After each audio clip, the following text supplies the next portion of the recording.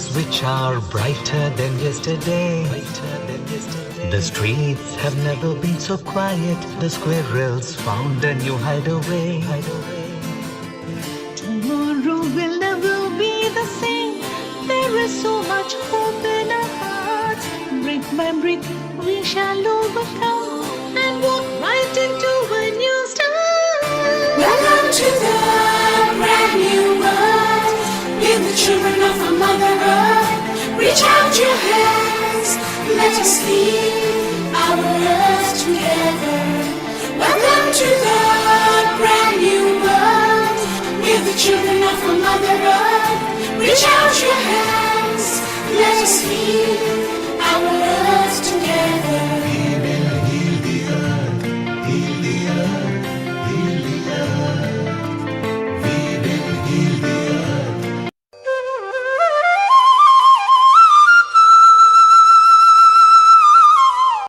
Namaste.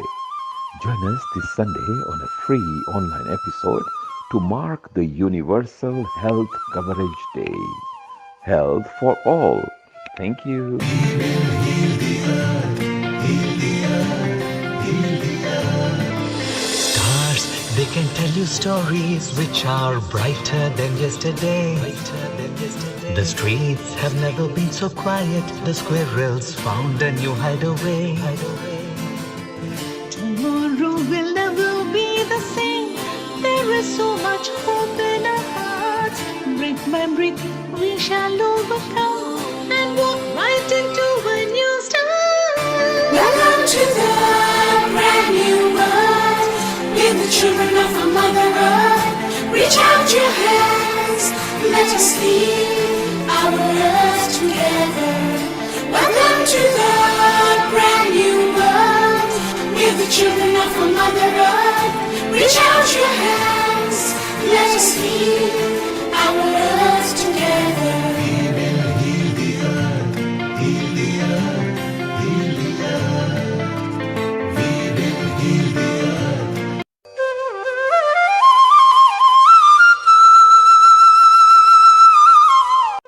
Namaste. Join us this Sunday on a free online episode to mark the Universal Health Coverage Day. Health for all. Thank you. We will heal the earth, heal the earth, heal the earth. Stars, they can tell you stories which are brighter than yesterday. The streets have never been so quiet. The squirrels found a new hideaway. Tomorrow will never be the same. There is so much hope in our hearts. Brick by brick we shall overcome and walk right into a new start. Welcome to the brand new world. With the children of our Mother Earth, reach out your hands, let us lead our earth together. Welcome to the brand new world. With the children of our Mother Earth, reach out your hands, let us lead our earth together. We will heal the earth, heal the earth, heal the earth. We will heal the earth.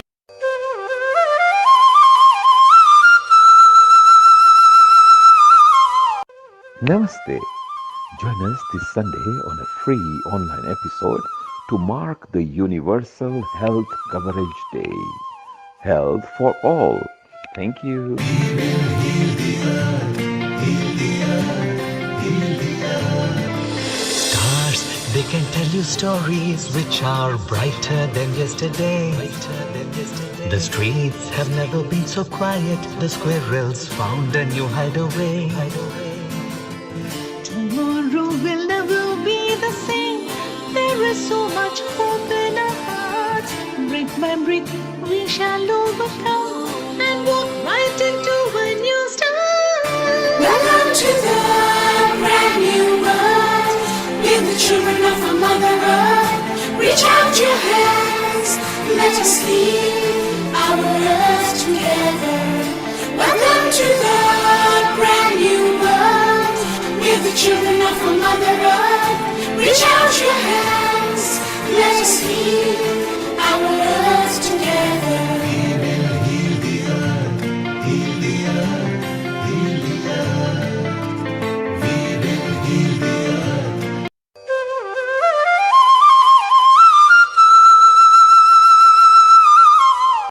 Namaste. Join us this Sunday on a free online episode to mark the Universal Health Coverage Day. Health for all. Thank you.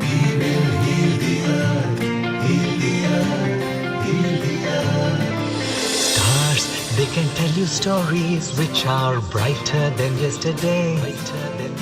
The streets have never been so quiet. The squirrels found a new hideaway. Tomorrow will never be the same. There is so much hope in our hearts. Brick by brick, we shall overcome and walk right into a new start. Welcome to the brand new world. We're the children of our Mother Earth. Reach out your hands, let us lead our earth together. Welcome to the brand new world. We're the children of our Mother Earth. Reach out your hands, let us lead our earth together.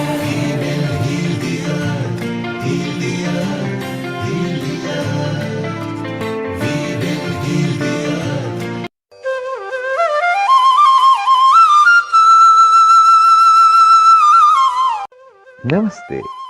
Join us this Sunday on a free online episode to mark the Universal Health Coverage Day. Health for all. Thank you.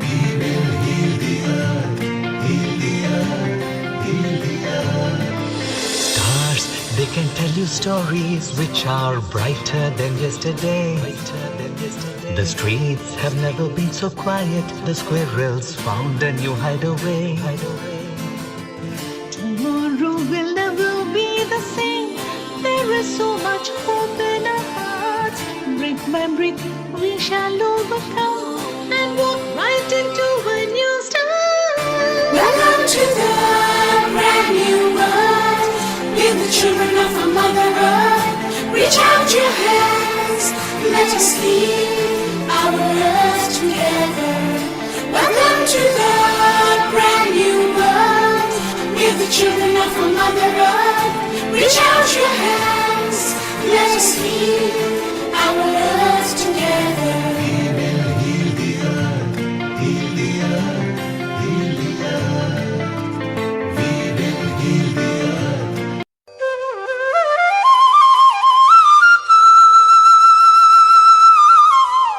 Namaste. Join us this Sunday on a free online episode to mark the Universal Health Coverage Day. Health for all. Thank you.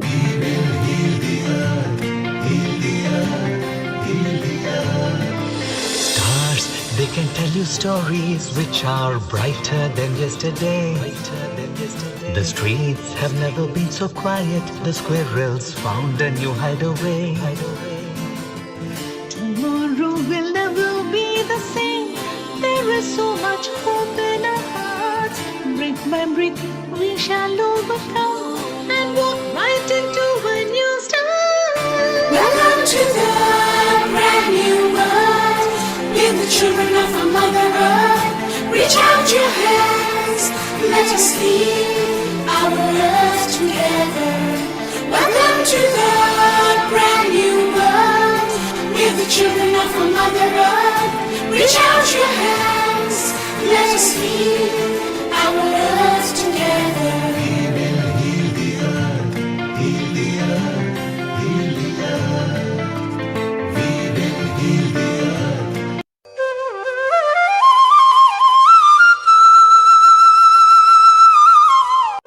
Namaste.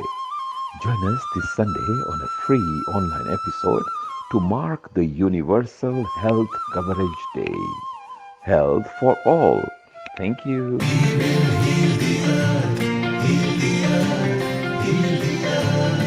Stars, they can tell you stories which are brighter than yesterday. The streets have never been so quiet. The squirrels found a new hideaway. Tomorrow will never be the same. There is so much hope in our hearts. Brick by brick, we shall overcome and walk right into a new start. Welcome to the brand new world. Let us heal our earth together. Welcome to the brand new world. We're the children of a Mother Earth. Reach out your hands. Let us heal our earth together. We will heal the earth, heal the earth, heal the earth. We will heal the earth.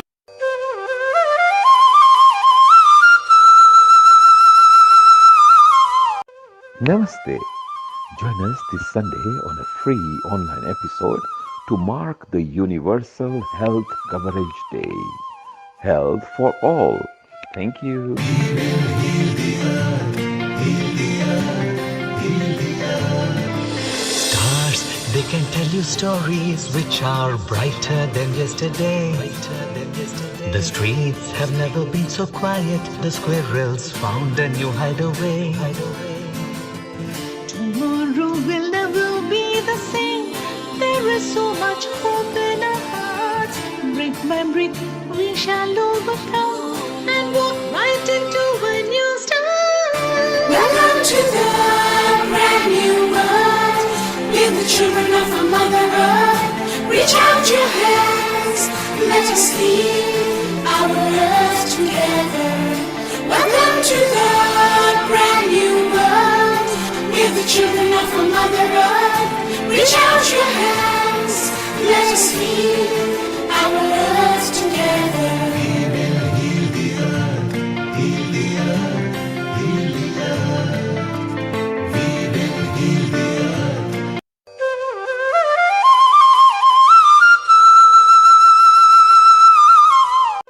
Namaste.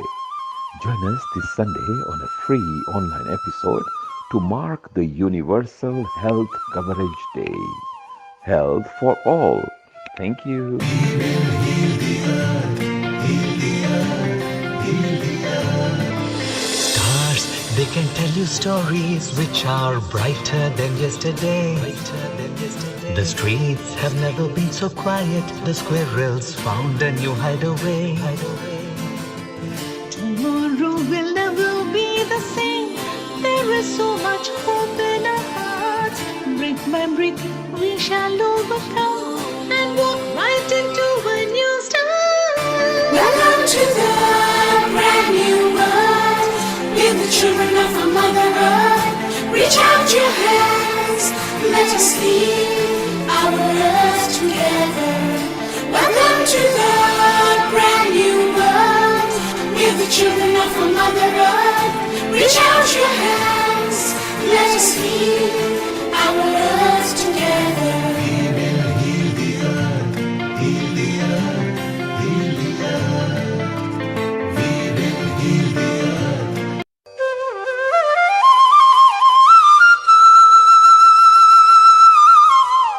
Namaste. Join us this Sunday on a free online episode to mark the Universal Health Coverage Day. Health for all. Thank you. We will heal the earth, heal the earth, heal the earth. Stars, they can tell you stories which are brighter than yesterday.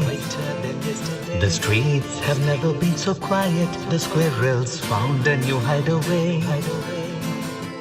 Tomorrow will never be the same. There is so much hope in our hearts. Brick by brick, we shall overcome and walk right into a new start.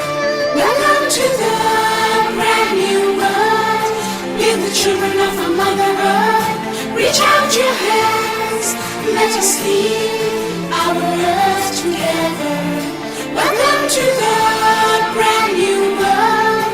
We're the children of a Mother Earth. Reach out your hands.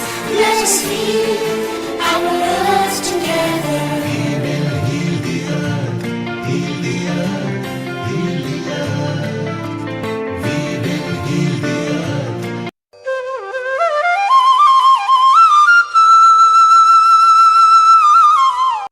Namaste. Join us this Sunday on a free online episode to mark the Universal Health Coverage Day. Health for all. Thank you. We will heal the earth, heal the earth, heal can tell you stories which are brighter than yesterday. The streets have never been so quiet. The squirrels found a new hideaway. Tomorrow will never be the same.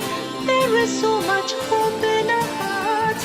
Brick by brick, we shall overcome and walk right into a new start. Welcome to the brand new world.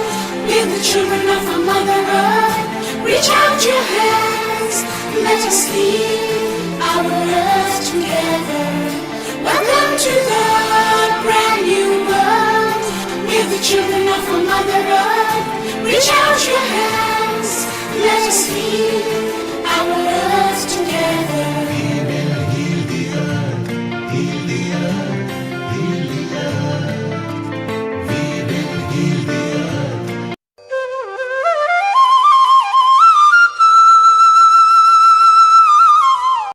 Namaste. Join us this Sunday on a free online episode to mark the Universal Health Coverage Day. Health for all. Thank you. We will heal the earth, heal the earth, heal the earth. Stars, they can tell you stories which are brighter than yesterday. The streets have never been so quiet. The squirrels found a new hideaway. Tomorrow will never be the same. There is so much hope in our hearts. Brick by brick, we shall overcome and walk right into a new start. Welcome to the brand new world. We're the children of our Mother Earth. Reach out your hands, let us lead our earth together. Welcome to the brand new world. We're the children of our Mother Earth. Reach out your hands, let us lead our earth together. We will heal the earth, heal the earth, heal the earth. We will heal the earth.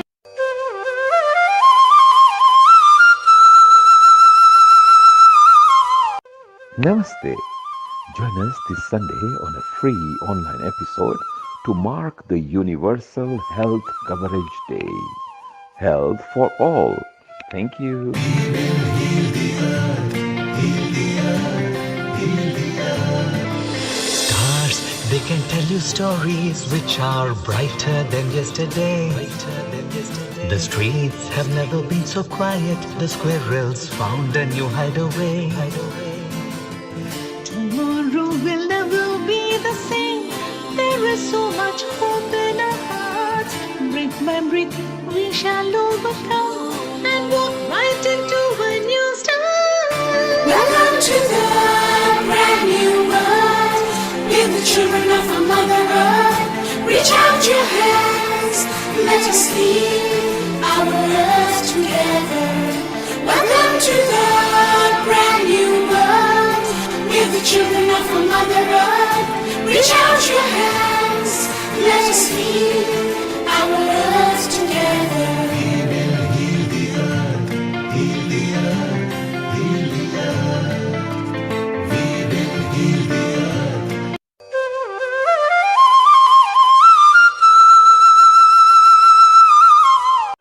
Namaste.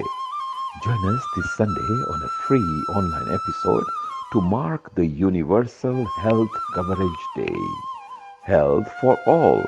Thank you. We will heal the earth, heal the earth, heal the earth. Stars, they can tell you stories which are brighter than yesterday.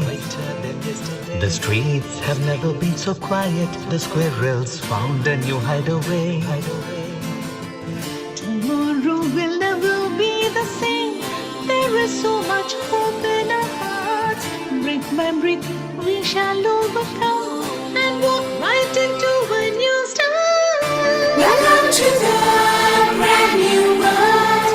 We're the children of our Mother Earth. Reach out your hands, let us lead our earth together.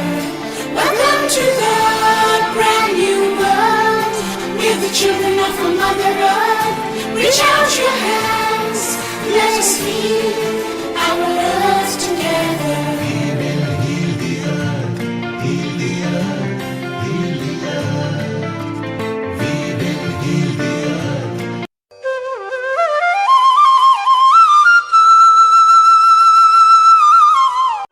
Namaste. Join us this Sunday on a free online episode to mark the Universal Health Coverage Day. Health for all. Thank you. We will heal the earth, heal the earth, heal the earth. Stars, they can tell you stories which are brighter than yesterday. The streets have never been so quiet. The squirrels found a new hideaway. Tomorrow will never be the same. There is so much hope in our hearts. Brick by brick, we shall overcome and walk right into a new start. Welcome to the brand new world. We're the children of our Mother Earth. Reach out your hands, let us heal our earth together. Welcome to the brand new world. We're the children of our Mother Earth. Reach out your hands, let us heal our earth together. We will heal the earth, heal the earth, heal the earth. We will heal the earth.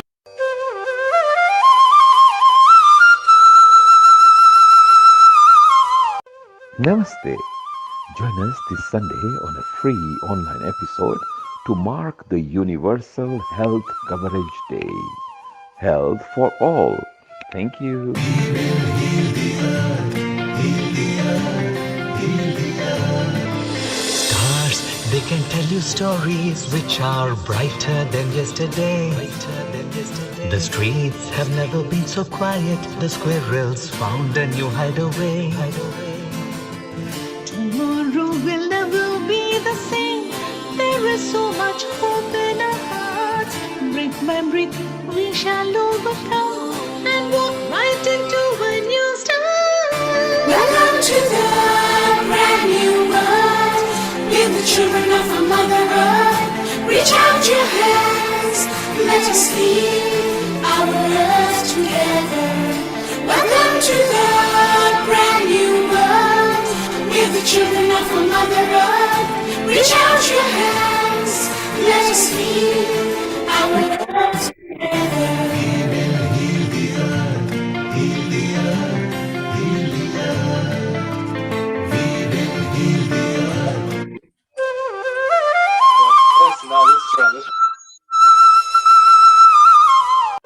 Namaste. Join us this Sunday on a free online episode to mark the Universal Health Coverage Day. Health for all. Thank you. We will heal the earth, heal the earth, heal the earth. Stars, they can tell you stories which are brighter than yesterday. The streets have never been so quiet. The squirrels found a new hideaway. Tomorrow will never be the same. There is so much hope in our hearts. Brick by brick, we shall overcome and walk right into a new start. Welcome to the brand new world. We're the children of our Mother Earth. 10, 9, 8, 7, 6, 5, 4, 3, 2, 1. A global namaste to everyone who's joining us today on Sunday, the 12th of December, 2021. And a warm welcome to Healing Our Earth again. Every Sunday, we are here at Healing Our Earth to give you so many different programs of exploration of our entire human culture, whether it be health or well-being or whichever aspect. You just join in. You may have some new ideas and just welcome. This is a safe platform for anyone to come to share some ideas, and we can provide speakers, or you may even have some suggestions. So warm welcome again to Healing Our Earth. And the first thing to do is first do log in to healingourEarth.com. We're live on Facebook, on YouTube, and our various partner channels. Do share with your friends if you're on live and watching this live as we speak that this is on. And we have got an excellent, really excited to have a great program on today. And the theme today is Health for All, a universal health day. And we've got some excellent speakers. I'm really excited to host with you and then carry on with our co-hosts. And whichever country you're watching, as you know, this is a global platform and there'll be speakers from around the world. There'll be viewers from around the world. I was even surprised to know that Healing Our Earth has reached 186 countries, if not even more. It's fantastic. So even though I'm speaking to you from London at the moment on a winter's day, getting ready for Christmas, there'll be other speakers from Thailand, from Singapore, and we're heading off to America soon. So with that, wherever you are, first, on behalf of all of Healing Our Earth, we hope that you're staying safe, you're staying healthy, and most importantly, you have that inner well-being for you and your family. And hopefully the Healing Our Earth, I'm sure it is providing some spiritual growth, some nourishment to each aspect of you to continue to learn as well. So with that, we begin with a global prayer in Sanskrit, Om Sarve Bhavantu Sukhinaha. May all beings be happy. May all beings be peaceful. May all beings be healthy, and may none suffer. Peace, peace, peace be unto all. If you know this, please chant with me. We'll start with an Om and we'll chant this prayer. And after that, we'll introduce our speakers and our topics for this week. Om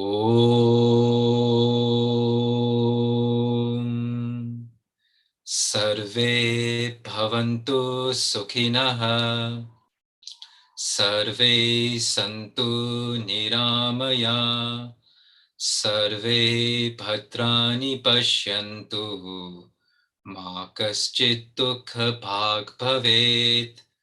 Om Shanti Shanti Shanti. And as we chant, may those vibrations echo around the world.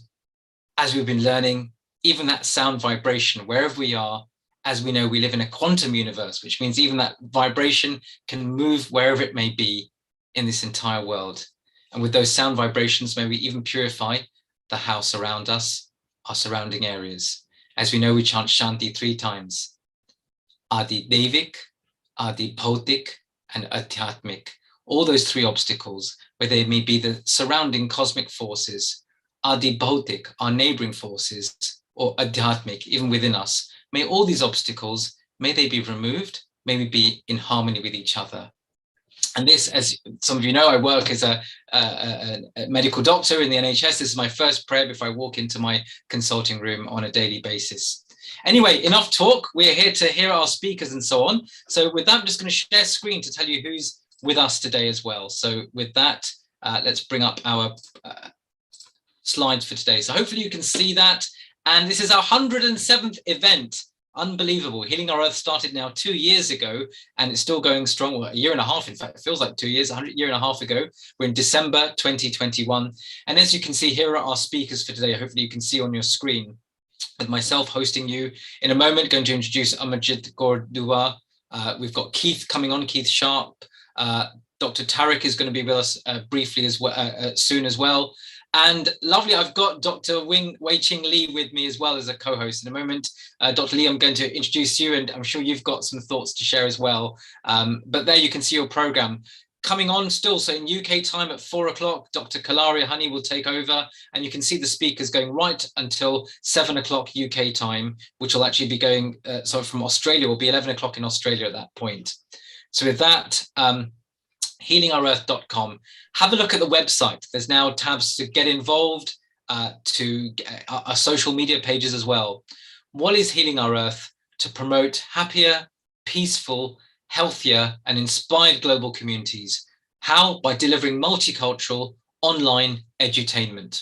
And have a look at the past sessions, whether it be from vegan cooking, vegetarian cooking, to dance, to mantras, to well-being, whichever topic that the public have wanted, the team at Healing Our Earth has delivered speakers and expert speakers in that area. And as you can see, whether it be on Facebook, on Twitter, on WhatsApp, all the partnering channels are there as well.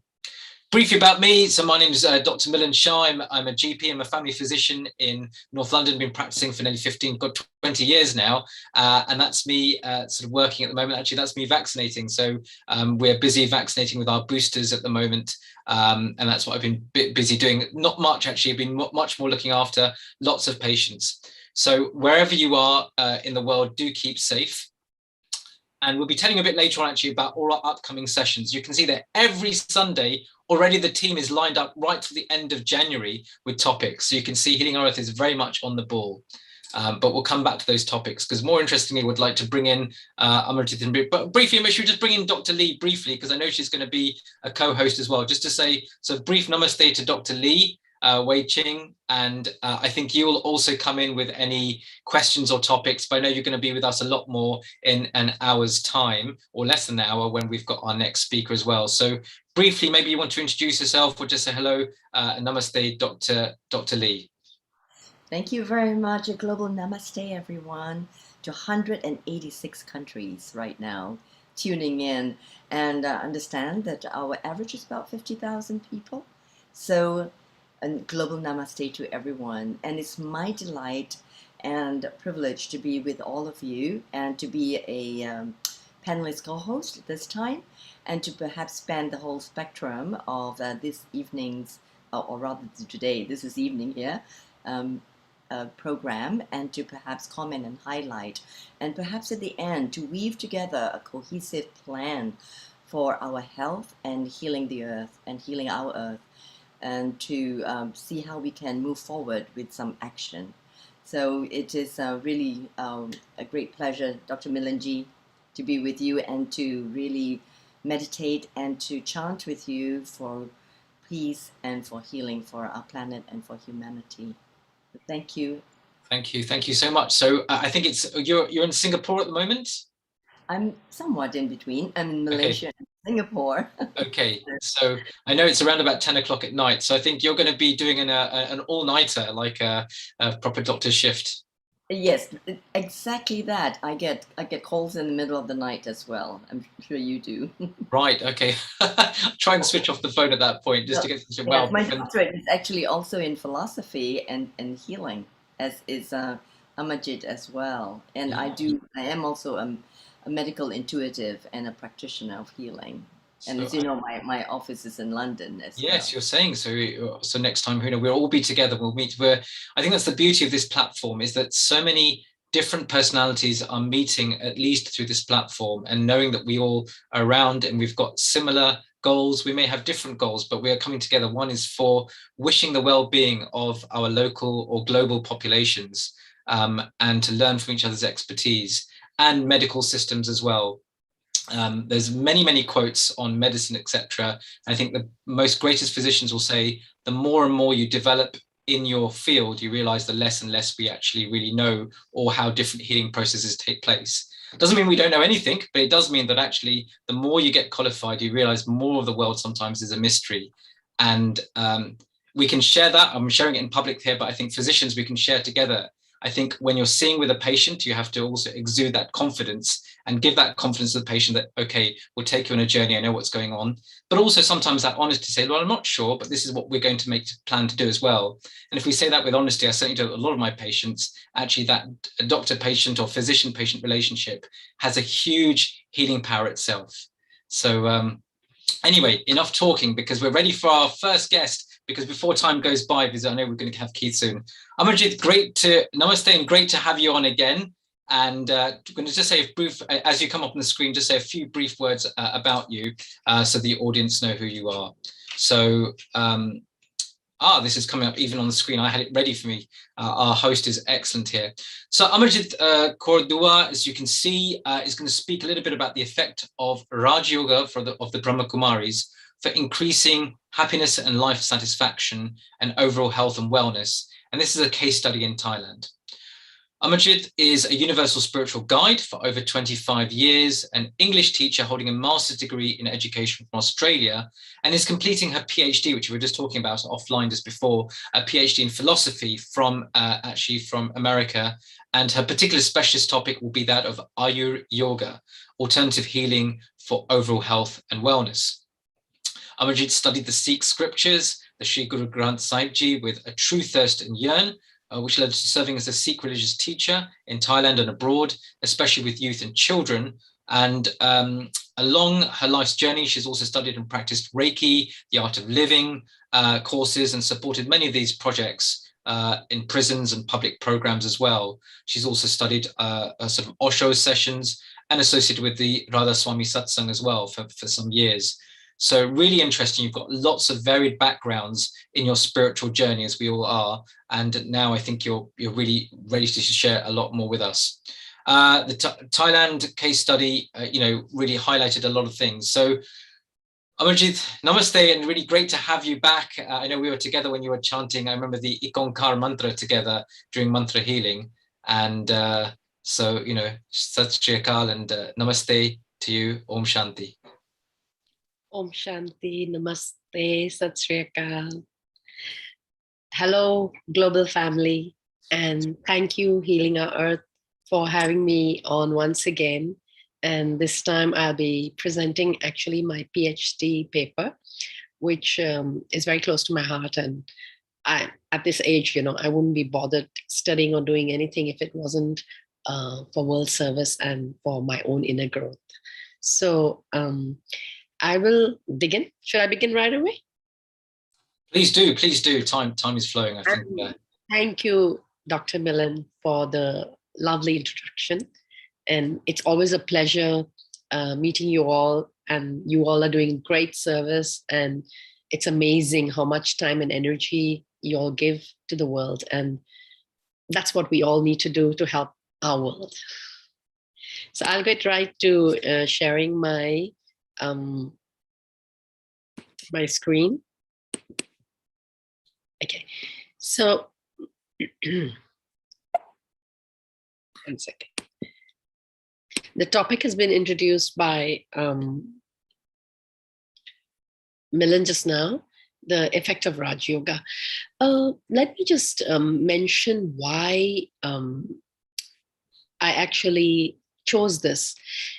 My personal experience is one of the main reasons, because I was at we all go in the world, we all have a lot of low in our lives. And I was at a very deep mental low, I would say. It was now I realized it was a call of the soul. It was a thirst of the soul. But at that point, I even got physically ill from being such a dynamic and healthy, active athlete. I was a basketball coach and whatnot, and was very involved in my community. I just, my whole physical as well shattered. And so by his grace, I'll say, and destiny, I came into the Raj Yoga meditation, and that completely changed my life. And it helped. I won't say we all have karmic accounts, which again, a lot of the Raj Yoga basic course, actually, just 7 hours, is amazing what it teaches. And that's part of the methodology process of my research. It really helped me regain my health. And even though I still go through a lot of tests in terms of health issues, but I'm fine here. And I can bring back happiness anytime, all the time. And I do it all the time. And people always ask me, why do you forgive and forget easily? And I'm like, I don't forgive and forget anybody. There's nothing to forgive and forget. I just connect. Anyway, let's look at. So, when I got into this Ayur Yoga, I was very surprised because Professor Dr. Ithikon, who approached me for doing this paper, and he said he would be able to serve in Thailand. And because, the Ayur Yoga is about, Ayur means life and yoga means connection. So yoga is connection as well as good health. And Ayur is life. So life connection for good health. And today, and we're doing this for Health Day, so it's perfect. So when I happened to get talking to Nil, I said, I'm doing my PhD thesis on Ayur Yoga. And he said, okay, well, you're on then.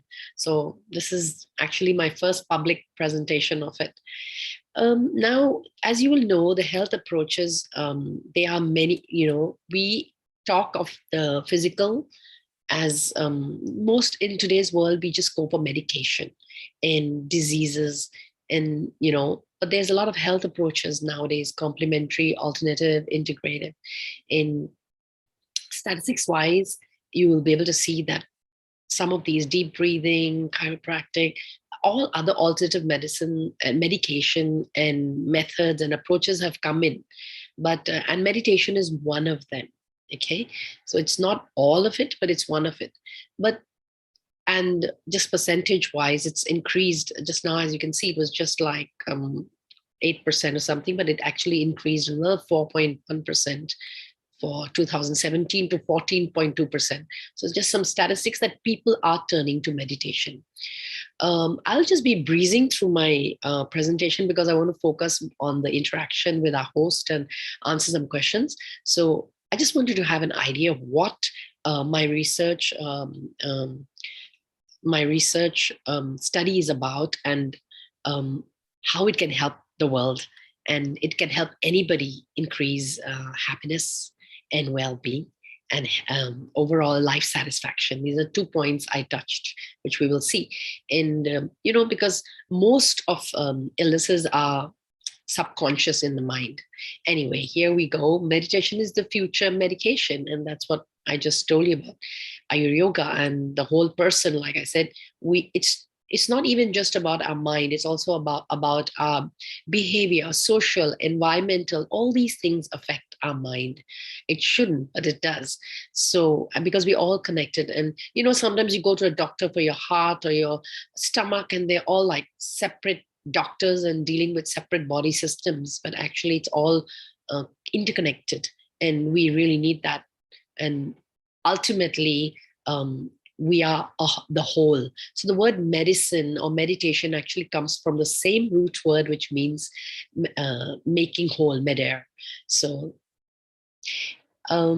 just to see the effect, Masaru Emoto was one of the famous Japanese scientists that we all know, and water is 70% of the human body. So he was able to show that human consciousness could affect the molecular structure of water. And, when you have thoughts of disgust, you actually can affect water. And since your body is 70% water, you actually affect your mind, and so your health as well. So this just to touch. I'm just going to breeze through some of the literature review. And of course, Dadi Janki, the head of the Brahma Kumaris, and she was diagnosed as one of the most stable mind in the world. And all this presentation will be available, of course, and on my website, on my Facebook, and or through Healing Our Earth. You can request it. It's nothing personal. It's for the world. And some popular and famous propagators of peace and inner peace and world peace. As you can see, Sister Shivani, and she's more popular on TV, and she's the loudspeaker and public figure of the Brahma Kumaris, but there are a lot of highly elevated souls. And I've quoted a lot of Brother Jagdish in my paper, and these are a few souls that really affected my life personally. And I had the fortune to interact with them personally, most of them, and few of them through listening to their words. And Brother Jagdish is one of them. He passed on before I entered the Brahma Kumaris, but his words through my ears reached my heart and mind. He's amazing, and he's written over 150 books. And so that's one person anybody who's a Brahma Kumari or interested in Brahma Kumaris must listen to him, and he's a scientist as well. And I've just put in some famous, popular, and very good teachers that of the Brahma Kumaris that have I'm grateful to for having touched my life and my soul. Dr. Nirmala, Sister Vedanti, Sister Moini, Sister GMT, Sister Sudej, Atman Prakash Bhai, Mrithajan Bhai, Karuna Bhai, and Nirvair Bhai, of course. He was in the picture earlier. And of course, all the dadis. So in the introduction, the overall aim of this was happiness and life satisfaction, overall health and wellness, positive outlook naturally. We don't need to work ourselves up to be positive. Like, sometimes we have to think this and that. Let's not do that. A lot of mind play and mind interaction is gone into in order to be positive. But actually, it can occur naturally, and peace within can happen no matter what. Which is possible, like the lotus in the flower. and thus we can bring peace in the world. So the reason for selection of the topic is the current world status of mental illness. This is a big, big field. And also, I'll just go through the points first, and then we'll see a bit more in each topic. It's the first study of its kind in Thailand, and the spiritual quotient, the awareness and importance of mind in the field of education is there's a gap there. And my heart's desire is to, as a teacher, as an educator, is to bring the spiritual quotient back into the education, not back. I say back because in the early, long ago era, when Dharam started, Dharamshala, the education started with Dharam. And now we've forgotten it. So I want to bring that back into the education system, because that's where we will gain our happiness. Because no matter what we do in life, how successful we are, if we don't get that control of our mind, or that understanding of, if you're not happy, then there's no use. You can, just like a very famous and healthy person and rich person can be sad and commit suicide, or a beggar can be happy and be at peace. So the spiritual quotient is really important. And of course, the mission of the Brahma Kumaris for holistic healing, and my personal life changing experience, which I shared with you guys earlier. The current world status of mental illness is staggering. It's 80 to 90% of diseases across all age groups. And this is a global issue. And of course, we know the reason for that. Fast pace of life, technology, pollution. As you can see, there's lots of reasons, and the result is stress, depression, anxiety, unhappiness, exhaustion, insomnia, panic attacks, overwork. And all this affects our physical health. And if you notice, all are subconscious mainly, and it results in loss in happiness and life satisfaction. So when we ask ourselves, what is happiness? And we'll realize that it is the core virtue of the soul. I mean, it's not the only one, but it's the core one. And that's why what we're winning the mind, manjite chachit. So that innate desire we all have. So Raj Yoga helps that effectively. Holistic healing. It's like we talked about earlier, it's not just about the diseases, but it's about the whole attitude and the whole mindset. And how to heal that is empowering the inner self. So the mission of the Raj Yoga is beautiful. It rejuvenates the spirit of man. And who wouldn't like to get rejuvenated? It re-enlightens the intellect, sublimates the mind of the person, brings about humility, and it recreates nature. So transforming the individual, and of course, in the process, transforming the world. So we get peace and happiness and oneness. And the statement of the problem, again, is the main issue, the mind, the mental issues in Thailand and globally. So in Thailand, the statistics that I found, I was asked, why did I do this research, since it's already quite popular in the world. A lot of research has been done on Raj Yoga.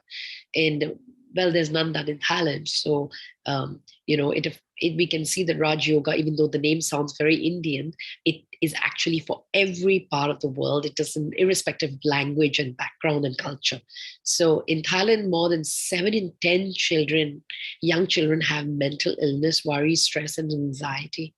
And around 20% of Thais, or about 1 in every 5, suffer from some form of mental illness. That is really, really sad. And globally, 1 in 4 children live with a parent who has a mental disorder. Did you know that? 1 in 4 children? I mean, that's sad for the children and sad for the parents, of course. So half of all the mental disorders developing before the age of 15, and 75% by early adulthood. So, children are always close to my heart. And so these are the main issues. The purpose and objective of the study, of course, to help people learn Raj Yoga, to help people understand the mind, the soul, to be able to empower themselves, to know the effectiveness, of Raj Yoga, and to help heal all the mental issues and increase overall health and wellness. And, like I said, it's not just about happiness. Happiness is something we think, but there are other virtues that come along, and that's peace, love, knowledge, power, purity, bliss, just a few of that. And of course, to be like, the situations around us may not change, like the lotus in the muck. We have to rise above the dirt. Jaise jal mein kamal alet. That's a quote from the Guru Granth Sahib, and I'm sure every scripture has something about the beauty of the lotus.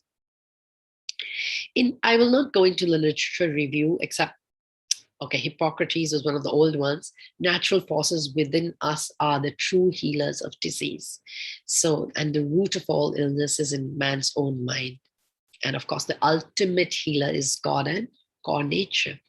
So, in the research book, in the research study, I went through, I wrote a brief on the schools of psychology, and then on the topic of happiness, meditation, and Raj Yoga, which I won't go into deeply, just breeze through it.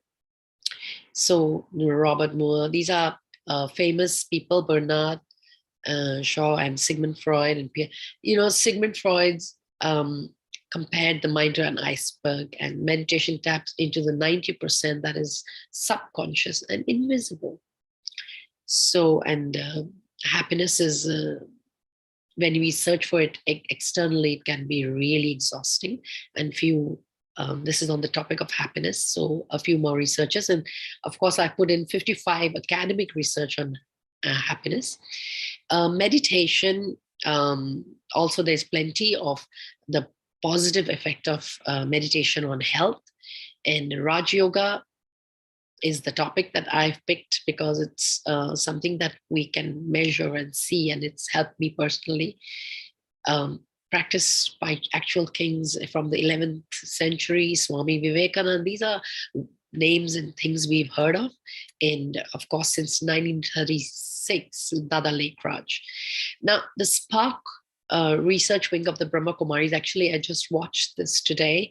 They're doing an amazing job with the technicalities and the equipments to measure the peace or the mental status of an individual, and they see the brain, which is amazing that Raj Yoga, they're focused on Raj Yoga as well, that reach the alpha and theta stages, and how the brain waves actually change with meditation. You become more peaceful and more happy during Raj Yoga. So there's a lot of research studies, and in my study you'll see it. Plenty that has been done in other parts of the world, a lot in India, and having positive results, of course. And I've also put in Sister Shivani's Happiness Unlimited, a brief of the 28 episodes, which is amazing. So the methodology that I used to conduct is, I use questionnaires, Oxford Happiness Questionnaire, and a Satisfaction of Life Scale. So we did the Raj Yoga, they filled out the questionnaires, did the Raj Yoga basic course, and did the post questionnaire and data analysis and positive. And it's amazing because it was just such a simple process, and the target group that I had was like, because of the time limit and this COVID thing coming in, most of the sessions were even done online. So that's really amazing that I got such a positive outcome despite the epidemic. And so this is my, they were 3%, 15% male and 85% female. And from youth 20 years up to, I think, 64 years. Yeah. So that's the data. So these are the two standardized sets of questionnaires that I use, the Oxford Happiness Questionnaire and Satisfaction with Life Scale. So of course, the result was amazing. And the methodology is the basic Brahma Kumari's course, these are the 7 chapters plus a bonus 8 chapter. And I did this. Who am I? I'm a spiritual being, breezing through it. And you must do this in order to understand. I won't do it today. Then chapter, but in the book, I've gone into detail, drawing on Jagdish Bai's a lot, and lesson 2, who is God, and the third eye point, how to open our third eye and the point of consciousness in order to be able to have that Raj Yoga, divine connection and union. And, even in Sri Guru Granth Sahib, we say Jyoti Jodh Rali Sampuran Thiyaram. I draw a lot from the scriptures of the Sikhs because I'm born a Sikh and I studied the Guru Granth Sahib. And though I never I'm not dogmatic or overly religious, but I love the words of all scriptures because I feel they have a depth beyond other books, and Pai Prapat Manuk Tuhariya Gobind Milan Ki E Teri Bariya. This is the time for the soul to connect to God, and anything else you do is useless. I mean, imagine that's actually said. So there's a lot of reasons for the remembrance of God, and anybody re-looking at this video can take a snapshot of this, will give you an idea. And then it's interesting to understand the laws of karma, which is lesson 4, and then lesson 5, the cycle of time, in Trimurti and the Brahma Kumaris, and of course the Murli and the Rajyogi lifestyle of meditation, Amrit Vela, and pure diet. So, and the symbols of Vishnu is what we need to become: the lotus, the mace, the conch shell, the chakra. Amazing. And Dadi Janki, this is how she meditates. She connects to the divine and she sends light to the whole world every day. And we can all do that. We can all do this. This picture is beautiful and we can all do that. So it's, and the 8th lesson is beautiful. It's an extra bonus lesson about the powers of the soul, because we all need the power to cooperate, to tolerate, to adjust, to accommodate, to withdraw, to face, to judge. We need these powers, divine powers. And the recommended practice, I was asked to put, though I say Raj Yoga is every second, anytime, anywhere. It doesn't need a mantra. It doesn't need anything. It's just, once you know it, it's just that. It's just putting a full stop to your mind, literally. But of course, okay, in the beginning, you can just do it. And first thing in the morning, last thing at night, before eating, simple. And the results of the data analysis, the Oxford happiness questionnaire, as you can see, before doing Raj Yoga was 59.2% and after was 85.9%. So according to the statistics, every candidate was actually unhappy. And that's not, they were actually quite well-off people with good background, and most of them had good jobs and everything, and still they improved. And satisfaction of life scale improved amazingly as well, from 49% to 84%. And so I put it in the graph, so it's easy to see. And this is individually each candidate. So the orange one shows the improvement. And some of the candidates actually, in their comments, which I interviewed, were depressed and I understand that, because I myself went through that, some sort of mental depression or insecurity or surge or thirst. That's you don't know why you have it, and everything seems fine outside. So they all had that as well.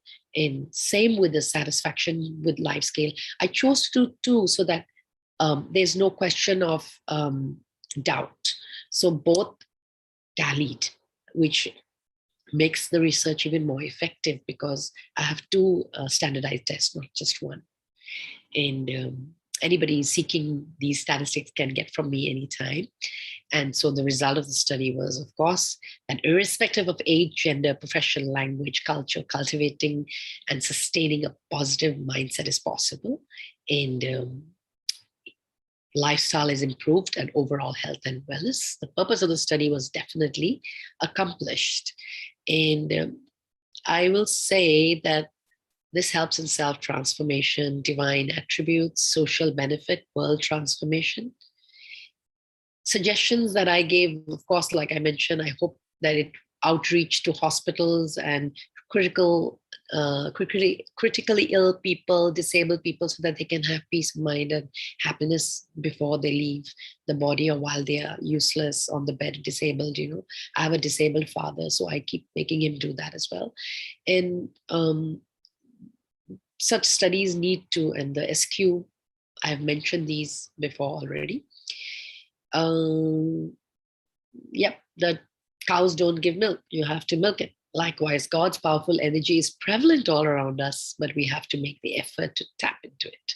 So it's like, the rain is showering, God's rain of love and light is showering, but we have to take our little bowls and receive it. Yeah, that's the meditation, just a picture of us doing Rajo for my father in our meditation room here in Bangkok, Guru Kripa meditation classroom. And these are some of the students, the participants that participated in the research. And some of them were even Thais, a few of them Thai nationality, as well as others. And they've all written beautiful comments about the program. Om Shanti, thank you. Thank you so much. It was a really interesting presentation, and there's so much. I think we need to have you back to go through that. I think we need a few hours session. So if you, I don't know if you can stop the share, then we can see you again. Excellent. Yes. We're back together. So I know, and we're almost out of time because I know Keith is with us to start his next session. But that was excellent. So I think, just to summarize, I think for those who are watching, that you found at least 20 individuals who went through this program, these 8 sessions, and 7 hours, and the extra bonus that you did. You did a pre-screening questionnaire. So I wanted to say one thing, that actually I've written this in the study.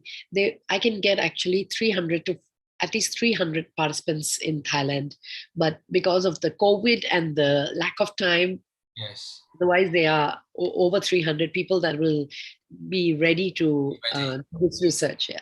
Right. So time for COVID to finish off and let's move on, and we can start some of this work.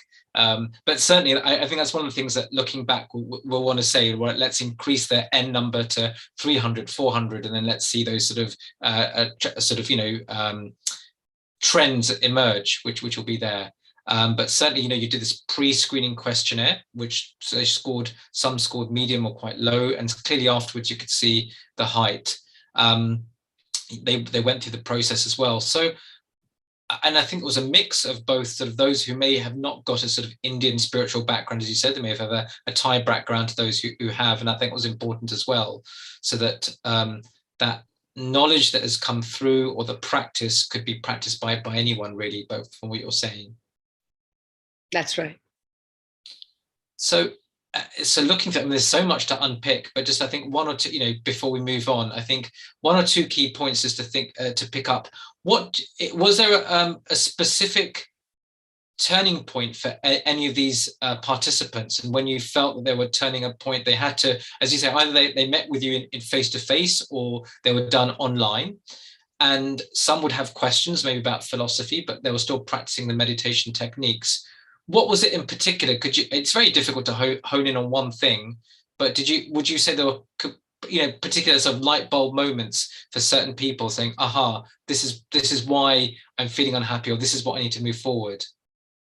It was beautiful to watch, and it's always beautiful to keep seeing this, how participants just like get amazed and get wowed by the experience. It's experiential. You actually feel the love of God, and you actually feel the happiness, and then the knowledge gives you the understanding. Like, we say we are soul, but the knowledge actually helps the realization and the experience of soul consciousness. And so you are able to shift from the drama around you and be detached, and so you can, in a way, conquer the 5 vices. It's a daily effort, of course, but at least you have the trick to do it. It is just a key, and there's a secret. And the moment you just put that in your mind, in your vision, we use the third eye point. So that's why I put a bindi there, because to remind myself I'm a soul, and I put this pendant always, which people love, to remind that I have to take power from God.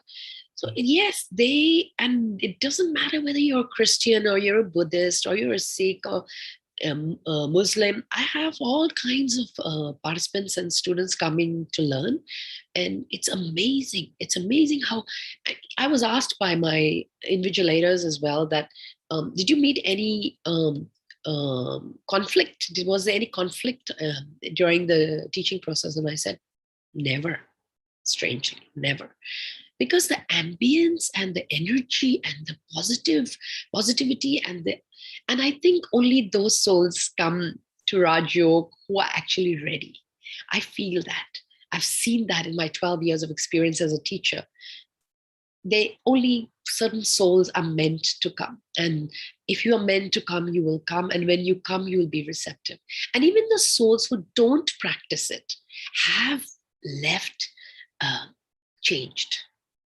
Right. So even even a small change, but that, and it's so to seed.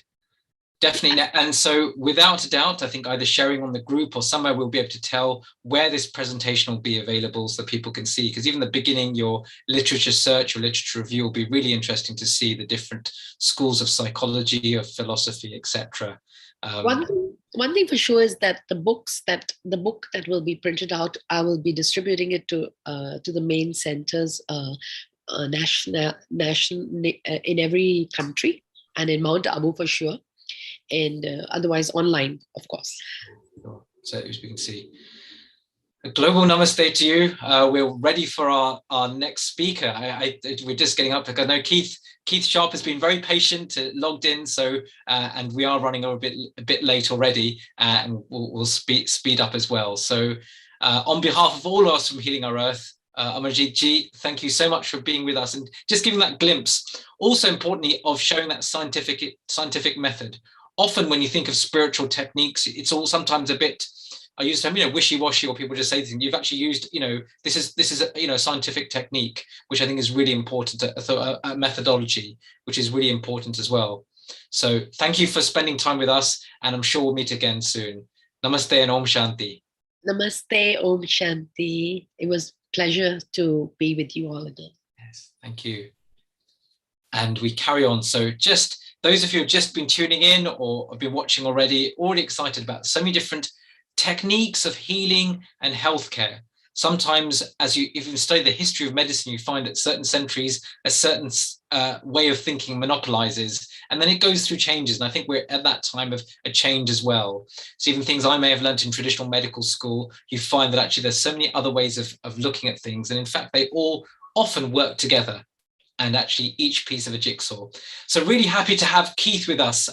Keith, thank you for being so patient. I know you joined, it's UK time, nearly 2:45. I know you went to join us a bit earlier, but Keith, thanks for being with us. So just briefly going to introduce you, Keith, and then do share with us your thoughts. So Keith Sharp, as you can see on the screen, is going to talk to us a bit about complementary therapy and integrated care for health and well-being. So Keith actually left school at 15 and completed a 5-year shipyard engineering apprenticeship, and then thrust into management in his late 20s. He dealt with shop floor personnel, right to ministers of state across the world, predominantly on marine and industrial projects. You've certainly got an amazing background and in sort of various fields. Keith was then introduced to Tai Chi in 1995, where he attended Tai Chi classes for 8 years and then started teaching himself since 2002, so well over nearly 20 years. He joined Tai Chi and a Qigong Union for Great Britain in 2004, introducing programs for many groups, such as the Parkinson's and visually impaired people. Excellent, and I'd say I refer people to Tai Chi even now as a medical doctor for various conditions, particularly Parkinson's and those with balance disorders. But I know it's for everyone, really. Keith holds a UK teaching qualification, plus certifications from professional bodies. He founded local alliances and is an honorary vice president of the TCUGB.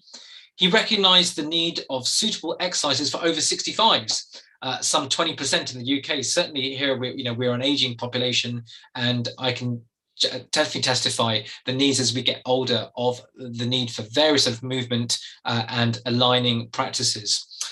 He's initiated the program to have Tai Chi and Qigong accepted by the UK government, and is dedicated to the production of professional standards for TCQ health and wellbeing instructors. Again, really important, because you may have teachers who have different qualifications, and to have some standardization is really important in any government structure for it to be sort of recognized and authorized.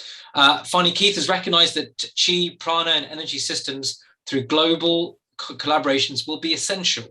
He represents the TCUGB, the Tai Chi and Qigong Union for Great Britain, on all collaboration.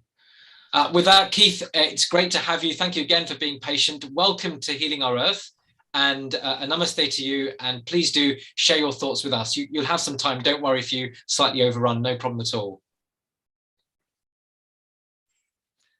Well, good afternoon. And I do two changes, one of Indian culture and one of China. Excellent. Okay. I'm going to try and bring what I consider to be practicality to some of our wonderful systems throughout the world. I'd like to thank you for the invitation I've received from Healing Our Earth. And it's possible, very possible, that my input might be seen to be slightly different, but equally as important to all the experts around the world that are furthering our healing and our well-being. Initially, what I would like to do is to say, give you a little brief on background of Tai Chi in the UK. The Tai Chi Union, or the Tai Chi and Qi Kung Union in particular, in its aims and visions, its professional standards approaches. I don't want to get involved in politics, but I'm afraid politics are among us. Covering collaborations and integrated complementary therapies, all right? And from a position of world movement and meeting various organizations, I'm interested that we see a commonality between Qi, our Chinese life force, and prana from the Indian background, and I would say, if I may, equally life force. Tai Chi, which is a very well-known statement, is just translated as supreme ultimate. In detail, Tai Chi and Qigong Union for Great Britain has around 1,000 instructor members, and it was founded by martial artists in 1991.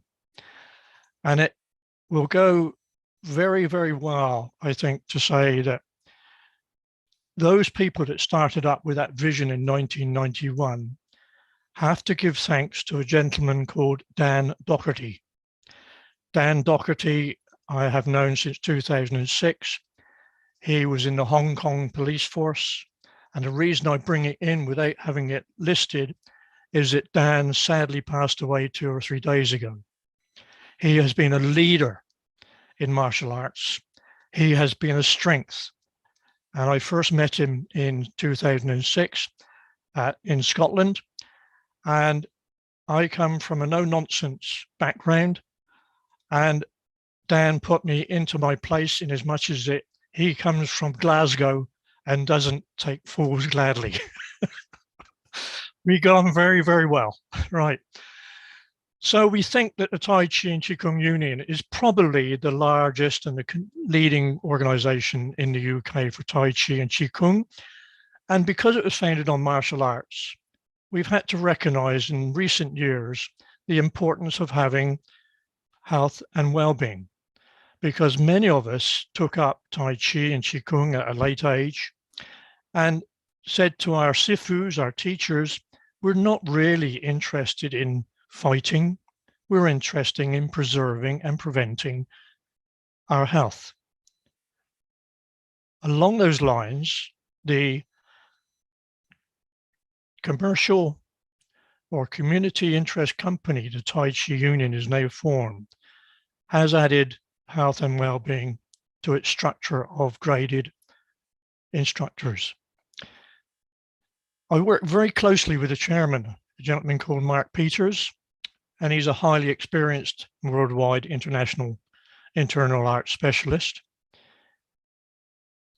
In 2016, I proposed to the Tai Chi Union board at their annual AGM that Qigong and Tai Chi needed approval by the Department of Health and Social Care for these complementary therapies to be working in harmony with the National Health Service. My particular experience is that as a non-qualified professional, the doors that are slammed in my face by the NHS have been many and varied. So I noticed that we needed something a little bit more positive. The Tai Chi Union aims and visions are based on the above, and they've been clearly stated over the last few years. However, it's interesting to know that at my age, and I'm not going to ask you to guess, but let's just say it's rather mature, is that I have enjoyed many, many benefits from our National Health Service. Their mantra is free at the point of delivery. We will focus on this later. In being an engineer, I have recognized that we need to identify better quality assurance and that we need accreditation and certification, which will be essential relative to Tai Chi and Qigong initially. During 2017, the Tai Chi Union agreed to establish links with the Chartered Institute for the Management of Sports and Physical Activity to identify the requirements and processes to achieve the above aims and visions. Please note that SIMSPA are the holder of a royal charter awarded on behalf of the UK government and Her Majesty the Queen, and should comply with the common law of the country. I will touch on this later. Whilst my initial recommendations were based upon the over 65s, which you've kindly mentioned as being nearly 20%, and that 20% may not just be the UK, it could be any nation throughout the world in a curve, all right? It decided that our population should cover everybody from children up to later life. And therefore it should be considered to be the improvement and maintenance of their health and well-being and lifestyle.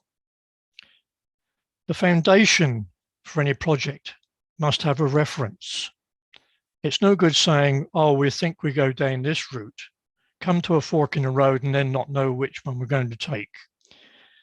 And as such, I produced a PowerPoint process chart that clearly shows the route from the Tai Chi Union to the Department of Health and Social Care. I fully understand that we are talking of Qigong and Prana as being several thousand years old, and Tai Chi something like about 700 years old. But we are in a generation of change. And I'm at the end of that generation, and I'm looking at people who are much younger than me and saying, where is the succession management that I want to see in taking over? And here is an ideal platform for me to recommend that. To focus on specific elements, it has been necessary to highlight Qigong and Tai Chi systems that meet the early health and well-being provisions. I have been reminded many, many times that there are hundreds and hundreds and hundreds of interpretations of Qigong, and of the 5 main styles of Tai Chi, there is also hundreds and hundreds of interpretations. So I've been rather bold in putting down just a couple to start with, like building the foundation of a house from the bottom as opposed from the imaginary top. This process chart is based on an activity called Tai Chi Qigong Shibasha Set 1 for falls prevention. And I understand latest figures 2019 from the NHS that falls were costing the NHS something between 2 billion and 4 billion pound annually. If we can reduce that by $1 billion over the next decade, what a wonderful thing we've achieved. On the Tai Chi, we've got elements of Cheng Man Ching, Yang style 37 postures for cardiac rehabilitation, which is probably one of the largest killers in the UK. And I suffered my MI in 1997. And here I am 24 years later, talking at a level that I never expected to, all right? So we have to look at how to improve the chances of a government approval for the Tai Chi and Qigong Union in conjunction with the Chartered Institute. And as such, we're producing professional standards for Tai Chi and Qigong health and well-being instructors, not the martial artists. We're not involving ourselves in the finer of the arts of this. It's really to act upon the professionalism of people delivering the classes and the programs. The two standards, one is called Tai Chi for health and well-being, and the other one is Qigong for health and well-being, are due for review, final review, I hope, in early 2022, and distribution soon after. In terms of a project management, this is about 1.5 years after I would have loved, but there we go, time passes. We always have to understand, I think, in today's medium, that approved instructors need the opportunity to also earn a suitable income. And therefore, people who are funding it or paying for it have to realize that money is the only thing that buys them goods, pays for their mortgage, etc., etc. During these interesting, challenging times, we also need to recognize the role of the national governing bodies that may be available. And for Tai Chi, the national governing body in the UK is the British Council for Chinese Martial Arts, the BCCMA. As a result, a tripartite partnership between the Tai Chi Union, the Chartered Institute, and the British Council of Chinese Martial Arts has been created, which was confirmed during September 2020, with a positioning statement issued by SIMSPA on behalf of the three parties. Upon distribution of the professional standards, it will be followed by the establishment of assessment and certification panels to ensure that applicants to become accredited and certificated members of the tripartite. The panel will ensure the experience, quality, evidence, knowledge, and teaching ability of the applicants meets clear criteria. Okay. These elements will require an incredible amount of work. And if I'm looking at a gentleman called Mila, who probably spent 7 years in your learning before you were allowed to actually poke somebody or do something, right? Okay. So we have a process that has been evolving over hundreds of years, and yet we're now facing a period where we need to act. At the appropriate time, I'm expecting that the tripartite will form a parliamentary focus group to ensure we have the correct influential personnel who are equipped to deal with members of parliament and the respective government departments. Great emphasis will need to be placed upon the current lack of prevention funding. And I repeat that, great emphasis will be placed on the current lack of prevention funding by the NHS, especially as they now offset work to subcontractors such as UK Care or Care UK, Spara, and Nuffield Health. I've just had the 6th operation on my fingers for Dupuytren's, and it was carried out under National Health, but carried out by Spire privately on their contract. So we're seeing an offset from the National Health. What is difficult to understand from people like myself is that Public Health England commissioned a paper from York Forum for Health and Costing. And in that paper, they looked at the return on investment of exercise. I have this paper and I've read as much as I can, and it includes over 50 references to Tai Chi, none on Qi Kung, so they've not really done what I consider to be a full investigation. But the return on investment is, if the NHS were to apply an investment of £2, they would save 5. This is industrial work. And therefore, I would like to see that that is proven before the end of this decade.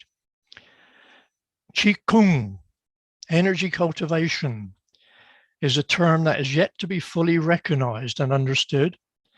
Therefore, we're undertaking and looking at how we can market, promote, and actively add a publicity program as needed and is on the Tai Chi Union agenda.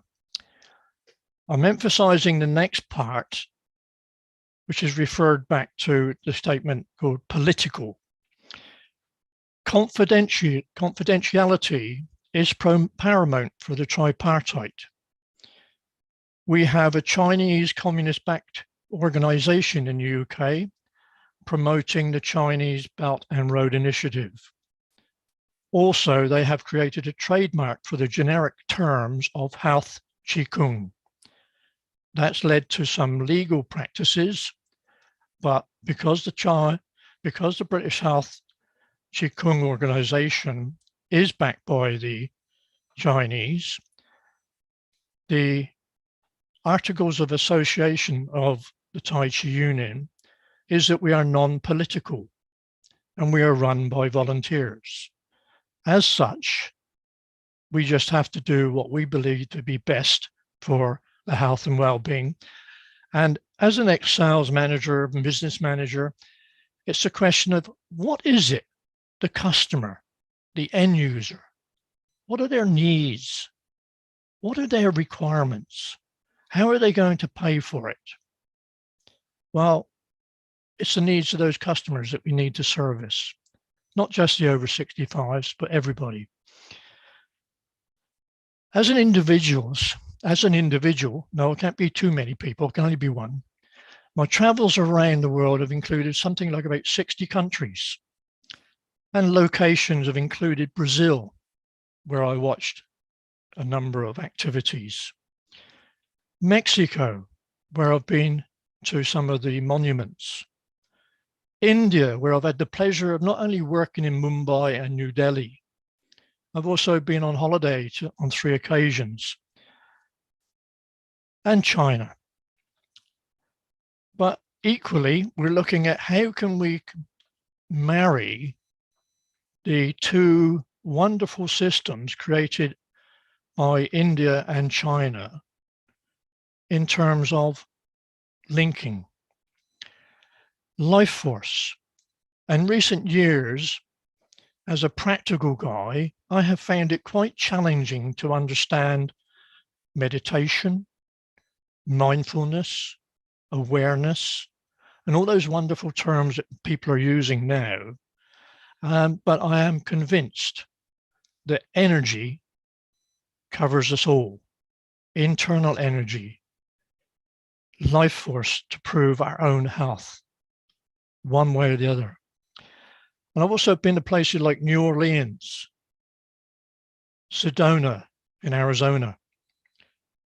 And to accept unseen energy and life force in recent years has really opened my mind. What was it the shamans, the ancients, the Mayans, the Aztecs, the Indian and Chinese know that is emerging for our world could, in this decade, provide unequaled health, well-being and lifestyle benefits.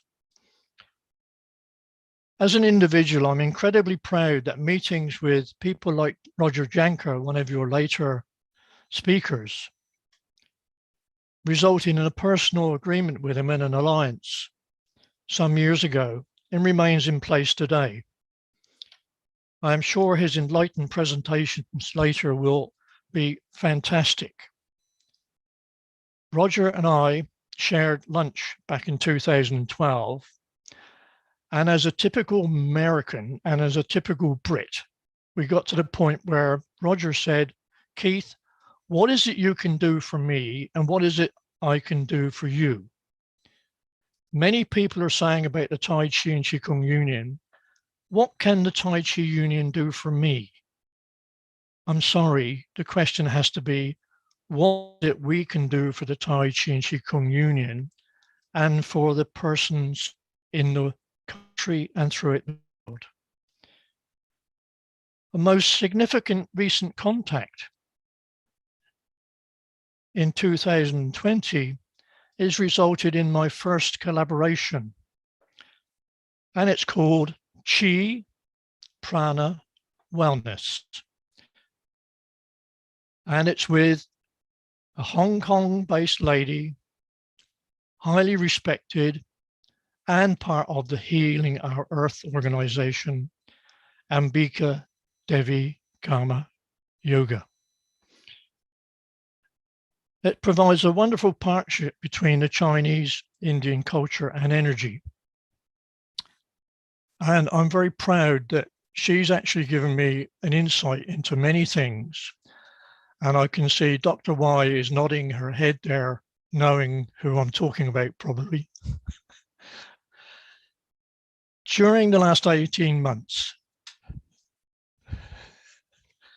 I have led and continue to lead on behalf of the Tai Chi and Qigong Union, the organization of relevant collaborations across the globe of like-minded people and organizations on programs that show and share common interest to have integrative health and well-being, complementary therapies working together and in harmony. As a result of this webinar and previous conversations, I sincerely hope that Healing Our Earth and the Tai Chi and Qigong Union for GB will enter into a formal collaboration, which will set the scene for greater awareness and less reliance on the NHS in the UK.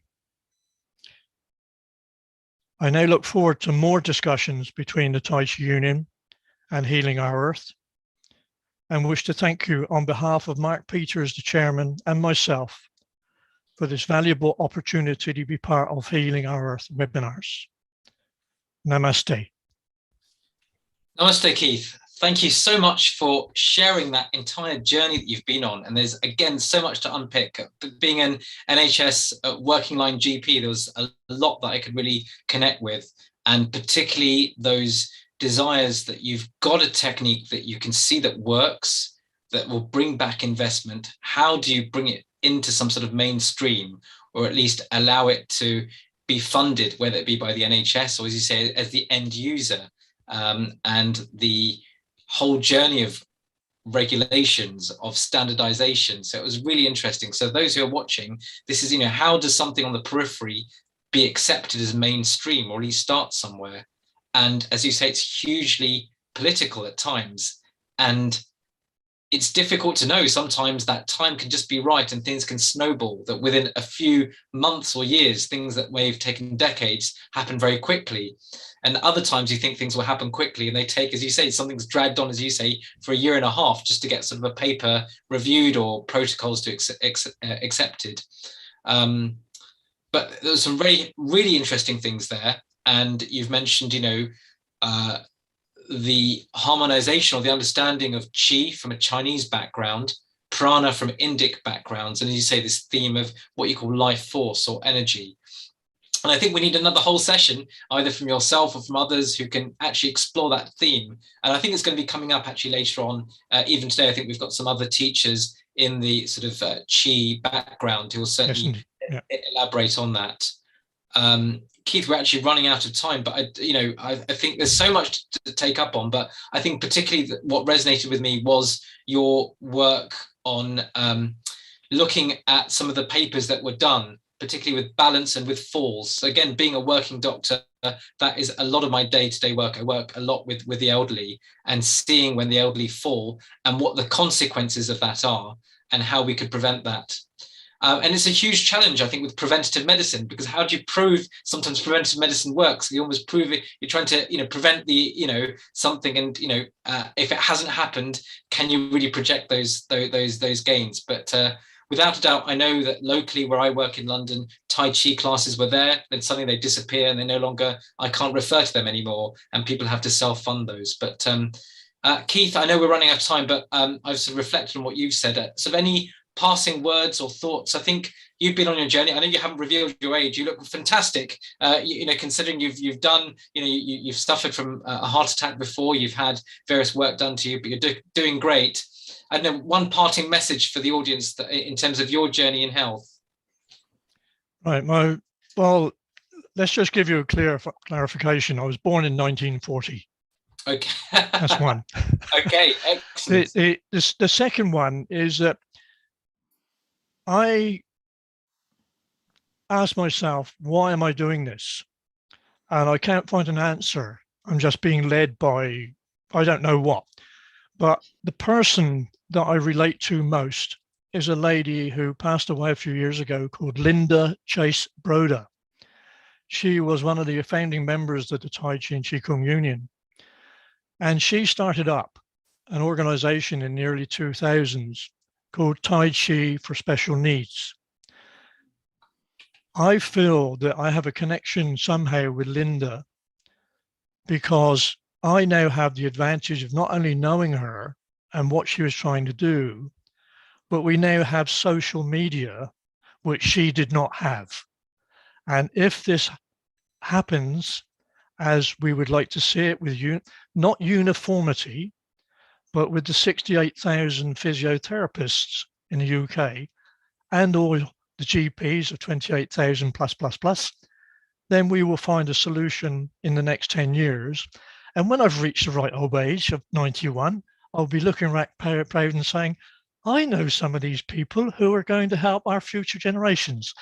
Once again, I would thank you, Healing Our Earth, for this time. And I look forward to communicating, answering, or just delegating to some of my 1,000 colleagues in the Tai Chi Union that they can answer the questions. Sure. Thank you very much indeed. Namaste to you. Namaste, and thank you. Thank you. Excellent. I really enjoyed that as sort of an exploration. Wei Ching, I hope I'm sure you've enjoyed that and connected with him as well. Time is passing us by. We must carry on as well. I know Dr. Tariq has joined us as well. So Wei Ching, I might just sort of introduce you first. So I know Dr. Tariq is there as well. I don't know if we can scroll down because I think we didn't really introduce Dr. Wei Ching very briefly. And then whether I'll also introduce Dr. Tariq, and then together we'll have an exploration together on this new theme. So Reverend Dr. Wei Ching Lee, who was with us, has been here since the beginning, and I think is going to be doing the whole session to reflect there, is actually a medical intuitive healer from a traditional lineage. She's also a US qualified holistic health counselor and holistic bodywork therapist. As a principal of Earth Heart Holistic Consultancy, she's been collaborating with medical doctors in the field of integrative medicine since 1992. Wei Ching is also a member of several organizations of integrative medicine and has been on panels and discussions with the medical profession in co-creating new paradigms and protocols for holistic medicine. Currently, she sits on the Health and Medical Advisory Board of Nature's Frequencies and serves as a consultant to the spa and hospitality industry as well. She provides leadership in many other humanitarian and environmental organizations, as well as her own program of Living Healing Arts Vortex. So Wei Ching has synthesized several cutting-edge evolutionary modalities in the field of energy or vibrational medicine. She's developed infinity quantum qigong and accelerated restorative treatment and multidimensional healing, and is the associate producer of the Quantum Key or Chi movie with Sharon Rose of Sacred Mysteries. Art, music, and movement therapies are integrated for creative and therapeutic expressions for rejuvenation of body, spirit, of both spirit and body, as with holistic nutrition with applied kinesiology. Lots to there. I think you've got huge background. So just moving on. So Wei Ching, I don't know if you want to introduce Tariq. I'm happy to read sort of in a moment Dr. Tariq's background as well, because I was really interested to see this, because I saw him being at medical school long ago when I was a young lad, and this was a theme that I really enjoyed, which was psychoneuroimmunology. I remember going to very few lectures at the time, and how our thinking may change our immune system. I mean, that's a very basic way of thinking about it. but was very interesting. And I remember going to a lecture and thinking, I'd love to do that. And suddenly time flies by, and I've been a doctor for 20 years, and hopefully I'm practicing it subconsciously, but I'd love to actually hear about it formally. So maybe we can have Dr. Tariq's biodata up so that those who are watching, whether you're watching live or you may be watching this later on, because the other thing, with Healing Our Earth, it's available online on Facebook and YouTube, so do watch at any time. So Dr. Tariq Jagmag is going to talk a bit about long COVID and fixes and tips, but as you can see, he's pursued the field of psychoneuroendocrine immunology, PNEI, over the past 15 years. He's currently the scientific advisor at Glowderma Lab, a dermatological pharma company, and its sister concern Herbicine, to develop new low-dose cytokines. He's associated with the Federation of Clinical Immunological Societies and has 2 international patents on his name, and is developing new and innovative products himself. He conducts regular training programs for doctors on basic immunology. Definitely doctors need that. I can tell you, we're always trying to remember our own immunology and how the immune system works, and the role of immunology in various diseases and their pathways. And really interesting as well, because we realize the immune system is involved in nearly every disease process. You think of heart disease, you think it's just something to do with cholesterol, but the immune system is involved as well. And different cytokines and homeopathic remedies and treatment modalities for various diseases. Dr. Tariq's expertise and in-depth understanding of immunological pathways, along with their effects in various chronic diseases, has enabled him to help many doctors with their patients across the globe to get better from chronic disease conditions. Dr. Tariq, thank you for being patient as well. I know we're running a little bit late, but we will finish on time. UK time, we're 3:15. We're going to finish just before 4, and we're together. So please do share with us, and Wei Ching will be with us as well. So a namaste to you and welcome. Hi, namaste. I hope y'all can all hear me, right? I'm audible and clear? Yes, you are. All right. So this, the lecture that I'm going to give, if I can call it a lecture, is going to be on long COVID. And I'm basically going to explain how me and our whole team of doctors across the world are treating this. Mostly, there's so much of focus on the treatment of COVID that people have actually forgotten that around 26% of people suffer from long COVID. Even those patients who've had mild COVID, who just had a mild fever or mild cough, almost 26 to 50% at times of them suffer from long COVID. So the first thing I'd like to do is to talk about what is long COVID. So the definition of long COVID is if you've had symptoms of COVID which have persisted for over 12 weeks after you've got a RT-PCR negative, that is called as long COVID. And I'm just going to do a share screen now to talk about a few of the symptoms and how we go about treating them. Just give me a second. Where is it?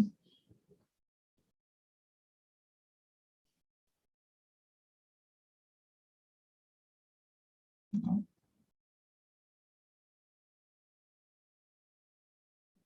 Just give me a second. I'm trying to do this on my phone. Oh, yeah. Sorry, this thing is again stopped.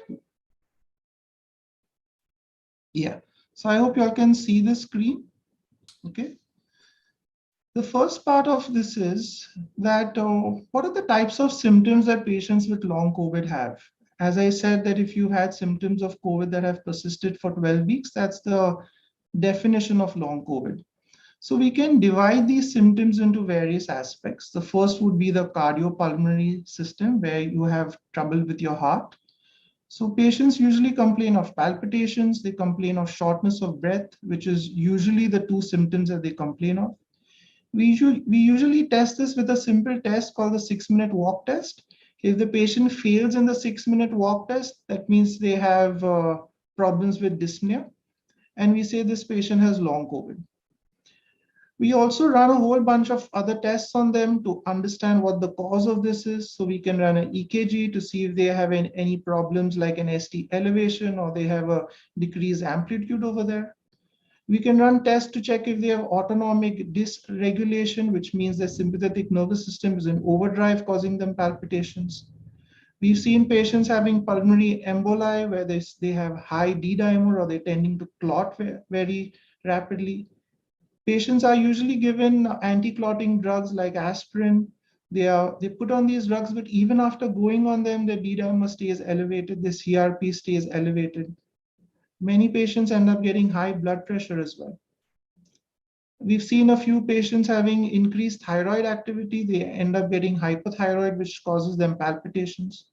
So they have a symptom of shortness of breath and palpitation, but yet we have to run a whole bunch of tests to understand why they are having it. But once we do have this information, we are able to treat it.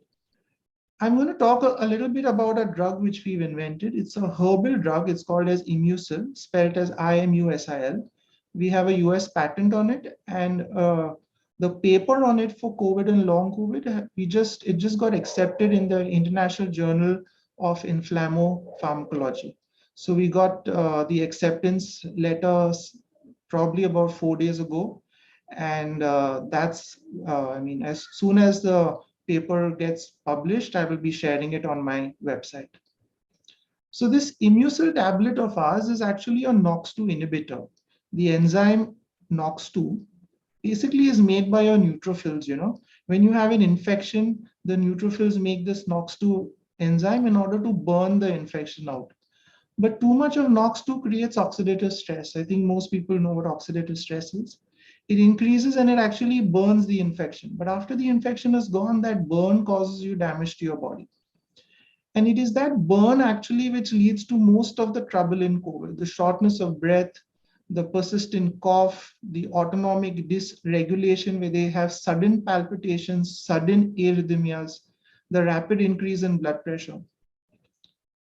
When we start our patients out on Imusil, we find rapid improvements on them. Within a couple of days, they start finding that the shortness of breath has improved.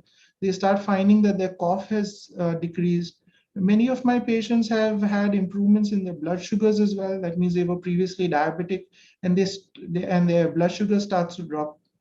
This is because the enzyme NOX2 is even responsible for causing diabetes. But there are many other things that we do. So besides using Imusil, I will give you an example.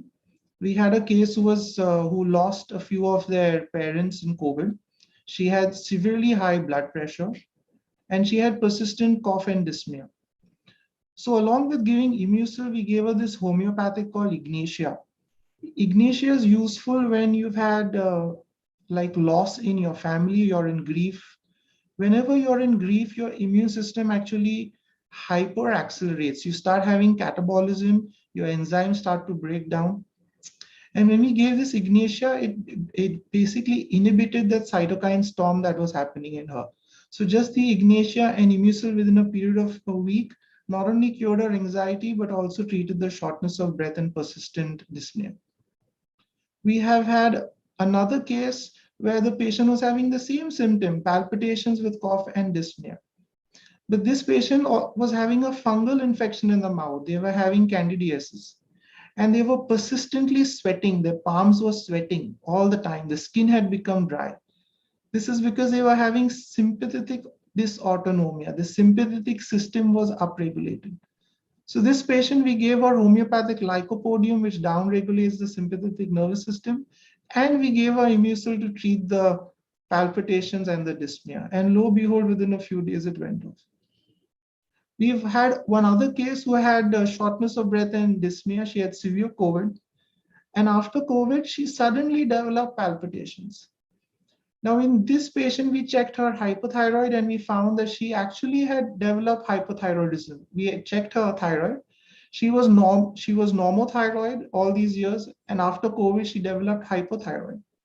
So here we gave her a specific homeopathic called lithium carbonicum, which helps to treat hypothyroidism in such cases, along with Imusil, and lo and behold, again, the palpitations and the dyspnea went off. So just that one symptom of palpitations and dyspnea can have so many different types of etiological factors.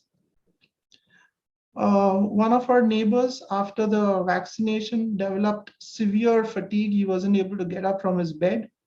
We checked his D-dimer. We found that his D-dimer had gone high. It had reached around 10,000. So we gave him a homeopathic called as sulfur. The homeopathic sulfur helps to bring D-dimer levels down. And lo and behold, within a few days, he started getting up from his bed. He started walking around. After a week, when we checked his D-dimer, it had gone to normal.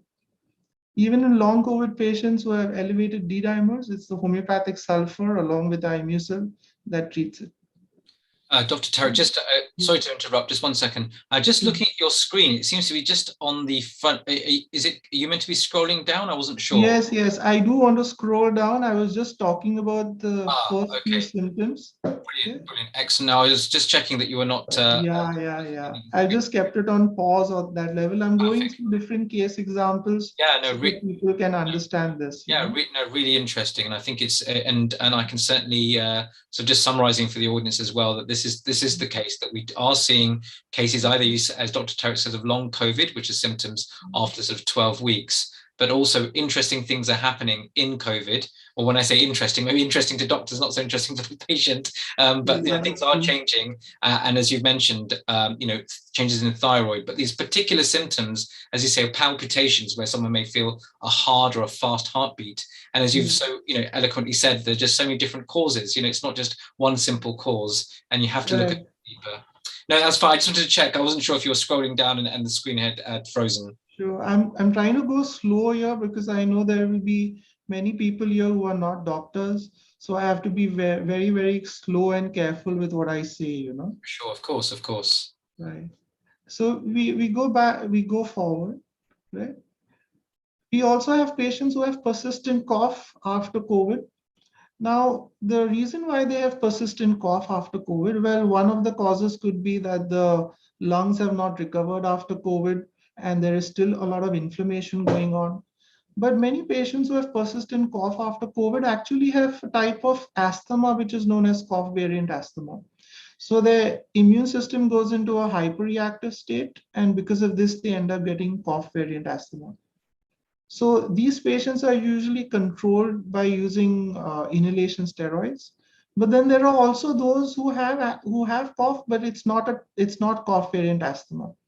So we usually run a test known as the methacholine challenge test. If the test comes positive, that means we say, oh, this patient has cough variant asthma. But if it comes negative, it's basically COVID cough. If it is COVID cough, we use my antiviral combo. It's a low dose formulation which stimulates certain cytokines. What's a cytokine? It's basically a factor made by your body which helps cells communicate to each other. There are different types of them. The formulation that we make helps to stimulate a certain one which increases NK cells. The moment you start having symptoms of long COVID, your NK cell number actually has dropped really low. So when these cytokines are given, they actually upregulate NK cells, and we found that the patient's cough recovers very rapidly.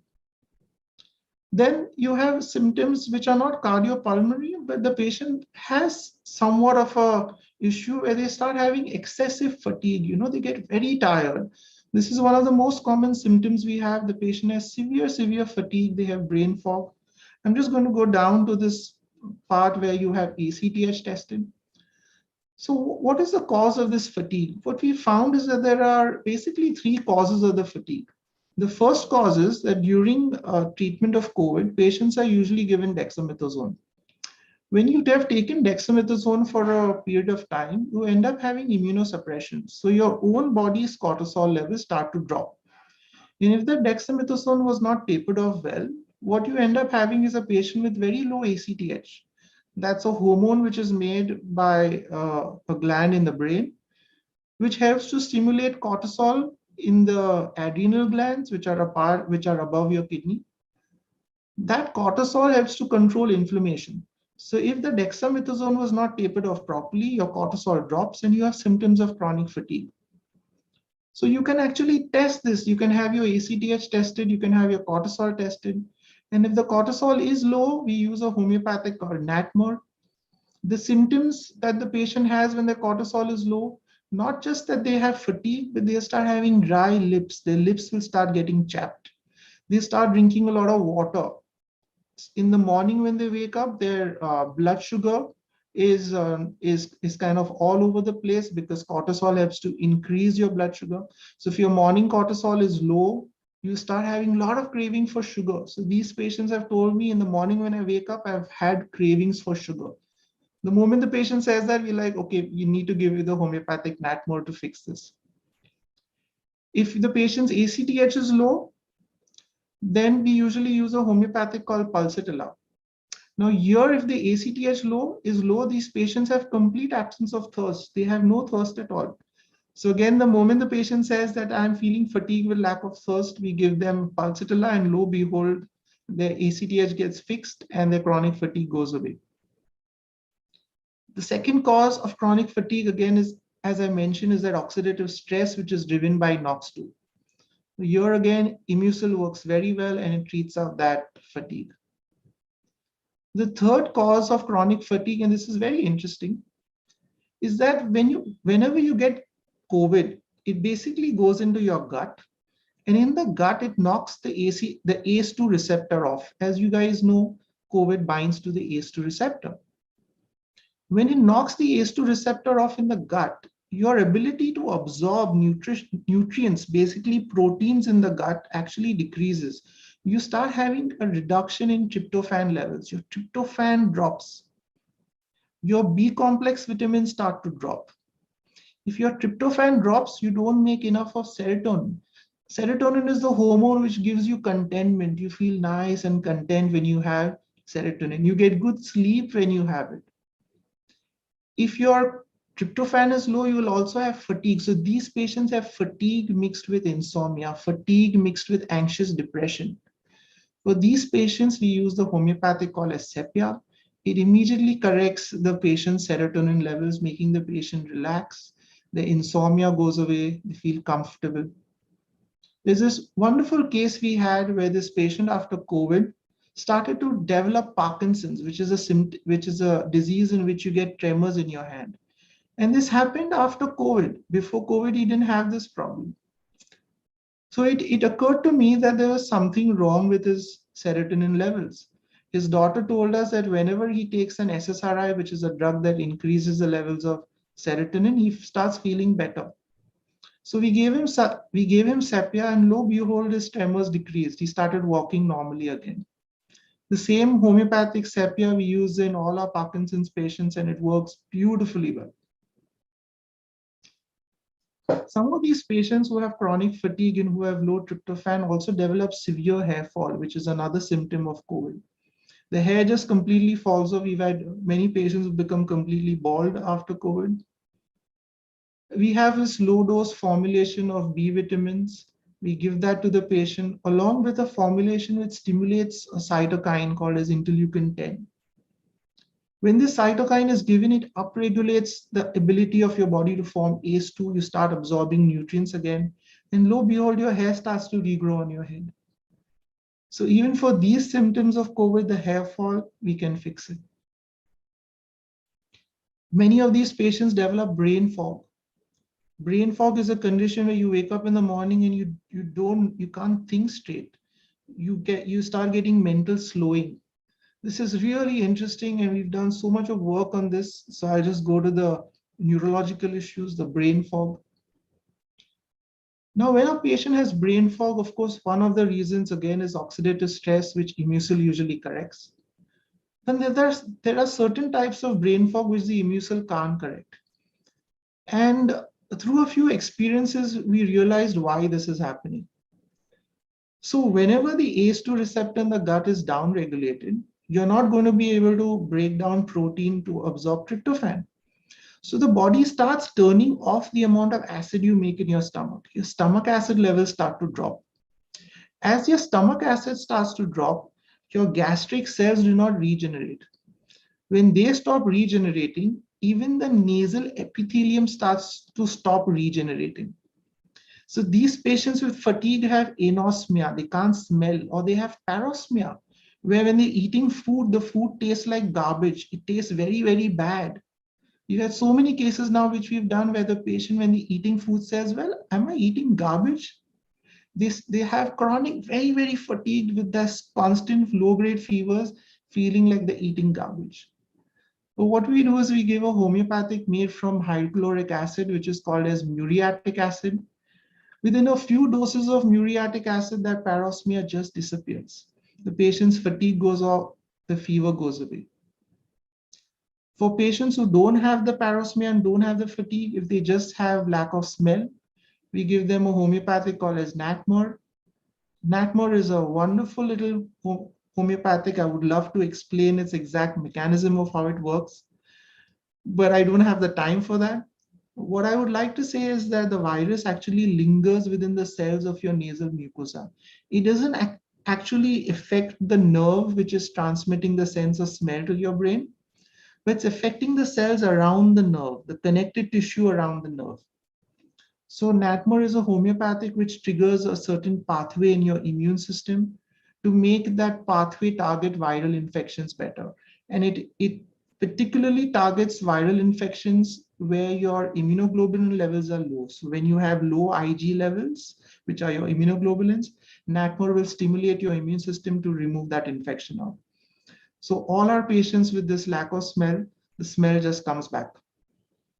Some patients start having focal deficits after COVID, where their eyes start to drop, they start having face palsy, where the face will start to droop. For these cases, we have to do a CAT scan or an MRI to try to figure out exactly what's going on. When we do these tests, we find that these patients start having lacunar infarcts in their brain. Lacunar infarct is a small little micro infarct happening all over the brain. For these cases, we use a homeopathic called as Silesia.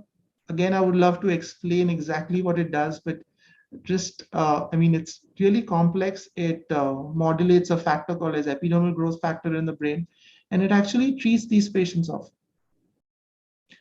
One more thing we found is that at times a patient says, I have mental slowing. A lot of patients all over the world complain of this process of mental slowing. It's not brain fog really, but they just mentally slow. They take time to remember things, they take time to learn. This is again really beautiful. What we have found is that many patients are taking extra zinc during COVID. For some reason, they find that or they feel that zinc is going to protect them during COVID. These patients actually end up getting zinc poisoning.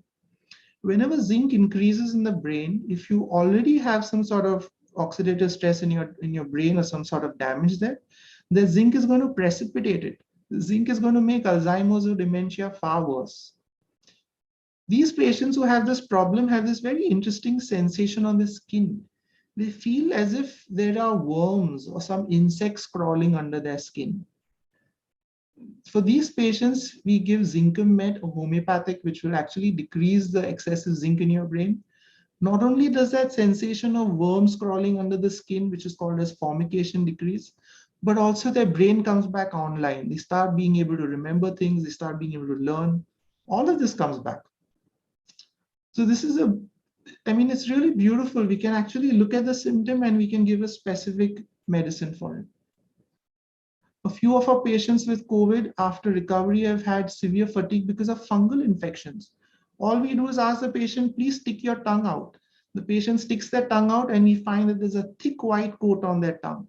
That's candidiasis. When we treat the fungal infection, the fatigue goes and the person is back to normal. Let me go ahead with I finished smell, I finished the gastric symptoms. I would like to talk about this. There are many patients who have persistent diarrhea, severe diarrhea after COVID, because again, the COVID has affected the large intestine, which is the end of your colon. The job of the end of your colon right next to the anus is basically to reabsorb water. So when it infects in that area, you cannot absorb water back and you have persistent diarrhea with stomach cramps, is a lack of appetite. For these patients, we use 2 homeopathics, Ipecac with arsenic album. And if they have cramps, we use one called Nux vomica. And that's the end of the patient's persistent diarrhea and stomach cramps. Let me go up. So this little point here, which I'd like to enlarge, is for patients who have sudden myocarditis and pericarditis. So here the patient has has had long COVID, they've taken a vaccine at times, and they all of a sudden get sudden chest pain. With myocarditis, the pain is like in a rib. You feel as if somebody is like, pressing on your rib or poking your rib. This is basically happening because there is myocarditis, which is the inflammation around the heart.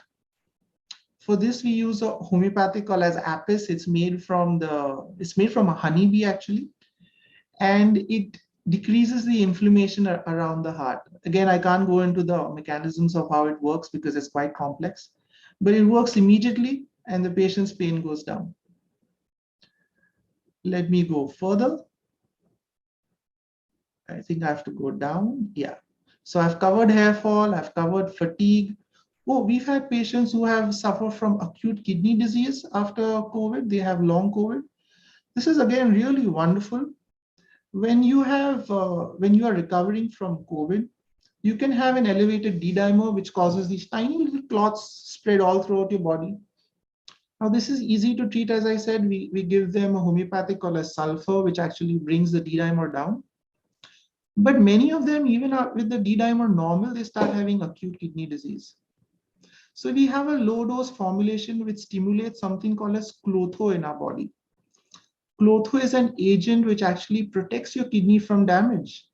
After a few days of giving the patient clotho, we start seeing that their creatinine, which is a marker of kidney damage, it actually starts to go down. That means their kidneys are healing.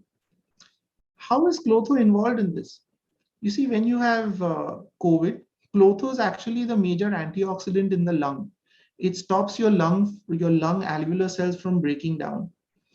During periods of COVID, you actually deplete your clotho levels. And if your clotho is depleted, it also depletes in the kidney.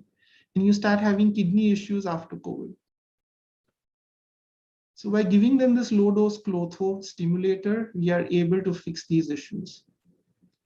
If you want to learn more about this, we have our website. It's called as tariqjagmag.com, TARIQJAGMAG.com. Most of this information is free on the site. You can just click on long COVID. You'll see all this information. The same sort of PPT which I've shared here is also there on it. You have options where you can actually watch my entire 9-hour video. So we have a 3-hour video on how we treat basic COVID. We have another 3-hour video on how we treat severe COVID. And then we have another 3-hour video in which we talk about how we treat long COVID and how we treat post-vaccination injury cases as well. But for now, this is all I'd like to say about long COVID. I'd like to hear from you, Dr. Shah, about if you have anything interesting to share about what I've talked about. It would be very nice of you to chip in. For sure, no, really interesting, and I'm sure the public would have found this really interesting as well. So thanks for sharing that information. And in fact, I'm just going to share screen very quickly, if we can go there, and you can see, I think this is Dr. Tariq's actually website here, so you can actually see, and I was just looking at, that's a long COVID there, and some of his presentations. So there it is live, and we can see it there.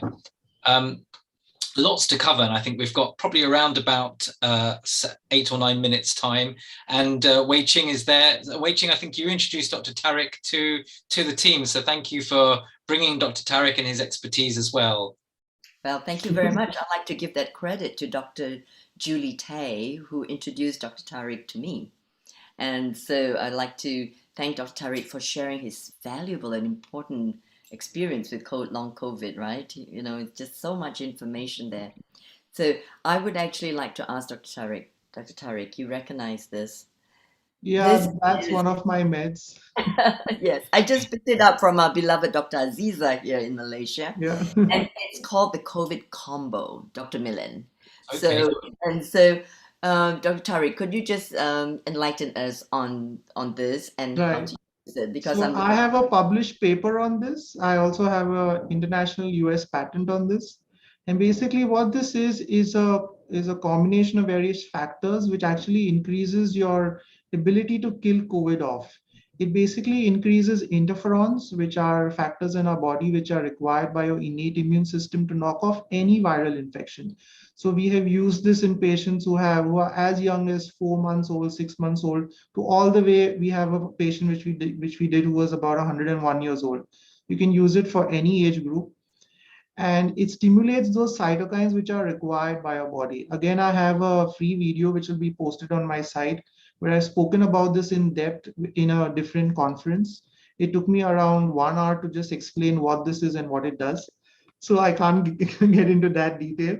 But it basically is just a low dose cytokine milieu, which is helping the body to fight off all different types of viral infections.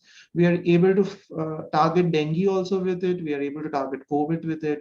We're able to target the common influenza with it. I mean, all types of it. So what I think what Dr. Wai Ching is talking about is she's using this as a prophylactic to keep increasing that antiviral state in her body, so that if she gets a viral infection, she'll be able to fight it off. Indeed, yes. Yeah. Yeah, good preventative. Because I think what I'm picking up as well are what you've got as an armory of treatments, and that's something that currently, certainly in the medicine that I practice, and my role, particularly being a family physician, is first to sort of understand people's journey, their symptoms, to know what will take time to improve. I think you gave a really good overview from cardiac and respiratory symptoms to gastric to ENT to neurological. People will say, I've got this in a brain fog, but I think it was really interesting how you said that it could be particular types of receptors or things that have gone down where people have slowed down. And certainly my job as a physician first would be just to take time to understand what may take some time and what not. What I did pick up was that certainly in Western medicine practice, that particularly in UK that we're practicing, we don't really have much else in terms of actually to prescribe or do, in terms of certainly from pharmaceutical companies. Yet there are few things out there, but you've mentioned things like dexamethasone, etc., which are there for very severe cases. But you've also mentioned that this is maybe helpful when someone goes into quite significant COVID, but otherwise it can also cause some harm as well. Yes. And it's a fine line, and certainly in early COVID, we were, trying all sorts of things. And now certainly in the medicine I practice, mostly it's very, what we call supportive or conservative management, which means that, haven't really got much to do apart from supporting the patient, saying, look, just give it some time. I think what I'm picking up. And Doc, that's actually the best way, because in all our medical textbooks, the first line is, whenever a patient has a viral infection, just give supportive care. Don't do anything much. Yeah, do no harm. Yeah, do no harm. Yes. And I've got Dr. Julie Tay there as well. So welcome to Healing Our Earth. So we've got a whole panel here. I think if you're watching, you've got every specialty covered. I think hopefully the healing powers are coming through to you. But yeah, so look, you've mentioned a lot of different homeopathic preparations as well. So are these preparations you've mentioned, are some maybe you've formulated with your team, or some are more traditional ones? No, so the ones which we have made are very, very different, but the ones which are spoken about, like things like, the Natmor for lack of smell, this is commonly available. A person can just go buy it online or buy it from a homeopathic shop. So if you have mild symptoms of long COVID, you can just go to my site, check out the symptoms and check out the drug for that, and you could simply take it. But if you do want help with your problem, there is a area where you can ask for help, and you will find you a doctor anywhere in the world who's close to you will be able to help you, because we have a whole team of doctors working with us now. So we can find a doctor closest to you, and he can basically take your case history, run a few labs, get you a proper diagnosis, and then be able to help you. That's really helpful. And then also your website, I think with all our speakers today, if you do go onto the healingourEarth.com website, you'll see, so for example, tariqjugmug.com is there. So, so those who are watching at home or you're watching later on, please do go to the website and read all the profiles are there. Along with each profile, at the end will be some sort of post, either their website or some sort of further reading.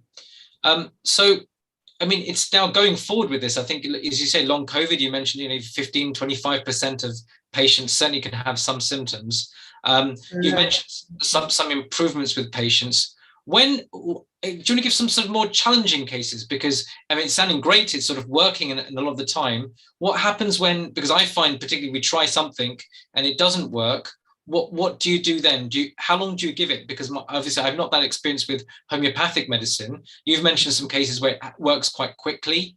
Yes, it works very fast. Yeah. So I think the best person to talk about this is Dr. Julie Tay and her experiences. If you could put her on, she was actually a person who said, oh, this can't work, until it came time for us to actually treat her. Okay. Hi. Yeah, I know what's funny. I had a symptom of you talked about a grade 5. By the way, Dr. Tariq, actually a dentist, which it's like it amazes me how much medical knowledge he knows more than me. And I had a grade 5 how do you say, a cavity at the edge of my tooth. And I think I took some floss, and after a few days, I noticed it wasn't so sharp anymore. So they do work very quickly, and I've had different cases of that I've done with Dr. Tariq and Dr. Aziza over the last few months. But I would really encourage any doctor or health practitioner that's interested in expanding your armamentarium, other than diet supplements and our usual drugs, to explore this modality, because Dr. Tariq has really synthesized the information and catered for us allopaths, and to fill in that gap of what we could do other than the regular drugs that we use. Yeah, What and I I think, appreciate is the sorry. integration of the frequency medicine or energy medicine into the allopathy, So which is a small case that was just posted today by one other doctor who works with us. So she had a young child who was born deaf. Yeah.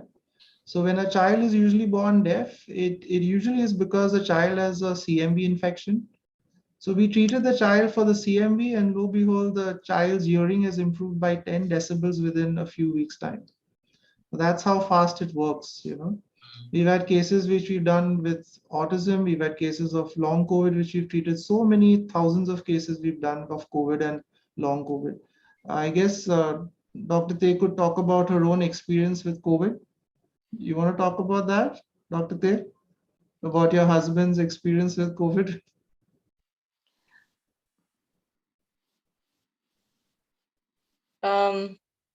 My husband got a second round of COVID. He's got COVID at the beginning of and then he got he's a frontliner, so he got again, I think just 2 months ago, a positive COVID test. And so we were all worried, and I immediately started the antiviral drops at a very low dose, actually, only twice a day. And he basically went through the whole thing asymptomatic. He didn't even have symptoms, which I was so relieved. And the rest of us in the family also were negative. So yeah, I just thank you, Dr. Tariq. You could also share a few of these cases which you have done with the other doctors. The long COVID cases, the stage 5 cases of COVID that you've seen in front of your eyes recover. I think Dr. Aziza will be better equipped to talk about those cases. But it does I seem have like seen antiviral work very fast. Yeah. Good. It looks like we're due another session, then I think we need to bring in and develop that, because it is. I think I know we're running out of time. In fact, we've got a last minute now. But is for your conventional doctor to know when they could use something, and there remains a lot of skepticism on both sides, and say, oh well, will this work? Will it be quickly? But already I'm seeing with your expertise and what I'm taking away from Dr. Tariq is his depth of knowledge and your understanding of how things work in a very systematic and scientific way. And I think that will appeal to particularly the traditionally qualified doctor. Also, well, there is actually a mechanism and methodology behind it. And also the fact that to our current armory, there is very little. In fact, as you say, I mean, our particular skills are that of connecting with the patient and our consultation skills. But then when we want to prescribe something, we're left with sort of paracetamol or ibuprofen, and that's about it really for these sort of things. There is very little, certainly for long COVID, that's sort of proven or that's out there. So it'll be really interesting that, your papers and studies, or, your allied teams as well, get more widely publicized. And we had the speaker Keith before, as you may have listened into, is also, I think, the political challenges. I think there are lots of different bodies, ulterior interests, pharmaceuticals, there's money, everything. So there's huge, I mean, without sounding like conspiracy theories, but there are lots of other factors here that sometimes push information out and etc. So I think it's really interesting that we've got a platform like this to at least discuss, and people can watch and say, look, you know, these are authentic conventional doctors who are trying to help and not trying to do anything else, you know. Thanks for that. Yeah, so well, I hope people check out the site, and I hope I can help them to treat long COVID. In UK alone, based on a recent paper, there are 1 million long COVID patients. 1 million. yeah, That's far more than the number of COVID cases there will ever be. Yeah, I wouldn't be surprised. We're seeing a lot now. And so, Dr. Tariq, thank you for coming on. And I know in India it's getting to the evening, and Dr. Wei Ching is sort of a panelist with us who's very dedicated, going through the night, really. I don't know what time it is there now. And Julie also, I think it must be pretty midnight for you at the moment. Midnight, but we'll be on till the end. Yes, no, good. There'll be Dr. Roger Yanka coming on. Yes. And, yes, amazing. And Clara Apollo, who teaches Qigong in UK. Yes, So I was going to say there's a lot to listen into. Everybody stay on with Healing Our Earth. Stay on, exactly. So wherever you are, try to stay on live. If not, you know, you can always come back to it as well. Dr. Tariq, namaste, and thank you for being with us. Thanks a lot. Namaste. Namaste, Dr. Tariq. Thank you so much. Thanks a lot, everybody. Bye. Thank you. So why don't we have a look again? Let's come up, let's share that to what we've got coming up again, actually. So I'm hoping that our next host is coming very soon on with us as well, Dr. Honey Kalaria. Those of you can see on the screen, it's actually our 107th event. And on behalf of our sort of director, Nil Kumar, who's really envisaged and takes forward Healing Our Earth, although it's a team effort, we particularly do credit Mr. Nil Kumar with his work in sourcing speakers, hosts, and working through. And on behalf of him, all the speakers here, so you can see on your screen, we're only sort of not even halfway through. That's how far we're getting. So we've had at the beginning with Amajit Kaur Dua talking about the Raj Yoga and her PhD study. We had Keith with us, Keith Sharp, talking about sort of Tai Chi and Qigong and his work to try and get that more integrated. And then Wei Ching introduced or has brought on Dr. Tariq, who talked to us a lot about long COVID and some of the homeopathic treatments and how they particularly affect the immune system and the endocrine system. So coming up, we can see, hopefully, Dr. Honey will be on very soon, and I'll be handing over my hosting to her. And you can see, if you can see on the screen, we've got Miss Philippa Blackham coming on. We've got Dr. Pradap, Dr. Midha, who's going to be speaking as well. So there's going to be some sort of hosting between them before then Dr. Sheila Dobby comes on at 5 o'clock. And then, as Wei Ching, you said, we've got sort of, we've got Sharon Rose coming on, we've got William Douglas, Clara Apollo, and Dr. Roger Yankee coming on as well. So we've got some really interesting speakers as well, and Pedram Shojai as well. So we'll carry on there. Healing Our Earth is here, as we said, to promote happier and peaceful, healthier and inspired global communities by delivering this education, or edutainment as it says. Do go to healingourEarth.com and have a look at the past effects. There's me still working, and working as a frontline doctor, really. So briefly, here are the upcoming events coming up. So every Sunday lined up, even from next week onwards, we've got a vegetarian kitchen. Then the next 2 weeks will be sort of festive activities. I think a bit of singing and music and various things to uplift us all. Into the new year, we've got sort of well-being and wellness, some of the COVID latest things, a session with the Rotary International. 23rd will actually be the Indian Independence Day, or around that time, so some themes on Indian culture, and a women empowerment and self-care event at the end of January. So you can see every Sunday's already lined up as well. It's time for me to sign off. I wanted to share just a few projects that I'm involved in, and particularly one, if you do search on Google, is the Chinmaya University. Imagine a university that's particularly been acknowledged by the government of India to actually restart the investigation and study of ancient Indian sciences, such as Sanskrit, such as Ayurveda, such as yoga, such as management. So you've got this graphic here. Imagine studying management, but actually also studying the Bhagavad Gita along with it. So with that, there's a new campus being built in Kerala in South India. And this is the theme here. So I hope you can see that. And the Chinmaya Vishwa Vidyapeeth is there. And a brief plug for those who live in London, an actual place where you can study a particular form of philosophy that I'm particularly studying called Advaita Vedanta, the science of the self. There are many forms of philosophy. This is a particular one, which is the heart of ancient Indian culture from the Upanishads. And the center where I study is somewhere called Chinmaya Kirti in London. And do have a look, because Chinmaya Kirti is going through a multi-million-pound renovation at the moment, and funds are being sought. But do have a look at when it reopens next year with a hall, classrooms, and a bookshop and a meditation area. So this is like a home to me. So I did want to share that. So apart from my medical work, this is where I help and also teach the next generation. So with that, I can see that Honey is, or Dr. Kalaria, Honey Kalaria is with us. So Honey, I can see you there with us. Warm welcome. I hope you're doing well. Hello, global namaste to everybody. Hello. Oh, it's wonderful to see some lovely familiar faces. And Milan, you are absolutely wonderful. What wonderful guests you have, been speaking to today, and what great tips we've received to improve our health, which is fantastic. And I think we had some really interesting speakers. We had Dr. Tariq with us, you just see before, really interesting, very academic and very specialized person talking about sort of long COVID, etc. And prior to that, I had Keith Sharp talking about Tai Chi, and prior to that was Amarjit talking about her Raja Yoga. And these are high-level presentations, sort of her PhD thesis, etc. So I really enjoyed.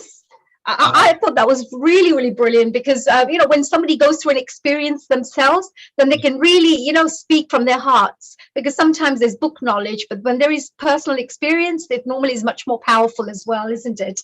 Yeah. And Milan, I have to actually do a really wonderful introduction to you. Oh gosh, there's an introduction to you. No.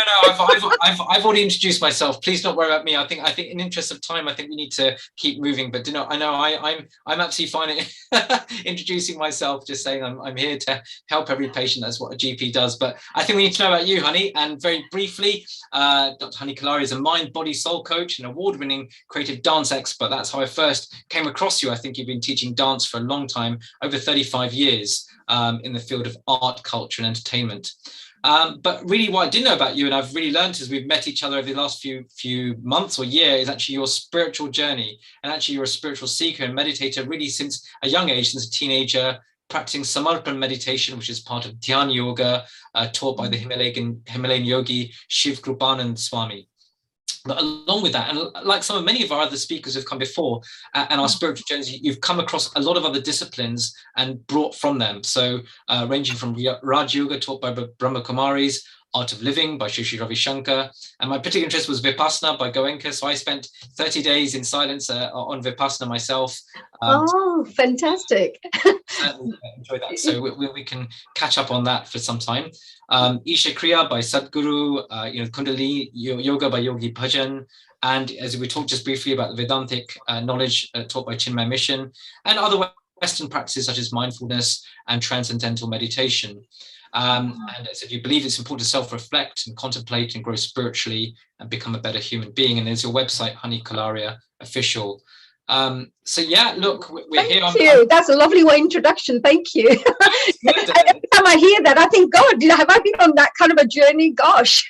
But actually, it really brings back beautiful memories, because I've been a spiritual seeker since I was 13 years old. But let me say a few things about yourself as well, Dr. Milan Shah.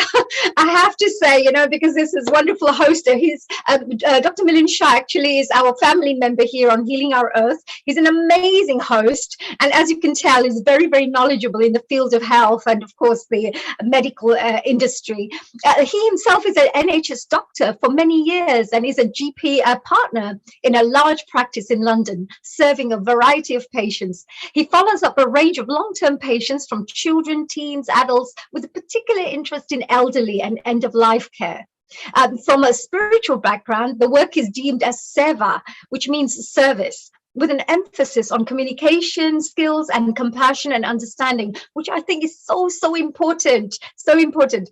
And Milan is also a volunteer and student of Chinmaya Mission. They do amazing work, as I've always said, really fantastic organization, learning about the Vedanta philosophy, and of course in facilitating classes for toddlers and parents on the theme of Hindu culture. So Milan, you've been doing amazing work too for the community, isn't it? Yeah, and so I actually teach toddlers more, so I'm sort of bending down trying to just sort of make faces about Krishna. Actually, there are a future, so it's really important for us to spend time with the youngsters, with the children, with the youth, etc. And I really think, when we talk about health, nowadays, we sometimes worry, and there's a bit of a concern that there is more and more people getting ill. We are going forward in technologically, but what you hear is many more people are getting ill, and there's mental health issues, and there's so many depression, and with COVID pandemic taking place, people have been a little down, and children are also being affected, unfortunately. So the kind of work that you do is really, really important to get them back on track, back into that balanced state. No, quite. So look, we must carry on. So I know you've got exciting level speakers coming up. I can see Philip is already online as well. So with that, those who've been watching, I really enjoyed being part of this time. Do look back at the sessions and even the previous sessions, and be well, keep safe. As you know, cases are going up. I'm seeing that as well. So do stay at home where you can, or do wear your mask, keep yourself hand washed, maintain your space if you do need to go out, maintain your mental and well-being as well. And do keep connected with your friends and family. Keep out for the loved one. Even sometimes that small call to someone that you haven't spoken to can make that difference. So namaste. Thank you, Milind. And before you go, was there any tips from your side that you'd like to share? I was going to also share some of our forthcoming events, actually. But before I mention that and share those, is there any tips from your side that you'd like to share before we say goodbye? Any global namaste? Sure. I think, key for being a medical doctor, I know it may be, some people may not want to have the vaccine, but if you can, and you think you're ready for it, please do go ahead. So certainly if you're in England, we're ready. The booster is there as well. If you've not already had your primary courses, the evidence that I can see at frontline, those who have been vaccinated are either not getting COVID or getting a much milder illness. So that would be my recommendation. I appreciate everyone has different views, but that's certainly one of them. And from a mental or spiritual point of view, do take time every day just to connect back with yourself, even if it's a few minutes, reading a book, watching a video, or even switching off the screen and connecting with oneself. We know that the actual true life force is within, and maybe never forget that. At the moment, it feels like chaos around, but know that there is an order and there is a oneness within, and never forget that, even at these darkest times. Absolutely. What wonderful wise words there. And also with the vaccinations you mentioned as well, that working within the medical field, are you finding that people taking vaccinations are getting less COVID? Is that research there at the moment? Yeah, that'll be there. Look, I know an expert will have, on a COVID session, Dr. Pukankanya, who's well up with it, but certainly from the ground, I can see it for sure. I think, to be clear, it doesn't stop you from getting COVID. So just be very clear, people can still get COVID, get a very mild form of the illness. And I think that's the key thing, where I was seeing people, so a lot of my own patients going into hospital very unwell. I'm not seeing that at all. Yes, it's spreading a lot in the children. So we won't know, even with Omicron and different variants as they come up, etc. So to be aware, but certainly, it's much worse to have COVID than it is to get any other side effects. That's for sure. Right. Yes. But also, of course, choice as well, freedom, because I find that there are a lot of people with different spiritual paths. Some of them, there is two groups happening, there are two groups going on here. But with the health and well-being side, as a doctor, as a GP, you're mentioning that, no, it's good to be vaccinated. Yeah, for sure. And if not, and if you don't, that's fine. No one's here to judge you. Even if I've got patients who haven't, I say, look, stay safe. Look after yourself. There are other ways, and it's just important to also boost your immune system. So do all that as well. It's not that, okay, I've had the vaccine, then I can just do whatever I want. There's a wise words. That's a wise word. So because at the end of the day, people don't like to be coerced either. They like to have their own choices. So that's a really important thing, to give a patient choice to decide, for themselves. So very well done. Milind, thank you so much for your wonderful, wonderful contribution today, as always, and the lovely guests who joined us. Now, I just wanted to mention, I hope you're going to join us as well for our future events that are coming up. I'm sure maybe Neil, our dear Neil, is going to be showing us some of those flyers of all our forthcoming events. And look at this, next week, Sunday 19th of December, we have the festive vegetarian kitchen. You mustn't miss that one because you're going to get some really amazing recipes for Christmas and also some of the nice vegan recipes too for Christmas. So you will really love that. Beautiful, delicious desserts. And as we move on to the next week after then, we have the Festivity 2021. This is going to be amazing because it's going to be a really wonderful Bollywood style celebration. So do join us on the 26th of December. That is our Christmas festivity event, and you're going to absolutely love that. We can all entertain each other and have fun. Also, we're going to continue our festivity season on 2nd of January, which is, of course, the Festivity 2022. This is going to be also fun. It's a sing-along time. So if you're a singer and if you want to join us, make sure you come and join us because it'll be open to the audiences around the world. Come and, join us and have fun. So that's a little party that we're going to have online through wonderful festive season, New Year one, I should say. On the 9th of Jan, we carry on with some health and well-being information because today was really amazing. Do stay tuned in, as we say, because we're going to have many more wonderful guests who will be joining us today. And they're going to be passing on some really amazing tips and knowledge. But we're going to continue our well-being and wellness event on the 9th of January, where you will get some wonderful guests who are going to join us, who are going to share some healthy, happy, peaceful body and mind, soul development tips. So you mustn't miss that one. Now, this is a really exciting one, which is on the 16th of January. Now, we've heard of the Rotary Club. Everybody's heard of Rotary International around the world.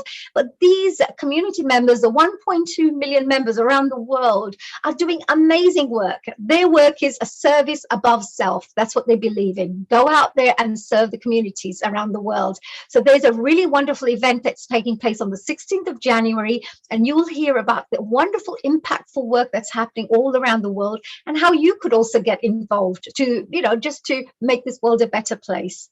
So that's on the 16th of January. That will be from 2 o'clock to 8 p.m.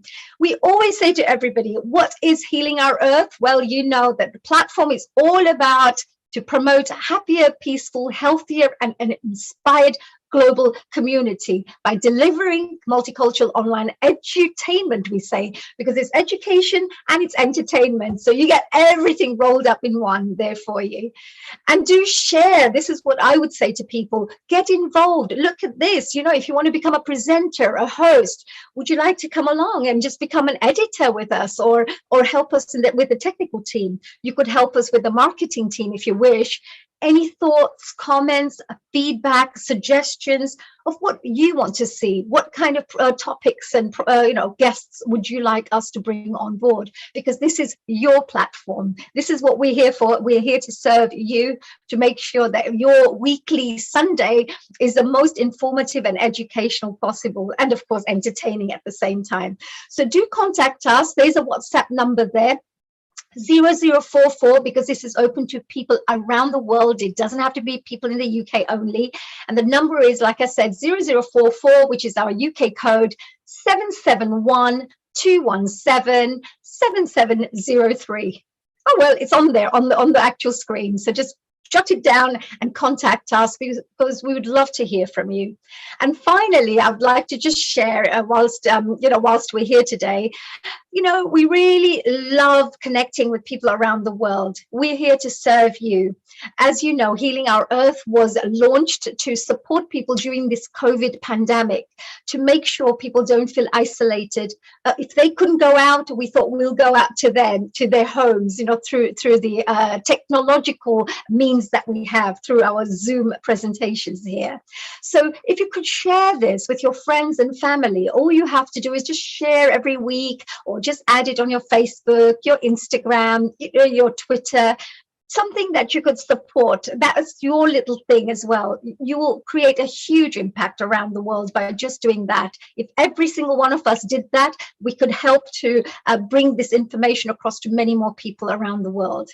And of course, while I'm here, so well done to Neil Kumar, who is our inspiration and the great leader behind this whole thing. So we are so proud to have him, including the whole family that we have here on Healing Our Earth. Now we're going to be moving on, and we're going to move on to a lovely, amazing, very gorgeous, and very talented presenter and host. And I would like to really present to you our wonderful Philippa Blackham. So, global namaste to you, Philippa. Hello there, honey. We must stop meeting like this. We can't. We're just loving this, aren't we? This Healing Our Earth has become like a little party for us. It's a little family, loving spending time with each other. And Philippa, you did an amazing job last week as well with your, wonderful panel discussions that you had. We had fantastic messages coming back and really great comments for your, for your contribution. So well done. And I just wanted to do a quick little introduction to Philippa, just in case you've joined us for the first time and you haven't met Philippa previously. Well, Philippa Blackham is a former staff reporter and presenter for BBC Radio 4, including working for 7 years as one of the voices of Women's Hour, and an award-winning radio documentary maker. She is the coordinator of 100 Women of Spirit, which recognizes the spiritual contribution to society made by women. She's ordained as an interfaith minister and currently works as a celebrant. She has studied Raj Yoga meditation with the Brahma Kumaris for nearly 40 years, as you can tell by her beautiful, wonderful, peaceful demeanor, as we say. So, Philippa, how have you been? How has your day been today? I've had a lovely day, actually. Yeah, just sort of beginning to get ready for Christmas, tidying the house, gathering all the decorations. It's quite a special time of year. And of course, you have to make the most of daylight because there isn't much of it. So, yeah, I've been out and about doing a few jobs. That's nice. All the shopping, all the Christmas, all the, with coronavirus, it's nice, to at least feel that Christmas is there and we're all able to, enjoy the festive season as well, which is going to be great. And Philippa, I had a question for you because before you move on, and I know you've got your wonderful guests who will be joining you just now. But Philippa, you've been part of Healing Our Earth for some time now, for quite a long time. And the Brahma Kumaris have been a real integral part of our organization, always supporting us, always coming along, being part of our family here and spreading their love and joy to others around the world. How has it been for you, being here on Healing Our Earth and being part of the family here? It's been amazing to see how Healing Our Earth has grown from what it started out as and what it is now, and the sheer range of topics that you cover. You just ran through a few for the next sort of 6 or 8 weeks, and you're getting together a really interesting, varied program. There really is something for everyone, and we're just honored to be a part of that. Brahma Kumaris very much like to collaborate and cooperate with all sorts of different initiatives, and this one feels very closely aligned to our heart. So it's always a delight to come and be with you and share some of the stories that we've come across. Oh, fantastic. And you have such excellent, excellent knowledge that you pass on as well to everybody, and the guests that you speak to as well. We have had some really amazing guests. Are there any highlights that you remember that really stand out for you, that people you've spoken to and invited? Well, I think today's guest is probably going to be one of those highlights because we're sharing with you a very special story, which is really perfect for this topic of health for all. It's the story of the Global Hospital and Research Centre at Mount Abu in Rajasthan, which began 30 years ago. It was the brainchild of one of our senior brothers who had to go to hospital for a heart procedure. And it made him think, why do we have to go away? Why can't we have a facility here in Mount Abu, not only to serve the visitors that are coming to the Brahma Kumaris headquarters, but also to serve the local communities, the local villages and tribal people. And so it was with that vision that my guest, Dr. Partap Mitter, was invited to give up his job that he was doing and to come and be medical director of this whole initiative. And he was there from day one. He has had accommodation in the grounds of the hospital, which is where he has stayed pretty much all the time, with just one or two other bolt holes that he can go to as well. But I really am so thrilled and honored to be telling the story of Global Hospital, because I feel it's one of the best offerings of the Brahma Kumaris, that this vision of healthcare for all is so central to the Global Hospital. And we're going to be hearing a little bit about that story today. So Dr. Partap Mitter, a very warm welcome to Healing Our Earth. I know you've had to stay up a little bit later than you normally do in India to be with us. So thank you for that. Yes, I know. Global, I just wanted to mention before I go, dear Philippa, so you can take over here. But Dr. Pratap Mida, I just wanted to say you have an amazing hospital in Mount Abu. I had a chance and a real wonderful opportunity. I was honored to be taken around to see the facilities. Such wonderful work you're doing and such wonderful results you're getting through a mixture of medication with meditation. Because I know the Raj Yoga is part of the whole, the facility that you provide there as well. I met some amazing people, such wonderful carers, givers, really service-oriented people who love, to help the patients. So I just wanted to say congratulations and well done for the really amazing work you're doing, and keep up the great work. And Philippa, it's all yours. Would you like for me to do a quick little introduction to Dr. Pratap, or will you be doing that? You can, or I can. I don't mind. Yeah, I'll do a quick little in and then I'll take over, and then you can take over then. This one is Dr. Pratap Mida. I just wanted to say global namaste to you. Thank you so much for joining us, dear brother. And I know that you'll be discussing, and he will be discussing, how to deliver healthcare to rural and tribal villages in Rajasthan. Now, as a medical director and a trustee of the hospitals run by the Global Hospital and Research Center, Dr. Pratap Mida is responsible for 4 hospitals, an elderly care home, a nursing school and college, and an extensive community outreach program, which serves the local rural communities. The GHRC, as it's known, has a policy of making basic healthcare accessible to everyone, regardless of their socioeconomic background. The hospital offers a unique holistic approach, including Ayurveda, homeopathy, in addition to spiritual practices, all under one roof. And it's absolutely amazing. Western Rajasthan is one of the least privileged areas of India, and much of it is desert, water is in short supply, and the literacy rate is very low. The majority of the population is deprived of basic health services. So this situation began to change in 1990 with the establishment of one of the, global hospital, which is called the J. Watamul Memorial Global Hospital and Research Center by the Brahma Kumaris at Mount Abu, designed to provide high quality, modern holistic healthcare services in a tranquil rural environment. The hospital is managed and run by a charitable trust established and supported by members of the Brahma Kumaris. So it offers a free or subsidized treatments and, of course, medicines to about 100,000 people every year, of whom about 54,000 are tribals living in the district's 855 villages. Wow, a real global namaste to you. And I will leave you at the good hands of dear Philippa. Dr. Pratap Mida, welcome to our Healing Our Thank you very much. Thank you. I appreciate your inviting me. And Om Shanti and Namaste. I'm very happy to be part of this theme.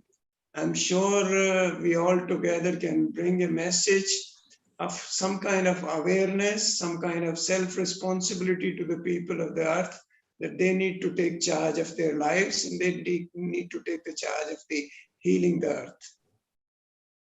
A beautiful message, and that's great, Honey, that you've been to Mount Abu and visited the hospital that we're talking about, so you've got a first-hand experience of it. But Dr. Partap, I mentioned that you got a call inviting you to give up your job and come and be medical director of what at that point was really not much more than an idea. What was your initial reaction, and what do you think your original vision was for this venture? Thank you, Philippa. I was working in the management of a hospital, with a public hospital, for almost 12 years before I came here.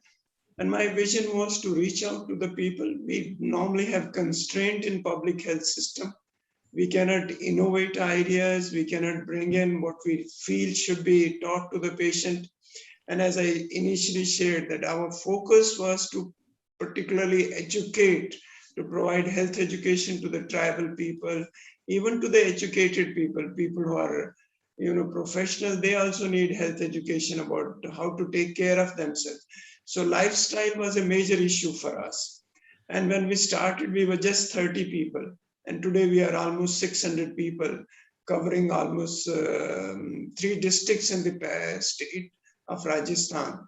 And our focus has been that, people should receive what they need. So that's how we have evolved over the years, starting from just providing them medicine, surgery. Then we went into ophthalmology, ENT. People here need the most is they need to know that they can access healthcare, because when we started the hospital, it was quite imposing. From the day one, we started to reach out to the community because they should feel, otherwise people are hesitant to come to a modern hospital. Because these people, they would go to their local doctors or local quacks, and sometimes they go to their witch doctors. These tribal people, they have their own traditions. To reach out to them and to break that barrier. And, basically we didn't even understand their dialect. And they were people who were, basically they thought that we might be preaching for them. But our purpose was basically to deliver them the message that their health can be managed, it can be taken care, and they're welcome to come to us. So when we started in 91, from the day one, we had one of our committed doctors. She had been trained in UK only, in Scotland, and she had passion to take care of the poor. As I recollect, she started taking care of the workers at the construction site when the hospital was being built. And then she moved to the periphery. Initially, we used to go in a hired vehicle. Now we have mobile clinics, properly structured.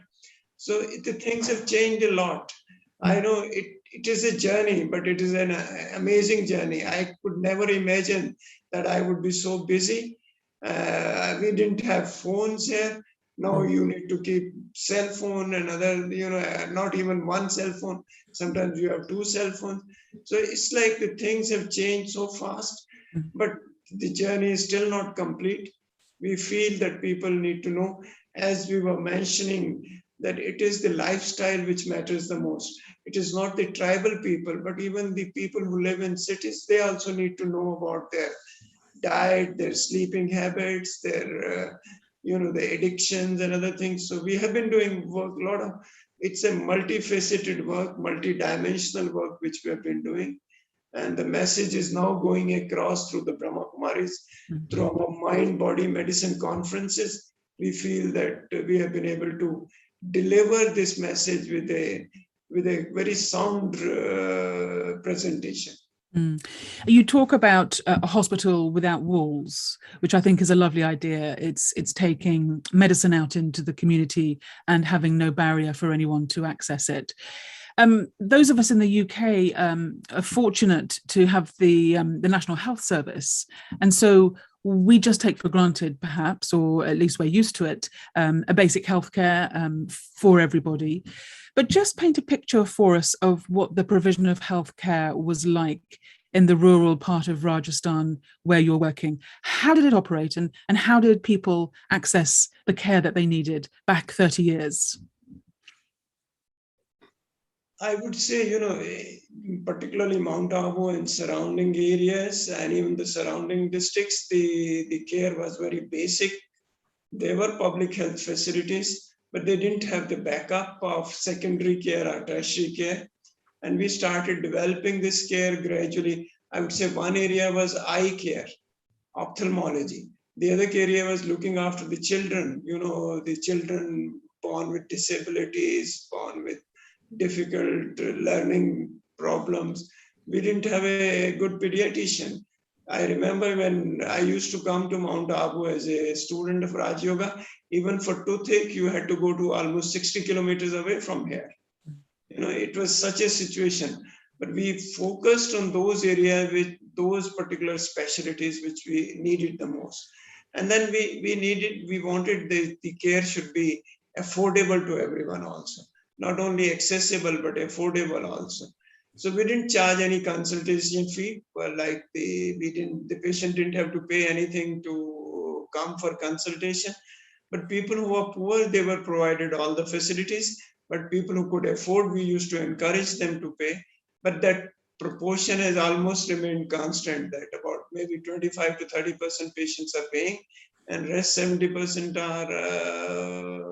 are privileged to we provide them the totally free care. Tell us about the mobile units that you have that go out into the villages. How does that work? How do you organize those teams?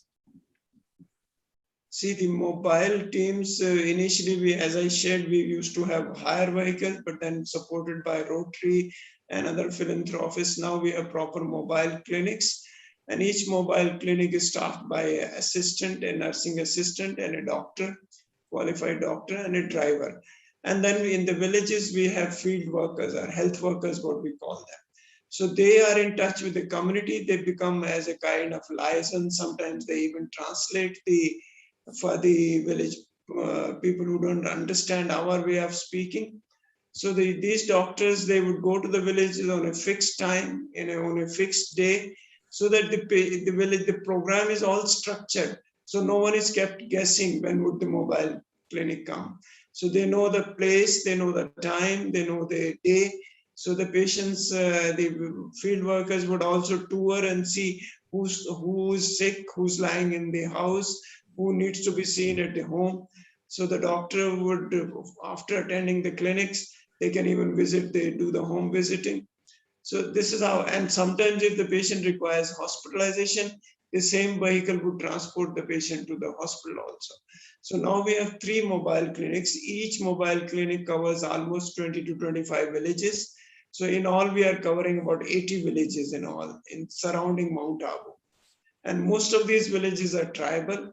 And these people, still we need to really motivate them to come for care, particularly for eye care. Like if you look at when we started screening for cataract patients, these patients were lying at home. They didn't have anyone to escort them to hospital.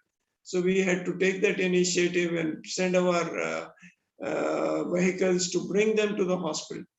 And particularly when Dr. Vinilakshmi was, she used to go personally, sometimes even pick up the patient in her own car also. She would bring them to the hospital. So now it is fairly well organized. People know us very well. Now there is no hesitancy on the part of tribal people. And our, what we call the free ward is always full of these village patients. So that's a ward that you have at the hospital that anybody can come to and be treated. The hospital does have a very special atmosphere because it's not just the medication that you're giving people, it's the consciousness with which you're giving it, and it's the whole atmosphere that you're creating in the hospital. And I know you have a whole department that really is focusing on spirituality and counseling and the sort of psycho-emotional part of someone's journey. Why is that so important to you, and how does that operate? Well, initially when we started, I had someone, it was a makeshift arrangement. Someone would go to the wards, and one of our Dutch sisters, she took the initiative. She was teaching positive thinking to the patients. Meditation came later, but she starts, let's make beginning, because we didn't want to really impose on someone's belief system. And so we started teaching them positive thinking, and gradually teaching them what are emotions, what kind of thoughts they have, all those kinds of things. And what I found was even the people who were not very literate, they also understood these basic things. And then we started encouraging people who were interested to take up the meditation course. We would invite them. And now we have a structured department of spirituality and well-being. It not only consults patient, sometimes even the staff has issues. The staff also are welcome to go to the department and seek for counseling, particularly the relationship issues. Then there are people who are in the community. they come there for maybe some kind of family issues, the marital disharmony, and even the drug abuse things, the young people coming for alcoholism. So all those kind of issues, now we are being handling them at one department is taking care of that. And we have a full-time psychiatrist with us. So whenever a psychiatric support is required, the professional support also comes to rescue of the patients. And sometimes we do admit these kind of patients and suicidal tendencies and other things, because more and more issues are coming up. These are coming up in the community. And as I said, it is also important for us to be aware. In the hospital, we play music every hourly so that people are able to recollect themselves, refresh themselves, recharge themselves, and they can stand still for a few seconds, a few moments, and then they have. And then we do have meditation rooms in the certain areas, like we have a meditation room in the outpatient area, then we have a meditation room in the inpatient area, and anyone can walk into, be in silence, can practice meditation, can be guided if he requires to be. So people have taken a lot of help. And even there are some communities, some people in the community, like people who come from the police or from the army, they are hesitant to come to the Brahma Kumaris as such, but they're willing to come to hospital for counseling and meditation and change of lifestyle. So we do have success stories as I when we go across, particularly using meditation as medicine, what Hani was sharing in the beginning. And it is combining meditation with the modern medicine, like, integrating the two systems of medicine and helping diabetics, helping heart patients, helping alcoholic patients. These patients, because they need something to fill in the vacuum which is created in their life. So meditation does do that. Meditation does empower people to take charge of their own lives. It is quite a strange experience being in the hospital and seeing signs for meditation room, something that we just don't see over here in the West, and beautiful gardens that you have. And I know wonderful food that you serve to all your patients as well. So you almost end up feeling like, how do I check myself in here? Because it's such a lovely space to be in. It's reminding me of something that Daddy Janki, one of our senior teachers, used to say, which was that happiness is the best medicine. If you can create a sense of happiness, then that will do a lot of the work of the medication. And I wonder as well, because it's not just the allopathic, but the homeopathic and Ayurveda treatments and others that are available as well under one roof. How did that side of things come about? Well, it was quite a bit of challenge. People were skeptical in the beginning, but now people accept. We have homeopathy. We use even magnets for treating depression patients. We use magnets for treating mobility disorders, and we found amazing results. And they tell it, the taste of the pudding lies in eating. When people feel good about it, then no one asks questions. Homeopathy or Ayurveda, we have even a yoga instructor on the field, on the board. So all these combined together, many people are sometimes they feel that medication it's a double-edged sword. It does cause some problems, some painkillers particularly. So if they can get better with the magnets, if they can get better with panchkarma, which is part of Ayurveda, they feel good with it, so that they don't have to consume medication or painkillers, which would put when they put their stomach to risk for gastritis or indigestion. So it has always been a slow process. We have even published research on heart disease and meditation, and people come across the country to this place to learn, integrate. We call it coronary artery disease regression through lifestyle intervention. And initially we started with just 10 patients. Now we have people on waiting. Every time we invite 50 patients. But during COVID, when we couldn't actually invite them, we were doing online programs for them. And then we have a program for diabetic patients, which is again, they come and stay with us for 5 days. And during those 5 days, we teach them what is diabetes, how to really they look after themselves, how meditation can help them to be more resilient and more follow doctor's advice. Because many times what happens, the doctors do advise people, but they don't follow the advice. To be compliant, you need to be really responsible for your own health. So that So, kind of so there's quite an emphasis on preventative medicine as well, by giving people the right information and educating them. As you say, with diabetes, you can really turn a situation around in a fairly short space of time with quite dramatic results. You mentioned COVID there, and of course we can't talk about the work of the hospital without mentioning how you had to swing into action when the pandemic hit.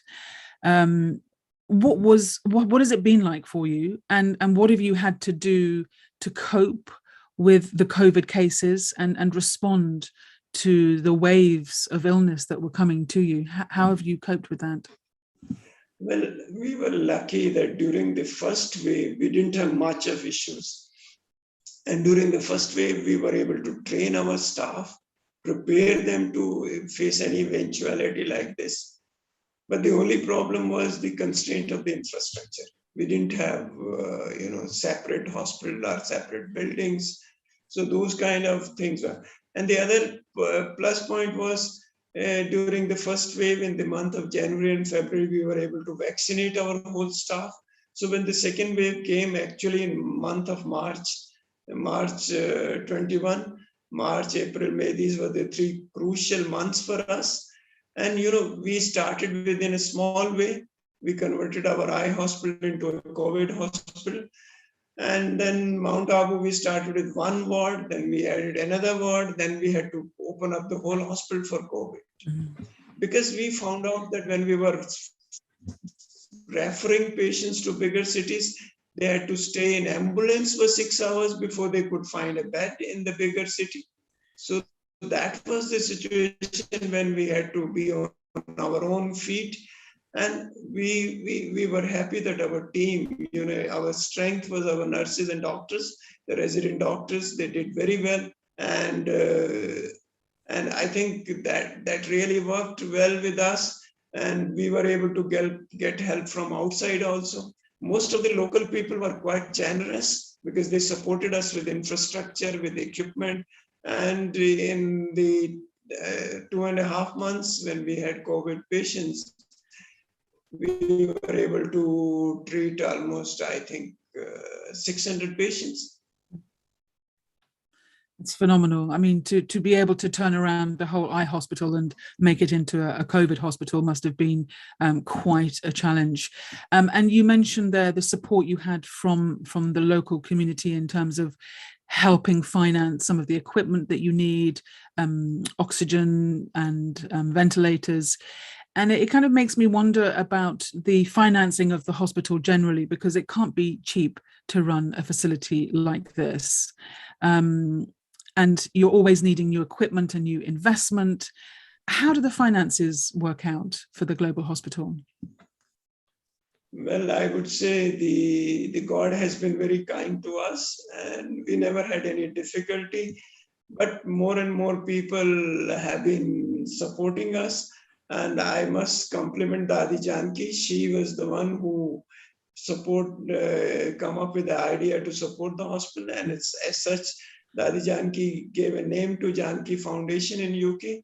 And, not only they were financially supporting, but even I would say the spiritual support and the program which we really implemented in our hospital, the values in healthcare, a spiritual approach. This program has, now attracted people all across India. So I feel, it is like a global cooperation. It's a kind of people have put in their efforts, small, big, and friends and well-wishers have come across all. I would say during COVID time, we didn't go to anyone asking for money. And people came forward. It was amazing. Local people, I would say, they have been kind, some of those people, but the generosity was overwhelming. And then we were supported by all corners. And it's a kind of, you feel more strengthened and you feel that now you can do much better. You can support more people. You can create more facility for the people in these kind of disasters or epidemics, where you can help more and more people.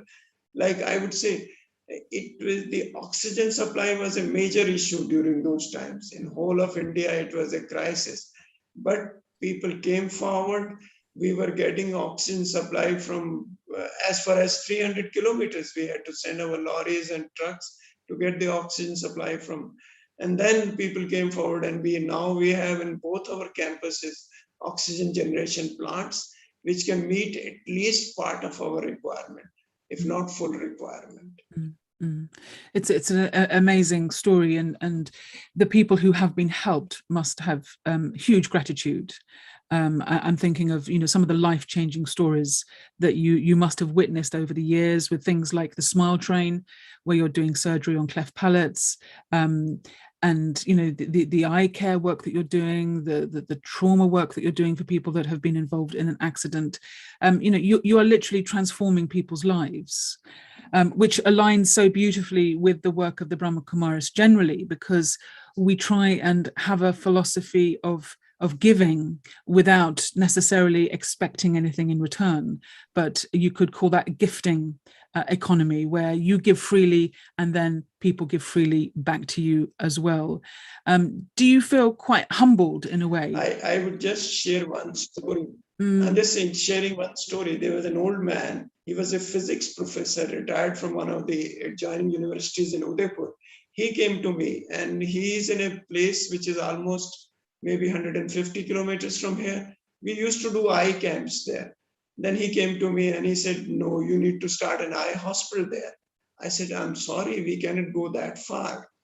But he was adamant, and he sold his house in which he was living, moved into a rented house, and gave us the money to start the hospital. Wow. And when the construction was going on, he was every day at the site. He was looking after the construction and earmarked the funds for the equipment.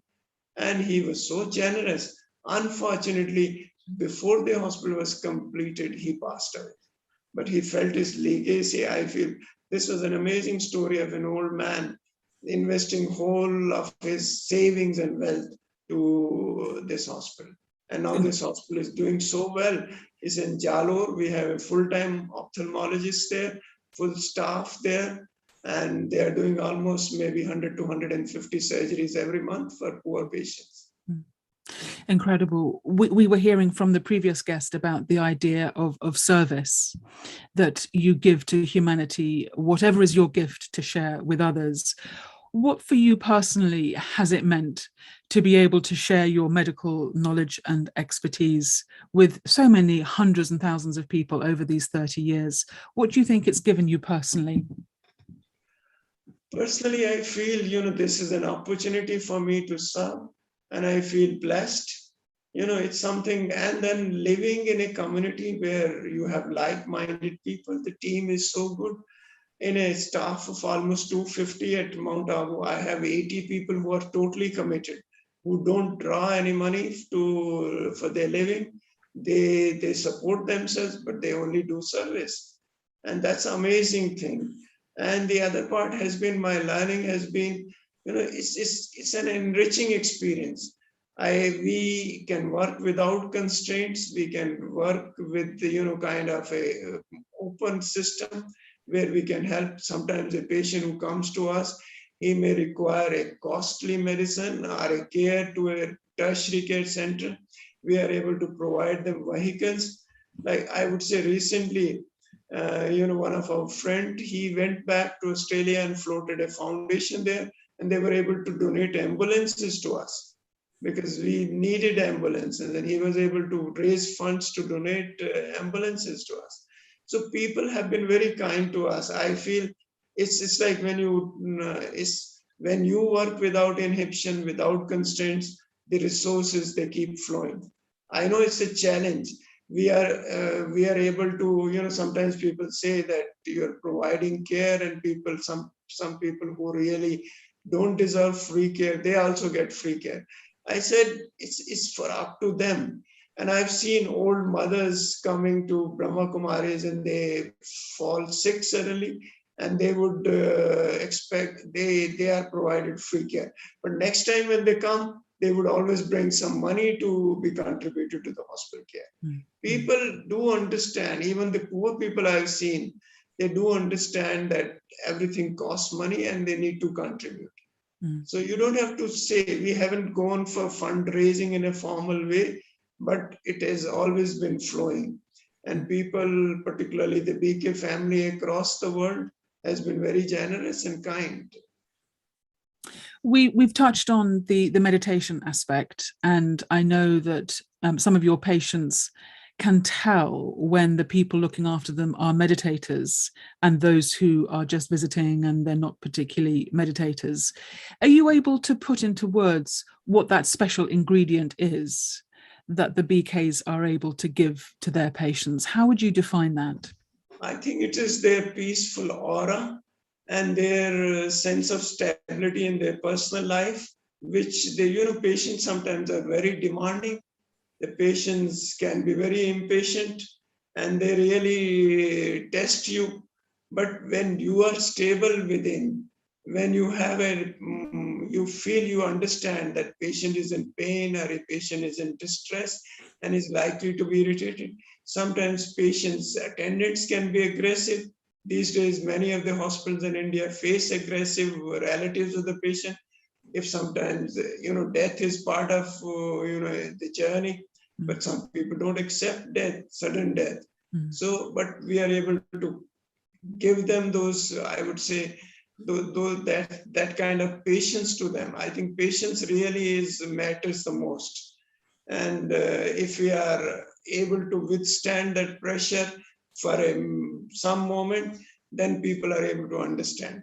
I've seen, sudden death can really be very challenging for people. And I have been able to go to the crowd and talk to them. It's like you require courage.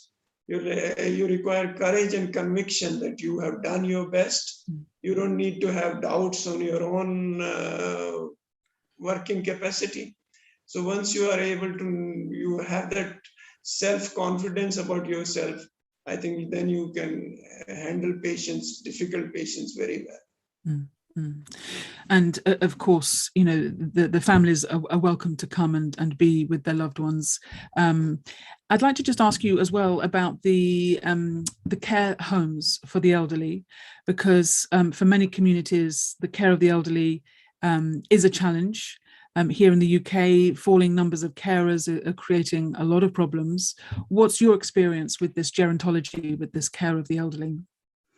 It was a challenge for me. I was never exposed to this kind of venture, but I know one of our friends who's on also board of trustees, Mr. Mahesh Patel, who lives in UK.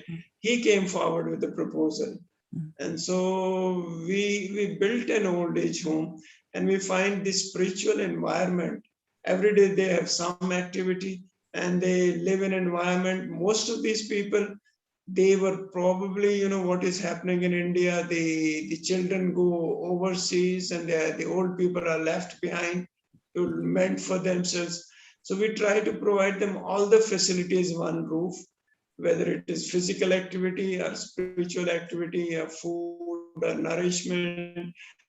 They have full-time dietitian to take care of their food. They have a physiotherapist and plus the meditation teachers. So they feel so good. And when they have like-minded people, I normally visit them on their celebration. They celebrate their birthdays, they celebrate the festivals, and they go for outing. So it's like it's a big new world for them. And people have been living there. We started this old age facility in 2011. So now it's almost 10 years, and we have a long waiting list of 150 people. So we need to build a couple of more old age homes to accommodate them. But because of I would say the government laws, we are not able to construct. Maybe shortly we might get clearance to build more old age home. But the emphasis has been to live like a family, to live like a contributing individual. And all these people are elderly, they are 70 and above. They need to be looked after. So we have nurses and we have a doctor on call. So they feel secure, they feel safe. And plus their interest in spirituality. And we have a couple of people from overseas also. One brother from Australia was there. There was another gentleman from UK. They lived with us from America. So it's like people live like a family and they feel they are being looked after well.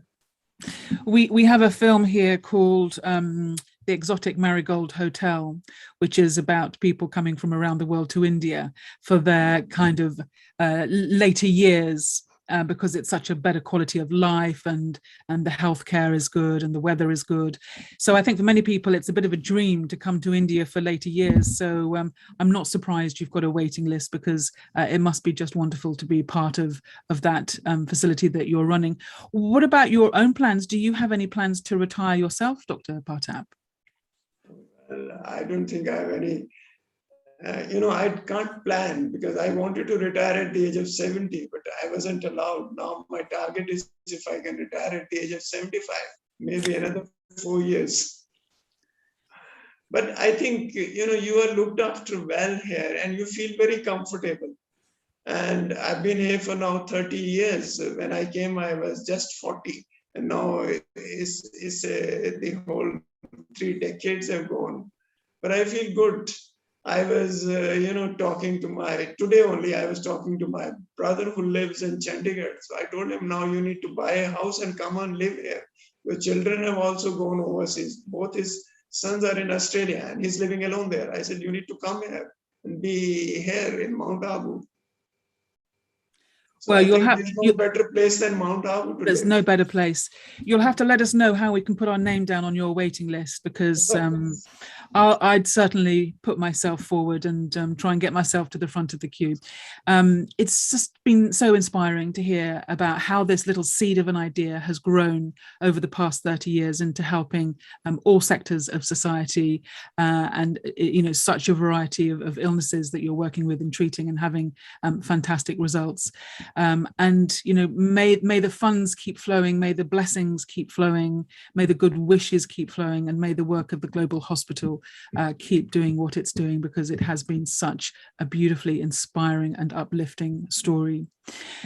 Before we let you go, which I know we must now, can we just invite you to share with us a few moments of meditation and some of that stillness that you carry so beautifully with you, that helps you in the work that you're doing, so that we can all have a few moments of experiencing that right here and now. Before that, I'll share that we have a vision that everyone should get what they need the most. And now we are in the process of putting a neurosurgical services center and trauma center. And we're planning to invest in equipment and to find a professional neurosurgeon. That's our vision for the next couple of years that we start. And because trauma is a major issue, and because now the roads in India have become good, they have speeding vehicles, so a lot of trauma happens. So we need to really invest in that. Very so important. That's part of the physical care. But as I said, that we need to really look after our own self. Self-awareness is part of our life, and everyone in Mount Abu Hospital does understand what meditation is. They may not be practicing regularly, but as I shared that we do play music every hourly in the hospital. And it is just like going within, realizing that I'm not this physical structure, what I look at. This body is my physical costume. And I just go within, and within to my core, I understand that I'm a peaceful being. So slowly we cut down on the speed of the thoughts. We just try to still our mind, and gradually, just like we create a thought and then to experience that thought. When I say that I am a peaceful being, I try to how peaceful I am. What is peace means to me? I need to really churn on that. And then I try to see what is the source of peace for me. Then I know that the source of life, peace lies in my true nature. My nature is peaceful. My nature is loving. I'm created to help others. It is part of my personality or my nature to help, to be sensitive to others' needs. And that then I really need to connect to that superpower, or what we call, in India, we call it Bhagwan or Paramatma. And we do understand, like, I am a soul, point of light. Paramatma is also a point of light. And those, when we are two alike energies, we are able to connect. And when we are able to connect, we are able to really let that energy flow into us. We are able to connect to that supreme source of peace, happiness, and love. And when we connect it to them, and then it becomes easy for us, because we do understand that thoughts, they create vibrations. Vibrations are energy, and energy can be transmitted to others. If I am peaceful, I'll be able to transmit peace to others. If I am loving, I'll be able to, I don't have to speak, but my energy travels to people. And if I'm able to connect to that, I am able to make myself more of my original consciousness rather than my role consciousness. So when I come to my role, then I see that there are difficulties, or problems, or differences. But when I'm soul conscious, I focus on my own energy, my own strengths, and my own empowerment by connecting to God. And it becomes a daily basis. We all practice meditation. And in the hospital, we have a meditation room where anyone can walk. And we have music, which is specially played during those times. And I think the focus is on going within and finding that core of our own being, which is the peaceful being, which is the loving being. And when we connect, then we feel responsible for our own lives. Then we are in a sense of control. When I'm responsible for my life, I have a control over my life. I'm not guided, or I would say I don't sway with the emotions of others. I'm able to maintain my emotional stability. So this meditation can be practiced anywhere, even while you are sitting on a desk or walking during the hospital rounds. You can practice this meditation, and you really feel good about it, because then you are able to really help people. Because helping is not just physical, it is being peaceful and helping them. Well, what inspiring words from a medical director of a hospital. I feel like rounding up all the medical directors of hospitals here in the UK and sending them out to you to just get a little flavor of your approach and your philosophy, because I think they would be so inspired by what you're doing. We're going to leave it there for tonight. I wish you a sweet sleep and a sweet meditation in the morning, and all best wishes for your trauma hospital and building up that resource and facility as your latest project. Thank you so much for sharing your vision and sharing the work that you're doing. I'm sure anyone listening to that will have been incredibly inspired. Dr. Pratap, bless you and all your work, and thanks for being with us today. Thank you. Thank you. I appreciate.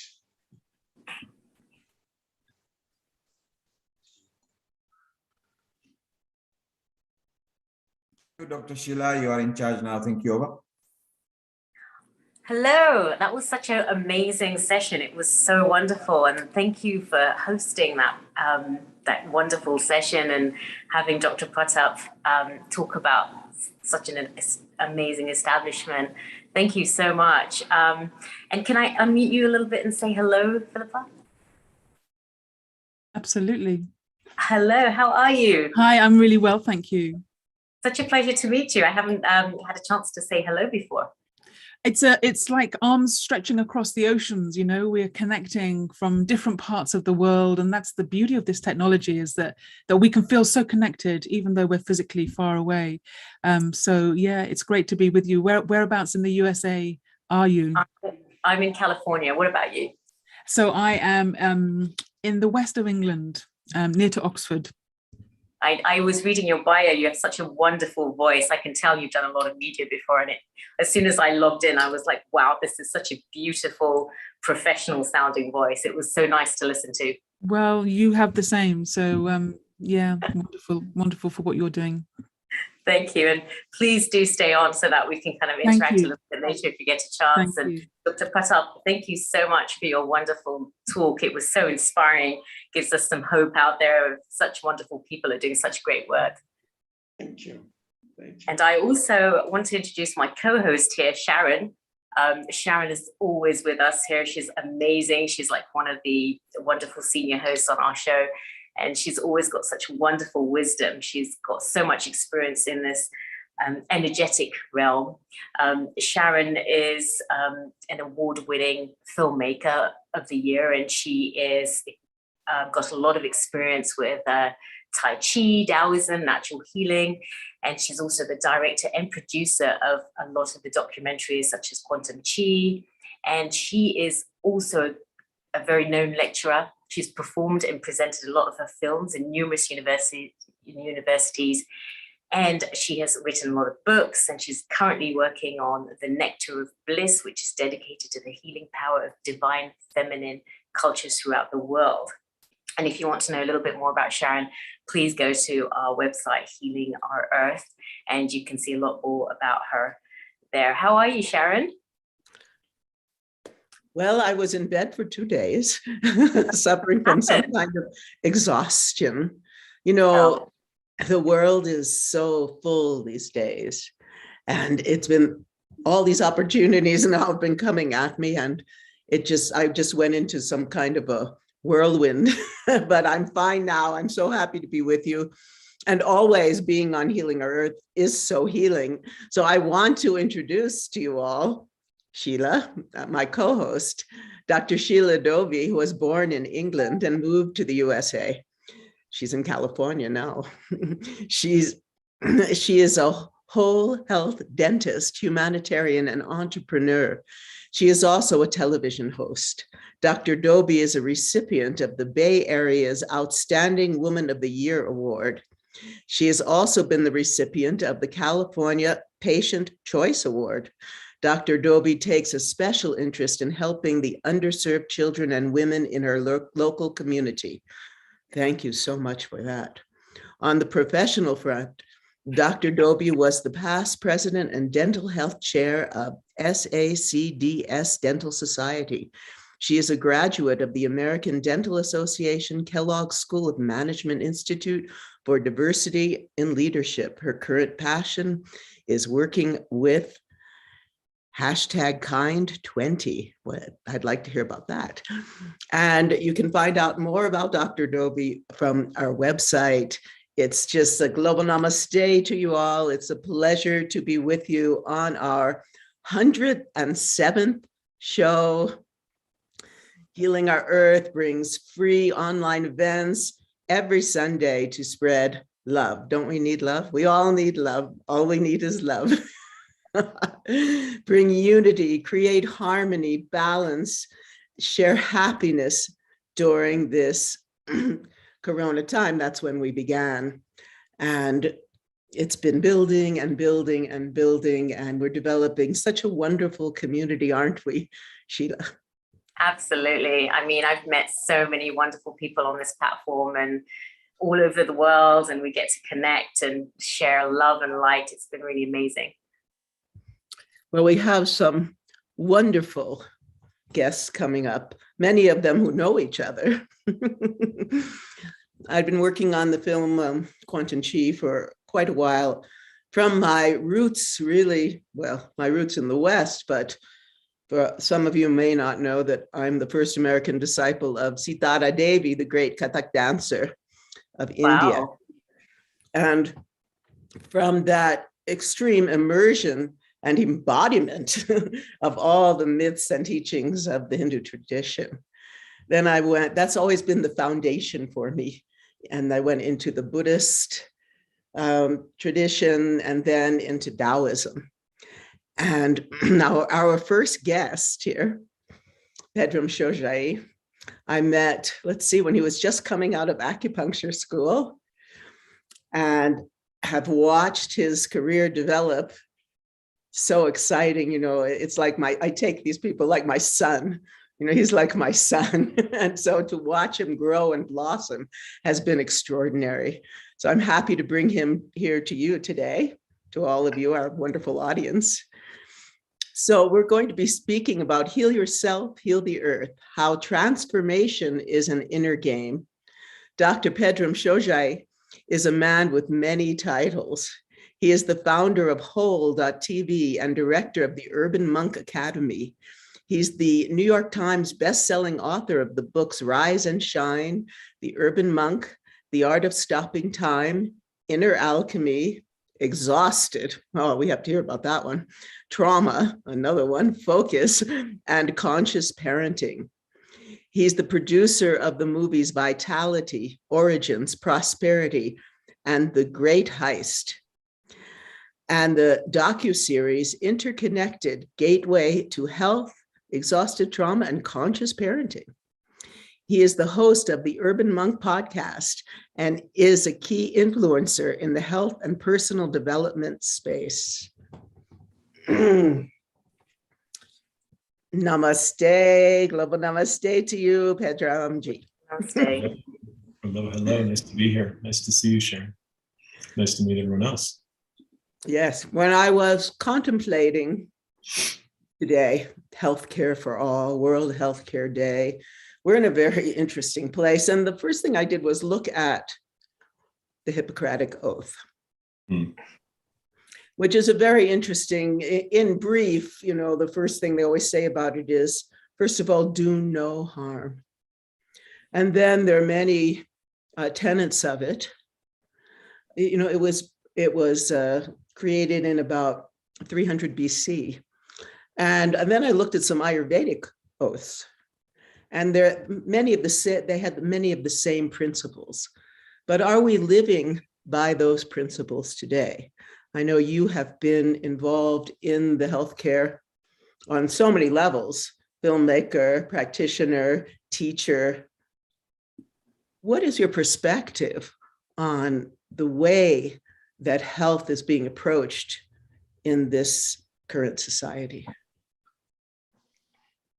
Yeah, I think it's great business if you're into that kind of thing, right? And that's the problem, is the business of healthcare has become a $1 trillion industry, and really the incentives are not aligned with healing, because then your customers go away, right? And so the models of health maintenance are designed to continue people along a trajectory that involves, pharmacology, that involves visitations and all sorts of things that keeps kind of the financial incentives model of healthcare running and working right now. Most of the traditional medicines, the roots of all medicines, heal this person, right? And then, a lot of it is prevention, prediction, lifestyle maintenance, all these things that would allow for people to stay healthy and not need their doctor. Those things aren't incentivized at all in the insurance model. They're not incentivized in the way any of it works. And so I found myself in the belly of the beast and realized that you cannot fix it from within if you are in that model.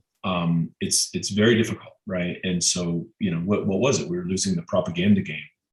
And so, here I am, running multiple clinics and, doing everything, trying to, I had hair on my head, just running hard, trying to, fix things. Right. And, Larry, the cable guy, is on this famous TV commercial standing in front of a hot dog stand saying, I used to eat the stuff and it would destroy me. But now, thanks to Prilosec, I can still eat like an idiot. Right. And they're spending hundreds of millions of dollars pushing this messaging, saying it's okay. There's a pill for that. It's okay. I can scratch that itch for you and keep, feeding sugar cereal to children. And you realize that being in a MASH unit, frankly, of chronic disease is pretty much every, doctor's practice in the West. Is, these people are coming in and you're just trying to maintain and manage, but they're going to go home and do what they do. There's no way you're going to solve that problem unless you swim upstream. That's why I got into media, right? Is because it's really information, and it is habits, and it's what you do on your day-to-day that really makes a difference. And so every time you kind of take a hit in your vitality, every time you get compromised with, a donut or an espresso that keeps you up all night, or, the ice cream that, is not lactose free and you shouldn't be, right? All the things that we do that take little like hits at our vitality, that starts to make our light flicker, right? And so, within the context of, the frame of what, we talked about before the show, Sharon, is, everyone's sitting here thinking they could help the world when their own bioelectric energetic matrix is faltering and flickering. And there's no way you're going to be able to muster up enough power to be helpful to the world, let alone your family, if you don't have your vitality first. And so the primal kind of point of origin is here, right? Like you gotta take care of you. You gotta take care of, the home base, if you will. And look, we know how to do that, but there is a multi-trillion-dollar industry that is developed around what's called the attention economy, which very specifically monetizes eyeballs. Very specifically, wants to keep you on page as long as possible because advertisers will pay for that. And if your attention isn't on your own health, your own family, your own vitality, your own chi, and your own future, and your attention is being pulled into some TikTok thread or wherever the hell it goes, you are using your life force to power someone else's dreams, and you are being vampirically farmed energetically through your eyeballs into a reality that you're co-creating unconsciously for someone else. Sorry, right? But that really, it's that. So, and then that feeds you into, the faltering, flickering light that puts you into the doctor's office, that puts you on the Prilosec, right? Oops. And so, it really is a time to kind of stomp your foot on the ground and take back what is yours. And that starts with your attention, right?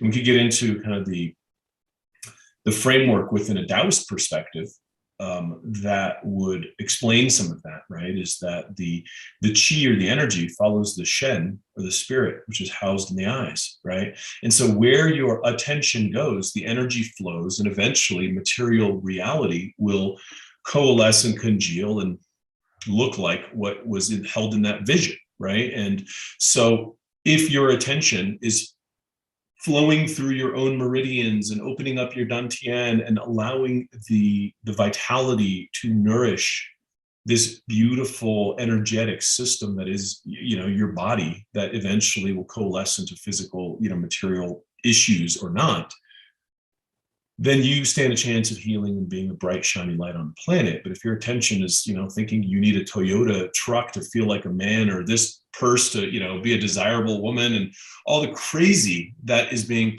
perpetually pushed on us, you're a goner, right? And so you are feeding the matrix. And this is, I used to pull punches. I used to behave. I used to, not say things. Now I don't give a damn, right? It's the problem is, I could give you a list of supplements. I could come up right now and say, okay, here's all the supplements you take, and this is what you do for X, Y, and Z. And everyone like vigorously takes notes. And then they go on to the next summit, they read the next book, they go on all the podcasts, and they're just constantly lost in a barrage of information, wondering why they're not getting better and waiting for, some health Jesus to save them. Right. And the matter of fact is, you are the only person that can save you. And it starts with taking your consciousness and retroverting, being back in your own body and being the beacon of light and the star that you're supposed to be. Outside of that, whatever your circumstantial, migraines or hormone issues or knee pain are all downstream effects of being a lost soul, right? And so there are many ways to go from here. You tell me. basically, what you think would serve our audience here best, Sharon, and I'm happy to get into it, but I've been around the block. I've seen a lot. I know all the health gurus. Some of them smoke cigarettes in secret, right? And some of them are extremely they have the best integrity I've ever seen. And on camera, you wouldn't know the difference, right? That's right. But yeah, so you gotta be careful. Yes. Well, it's interesting what you were describing just now, to me, is the essence of the secret of the golden flower. Turn the light of consciousness around. How do we, from your perspective, in your own self, you grew up as a, American and had all of these thoughts, these kind of, some people would call it conditioning, mind control programs, things like that. And so how did you, for yourself, and come to this place where you are now? Because your journey, I think, will be beneficial to hear about. Sure. I mean, I grew up immigrant family, ran away from a revolution in Iran, but, landed in America, watched Scooby-Doo, right? And did the things that kids do. And I actually I was pre-med at UCLA, went in top of my class from high school, just living in a declarative culture, right? In my generation, now who knows what the hell you're supposed to do, right? Computers, I guess. But in my generation, it was doctor, lawyer, engineer, right? Those are your choices. Go get one. And so I was going to be a doctor because I wanted to make my parents happy and proud, and that's what you do when you get good grades. And then I started hanging out with doctors at UCLA, and we were just dripping people on morphine, and it was very depressing, right? It was a very stark kick in the teeth to realize that, that which you had kind of aimed to be, is standing in front of you. And it didn't seem like a future that I really wanted to be a part of.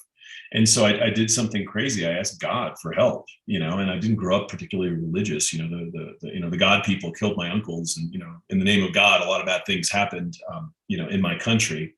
And so, but I asked, and something that also isn't supposed to happen happens. A book fell out of a bookshelf. So, I was actually, intelligent enough in my, late teens to take that as a clue, right? And so I picked up the book, and it was a book about a Taoist master leading his disciples across this raging river by hooking up his lower dantian energy and towing them across. And, like any, good Western kid who's scientifically trained would say at the time, I said, what the hell is this? Right. But, when you ask God for a clue and he drops one, you're probably better off reading the book. Right. So I read the book, found a Taoist master about a week later. And it turned out he was a lineage holder, from the Yellow Dragon Monastery in China. And all of a sudden I'm like perplexed and enamored by all this Jedi stuff that's in front of me. Right. And it was just like, what is this? I could feel the chi between my hands. You can't explain it, but you can't deny the fact that you're experiencing it. So what is that? And so it led me down this path. And he comes out and goes, hey, I've been expecting you again, in the Chronicles of Weird. Everything just kind of went into this, kind of magic carpet ride of me becoming the senior student and disciple of a Taoist abbot.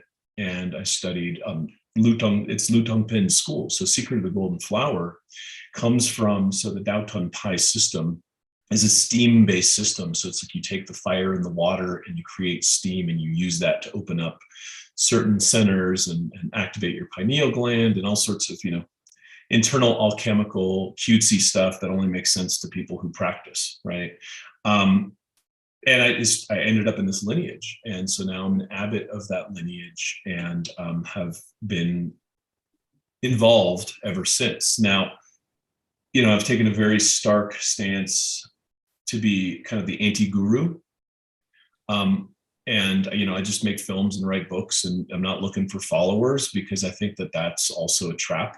And I feel like a lot of students are looking for a messiah. And I'm just a guy, right? I'm a flawed dude who, learned a few things, and it can help where I can help. But I think, again, when you talk about the kind of retroflexion and the turning of the light around inwards, as Lu Dongpin says, the central message there isn't look at Pedram, because again, now I'm taking the energy away from their eyeballs. It's turn the light around and look at yourself. Wake up to your own inner light and shine your own star. And I think that message has been circumvented and usurped and corrupted billions of times since the beginning of time, because it's the trap of the guru, right? And so, and I think that intermediation of let me middleman God or enlightenment to you also happens in healthcare. Like, oh, doctor, tell me what to do, right? It happens in for the police. Oh, please protect me. Like, my kids know how to protect themselves. My kids know how to make fire. My kids know how to meditate, right? I'm not trying to put the middleman in between here, right? And I think that is kind of the nature of the world, is the middleman has kind of stolen the show. And that's also part of where our information initiatives need to be, is to empower the individual to, again, do that one thing that one can only do on their own, right? Which is, I have to turn the light of my awareness around to the central truth that can only exist in the focal point of my own existence. What is that, right? And now those are questions worth asking. Yes. I'd like to bring in my co-hosts, and Sheila, and also Dr. Wai Ching, Amalia, because I know they're going to have some questions for you. But what you're talking about, I've always called the mass media merchandising machine, right? That has, as you said in the beginning, it's about the business of healthcare rather than the real deep healing from the heart that is really the essence of helping someone. You're just there to assist them, resonate with them, and bring them to a deeper understanding of who they are. Sheila, would you like to ask a question to Pedram? Absolutely. Nice to meet you, Dr. Pedram. I'm so glad you're doing all this kind of work out there, and you've got your own TV channel and all this great stuff that you're doing, because I do feel like there's so much enlightenment that does have to happen out there. And something that I want to ask is, you're lucky that you're already in there and you're in the depth of everything and down this path. Now, where does the layperson start? The person that's just tuning in and hearing these words like Taoism, Tai Chi, and Qigong. These may be very foreign words to these people. So what would you recommend? Where do you start? Where's that first beginning where we can kind of just start that little path just to get better? That's a great question. And I think it's kind of the most pivotal question of our time, because we live in an era of overwhelm. There's so much information. Even if I say the word Tai Chi, it used to be, there was one little old lady in my town that taught Tai Chi, and God damn it, that's where I'm going, right? Like, that's it, right? That's all I had. Now I could Google Tai Chi and find 2,700 different forums and a bunch of people trying to outbid each other on Google as to whose Tai Chi is better, and all sorts of, just noise and distortion that I think creates a scenario where, analysis paralysis happens for your lay user, right? And so what I would say is, go find a basic Tai Chi practice, a 10-minute practice, if you're not someone who is used to doing stuff and being dedicated, and do that every day for 100 days, starting today. And then 100 days from now, look to expand or do whatever it is that you want to do, and kind of follow the breadcrumbs. But to me, these things are not meant to be talked about. Talk is cheap. The Tao that can be spoken is not the eternal Tao. And so all of this, and like for me, I always had a conflict even doing radio shows and media, and the irony of like being a media guy, because the essence of everything can only be found through practice. So if you don't have if you're not sitting your butt down on a meditation cushion and breathing down to your lower belly, if you're not doing just the basic stuff at least once a day, and drinking from that fountain of infinity, It's all just talk. And so I would say pick a practice, any practice. Dr. Y probably has some there. I got some on my website. There's a gajillion of them there. I don't care. Like, I don't need people to like do the Pedram thing. I just need people to do something, right? Just do something and then do it every day for 100 days. And then it's not talk. Then it's not philosophy and introspective kind of abstraction. It's something that you now have embodied in some fashion, even if it's just a glimpse of it in your own body and your own consciousness. Now you're working with something that's real. Now you follow that in and you develop a practice and you keep going. I just, I think I know hundreds and hundreds of people that approach me, like, back in the day when the world was open, you go to these conferences and, I talk to all these people that are like, listen to everybody's podcast, read 1,000 books. They have like 12 devices on them and they're monitoring all this stuff. And their life is absolutely in shambles because they're just consumers of information instead of cultivators of chi. Yes, I totally agree with you. It really is about embodiment of the practice and the discipline to do these practices. You choose what speaks to you. And then from that place, you really do spend every day, make it a discipline to do that meditation, do that yoga practice, do that Qigong, do that Tai Chi, eat properly. And that is a huge area. Wai Ching, would you like to ask a question? Oh, well, first I'd like to say thank you for your simplicity and, with your candor in this. And this has actually been my the dichotomy, where you're both like you, teacher, and then how to get the message out on the platform without getting caught up in all that, because I really don't care as well, like you and it's really refreshing to just chat with you about this, that that people have to actually be, right? Not even do anything. Just be honest with themselves, right? Truly, and feel. So I really appreciate what you're saying, and just like to thank you for that. Thank you. Thank you. Yeah, it's funny, the Taoist masters of old were kind of known as being crazy, right? Like just crazy people that like said what they said and were just very like, they're not the person that's going to, behave at a dinner table because they're just brutally honest, right? And I think that we need a heavy dose of that in a culture where everyone's tiptoeing around the truth. And the truth is, to your point, Doc, is being is terrifying in a world where you're not enough, in a world where you've avoided, decades of trauma, in a world where, all your interpersonal relationships and family relationships are in shambles, but you're sitting here, chanting mantras, trying to look forward. So being is a state that you settle into and you coalesce and heal into, not a place you move away from. And I think, again, that is a refractory misread of all scripture. And I think that's where our society has really gone 180 degrees in the wrong direction, is we are moving away and averting our pain. We're moving away from our past. My name's not Pedram, it's, Guru Singha, right? Like I got to make up a new identity for myself because I have to be this person projecting forward instead of healing my past and making amends with my father or whoever that is in my life, right? And I think being is what's missing. And again, when you look at what Buddha calls the hungry ghost, right? Like, and if we talk about this kind of consumer of healthcare or spiritual information, just people are being hungry ghosts, just wandering around trying to fill a void with outside stimulus, with information, with quote cards on Instagram.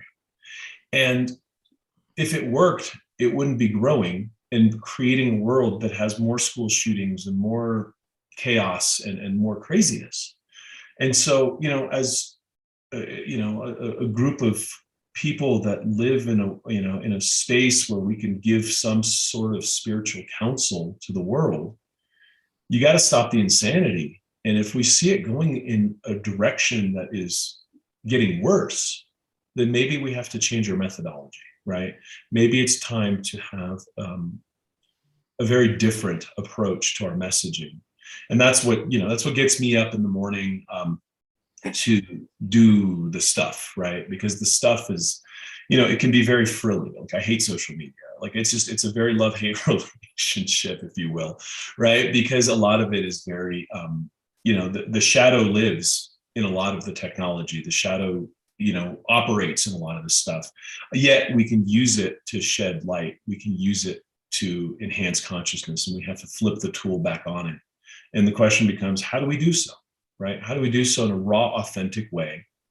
And every time they go, hey, I want to follow you, you say, listen, I'm just another human. What are you doing, right? And again, reflect it back so they develop their own consciousness and come to life and wake up. Yeah. I'd like to bring in, we also have Clara Paulo here, who is the host of Chi Time out of the UK. And I know that you know each other. And I'm wondering, Clara, would you like to ask a question of Pedram? Hello. Yeah, thank you. Namaste to you. So much. It's so lovely to see you all. I'm here in the UK, and it's such a delight to see you, Sharon, and Amalia Whitingley as well, such a dear friend. So and Pedram, indeed, we have met on Chi Time, and to Dr. Sheila, lovely to meet you as well. And yeah, so I'm absolutely with you on this, that how we all this sort of talking and getting all the information, like wanting to make changes in your life and thinking, maybe I can think my way out of this. I will just read enough of the books, or I'll just say run enough of the mantras. I must say mantra running is very helpful. But this doing the work piece, how do we encourage people to want to take themselves on? How can we encourage them to turn towards the difficulties and the shadows? Because then that fear is the fear of the unknown, of who you really are, is so big. So yeah, have you got something you could say about that for us? I think there's been really powerful advances in all of the subcategories, right? If you look at trauma therapy, and some of the somatic therapies, some of the psychedelic assisted therapies, some of the wonderful innovations that have rocked the foundations of psychology and psychiatry in the last 5-10 years. We are seeing unbelievable transformation with people who have had really tumultuous past, right? And I want to differentiate that and say, look, there is a very professional space with practitioners and kind of able-bodied humans that are helping assist with some of this. And then the other side, which is getting even brighter and shinier, is kind of the dude bro, Burning Man, drug head industry that is, again, trying to kind of permeate and steal the message, right? And so yin and yang will always stay in balance. As something starts to shine, the shadow will wrap it. And so I think there are multiple innovations in the spaces that are helping people come home, heal, and really find themselves. But I think that there are also louder voices that are trying to steal the spotlight everywhere you look. And so teaching the end user, the patient, the student, whoever, however we refer to them here, to develop an eye of discernment and create an operating system so they can help assess what's true from what's fake, what's pure light from bright shiny objects. That I think is a worthwhile task, and I think that is going to take some work, because the industry is built around creating shiny objects and distracting away. Right? That's how the parasites drink. Exactly. So this piece, this discernment piece, why would you want to? Why, this distraction, that we are being encouraged to be distracted away from who we really are. So it takes something to spark something in someone to go, actually, I don't want to be distracted anymore. Maybe they've had an experience that they've actually had themselves to themselves, and it was all right. But yeah, I get back in the house and I'm getting distracted again by shiny objects. So I guess it's personal willpower, isn't it? But it's that want to. How can we encourage them as the people that we are doing what we're doing to?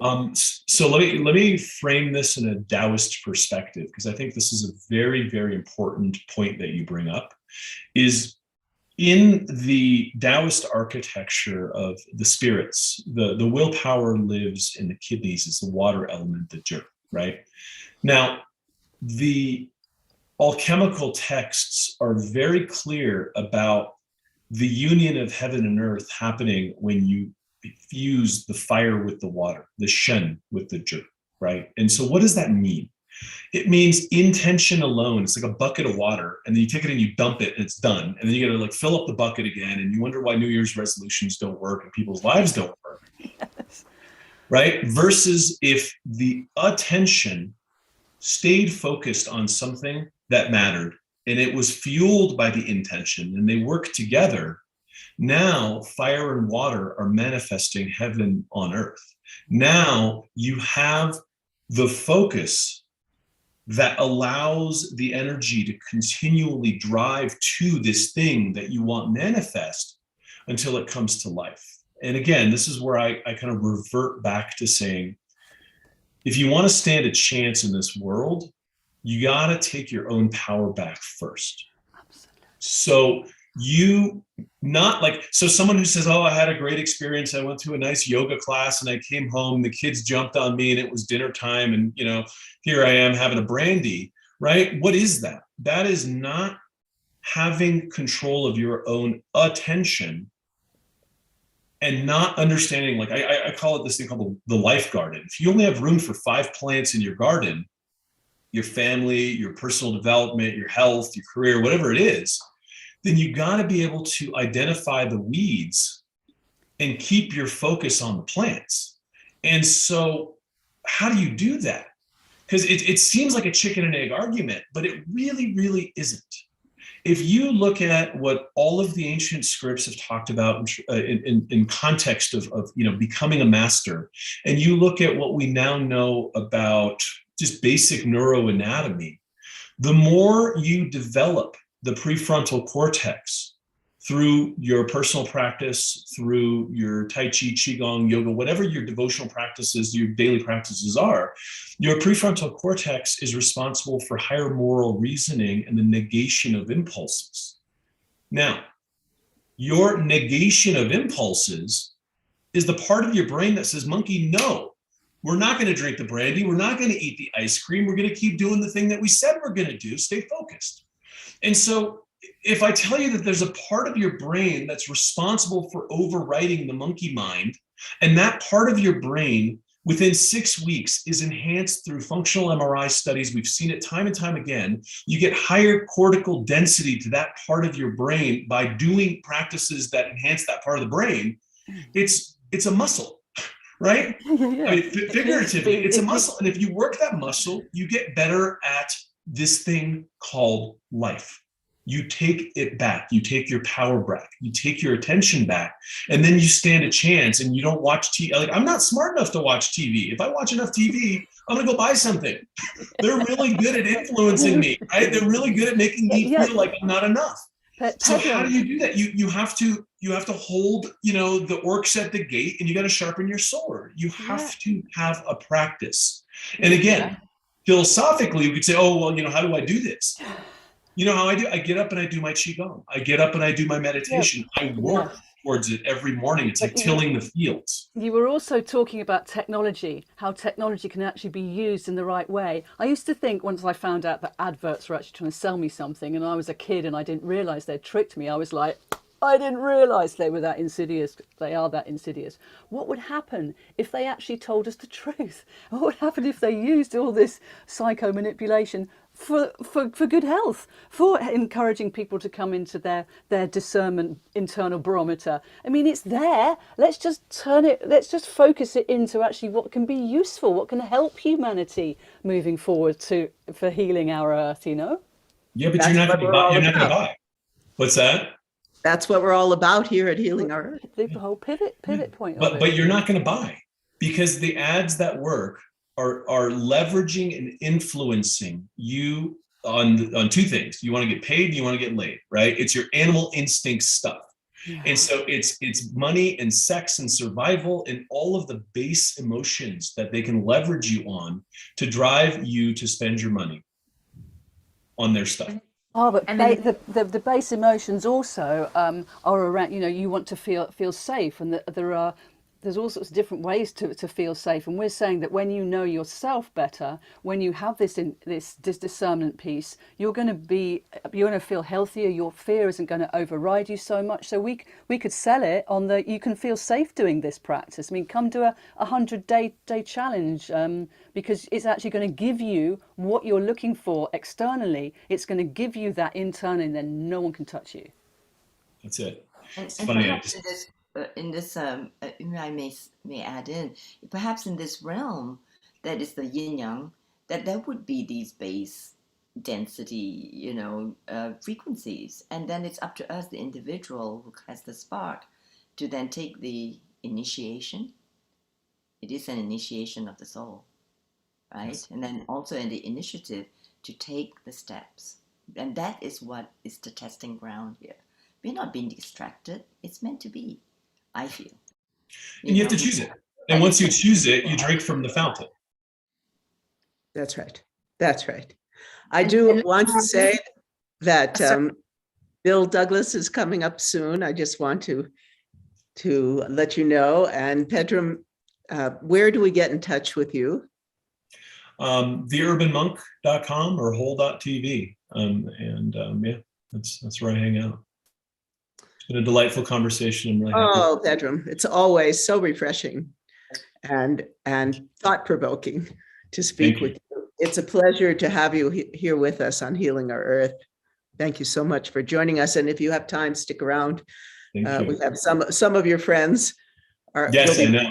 I wish it's a Sunday morning, and I'm taking my kids skiing, so they're waiting for their dad. So, well, we'd love to have you. I'll look at the recordings. So many things we could speak about, including raising children. That's one of the big plants in my life garden. So, got to water that all weekend. Yes. It, mate. Thank you so much. Really loved you. Thank you, everybody. Namaste. Thank you. So, Sheila, very thoughtful. That was really, really good. I definitely think we've got to have Dr. Pedram back in again. There's so many questions I have. I mean, he just touched upon a few topics, and there's just so much wealth of knowledge. It was so interesting for me to learn about the fact that you can actually control your prefrontal cortex and have that grow from doing some of this work, and then it eliminates that monkey brain that we all have. That's pretty amazing stuff. Yes, and also Pedram's wife is in your field, in the dental field. Oh my gosh, I'm definitely going to have to connect later for sure. Yes, she's done tremendous work, and he's also a very beautiful father. I've watched him. As I said, he's like one of my sons. I watched him grow, and you're not that old, Sharon, to be calling these gentlemen your son. So I'd like to introduce. I have a wonderful guest, another wonderful guest, Bill Douglas. Bill Douglas. We're going to speak about Global Namaste to you. It's a pleasure to be with you once again. I'm very thrilled. Yeah, we met through the whole Qigong world, and he's been doing extraordinary work, for really devoted to healthcare through this vehicle of the Taoist tradition and more.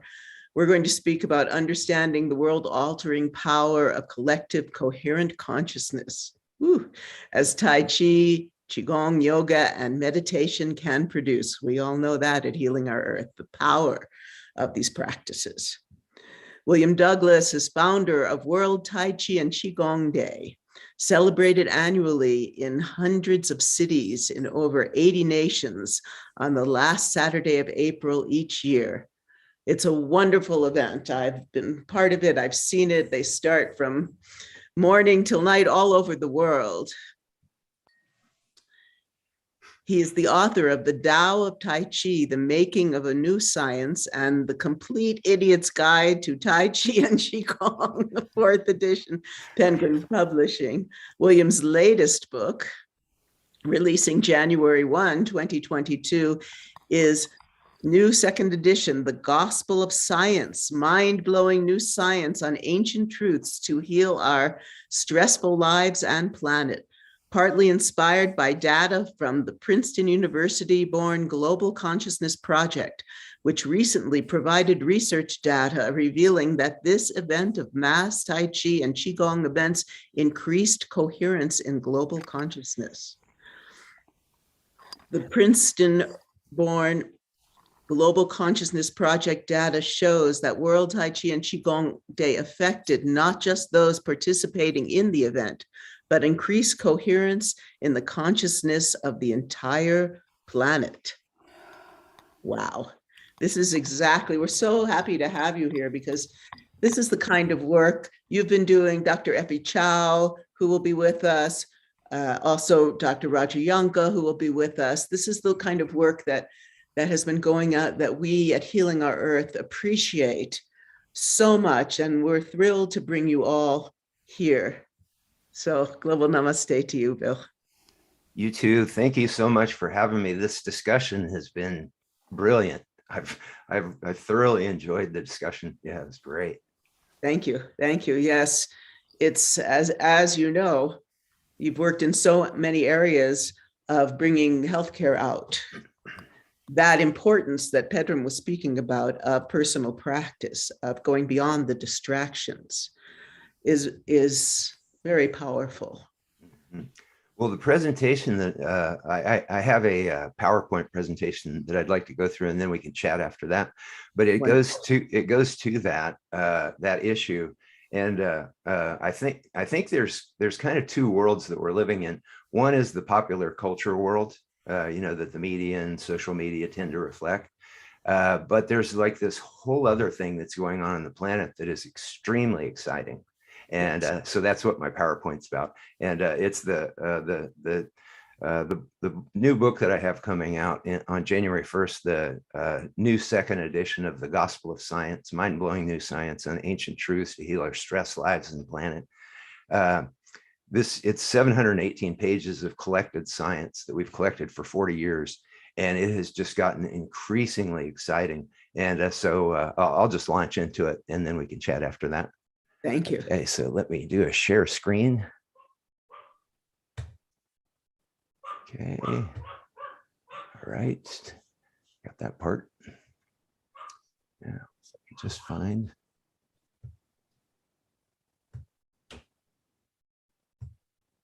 Okay. All right. Can you see this map? Yes, we can. Okay, great.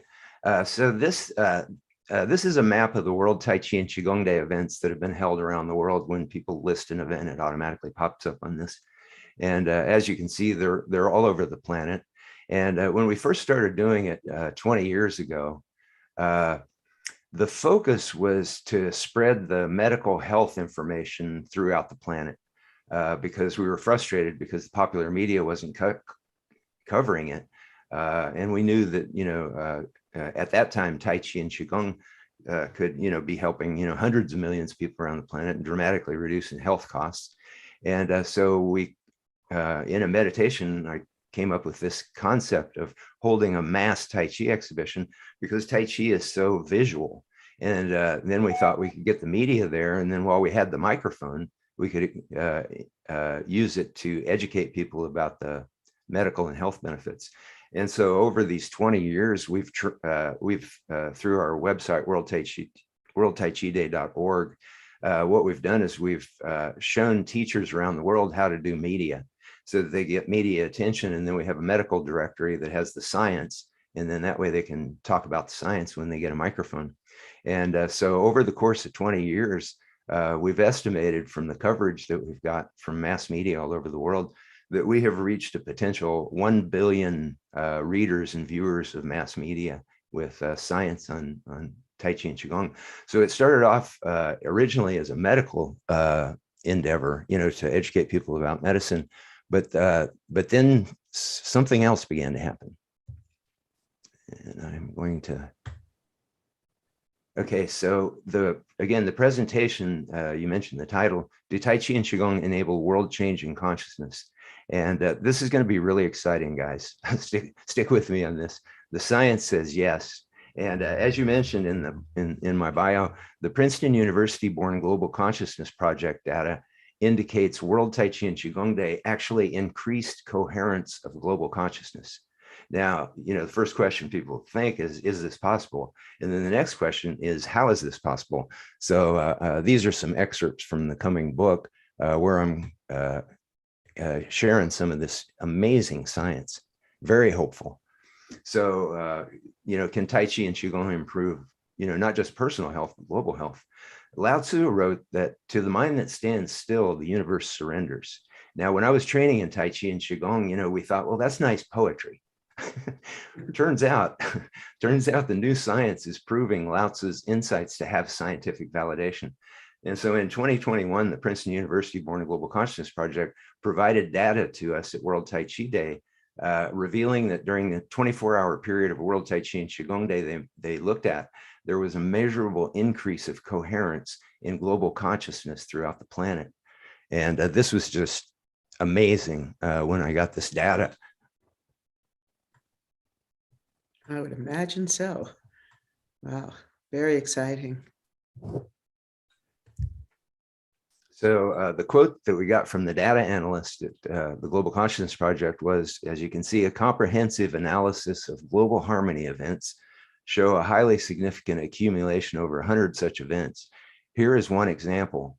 Our data suggests a big change in mass consciousness as the Tai Chi practice comes to the West.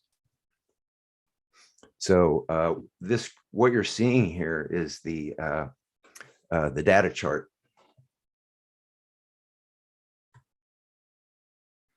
And the way that it works is what they found at Princeton was that people's directed consciousness could affect their computers. And so what they ended up creating was called a random event generator, a random number generator, RNG or REG. And what it is, it's an electronic coin flipper. So it flips an electronic coin, ones or zeros, 200 times per second.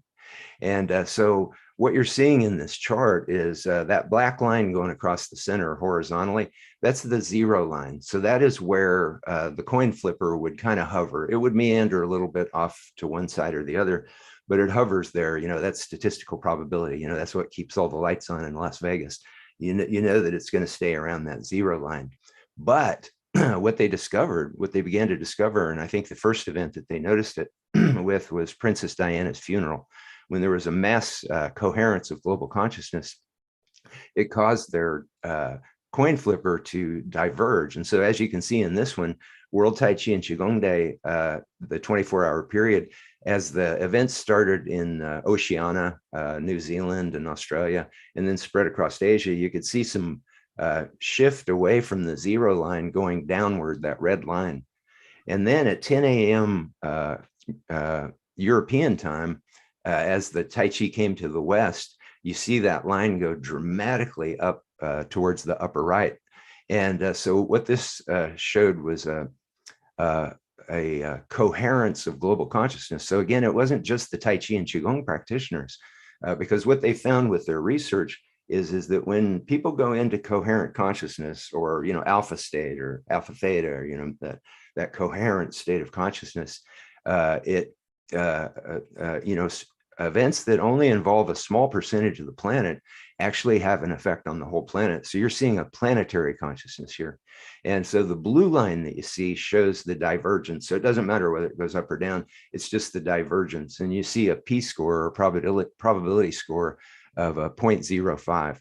So what that means is that there's like a 1 in 20 chance that this could have just happened randomly. So if you had a blackjack table where you had a 19 out of 20 chance of winning every time, you'd know that it was for real. And so, but the thing is when you start to look at more data, when they started to look at more data of other events, it just became increasingly obvious that these kind of events, International Day of Yoga was one, International Peace Day, World Meditation events, they looked at several hundred of these. And when they looked at 500 of them, they got a statistical probability of about 1 in a trillion. And so we know something exciting is happening here. So how's it possible, that these Tai Chi and Qigong players around the planet actually affect global consciousness? Well, the mind-body practices, they meditation, yoga, mindfulness, Tai Chi, Qigong, they all can bring the brain waves into that coherence, that alpha theta state that we've been talking about. And the science is proving this state of consciousness increases our mind's effect on the world around us, as seen in studies showing how the human mind affects the particle wave function in subatomic matter, the foundation of existence. So physics has known for a long time that human consciousness can have an effect on the very foundation of our existence.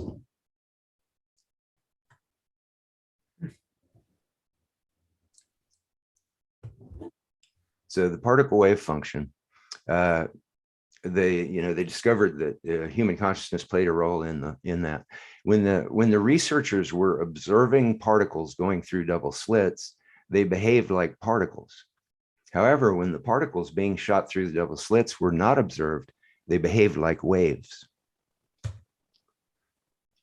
So as you can see in the images, when the person is watching or when they're observing, with equipment or whatever, any kind of human observation, they behave like particles going through the slits.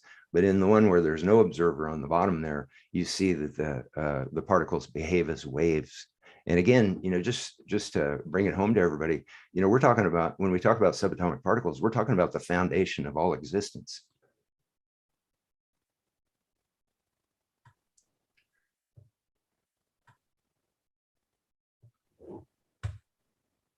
So, Doctor, now the early quantum physicists, it seemed to be a great consensus that yes, human observation affects the particle wave function, but then there's been kind of a technocratic, mechanistic way of looking at science that's kind of permeated popular culture, Wikipedia, so on and so forth, and so some people started trying to cast doubt on, that reality of consciousness affecting matter. So Dr. Dean Radin at the Institute of Noetic Sciences, he just took this head on, and he conducted a series of massive studies to find whether focused human consciousness could directly affect the particle wave function. And so what he did was he had a person sitting 3 meters away from the laser shooting the particles through the double slits. And they were told to visualize which slit the particles were going through for 30 seconds and then rest for 30 seconds. And they did this over and over again. And then they did this with, thousands of people.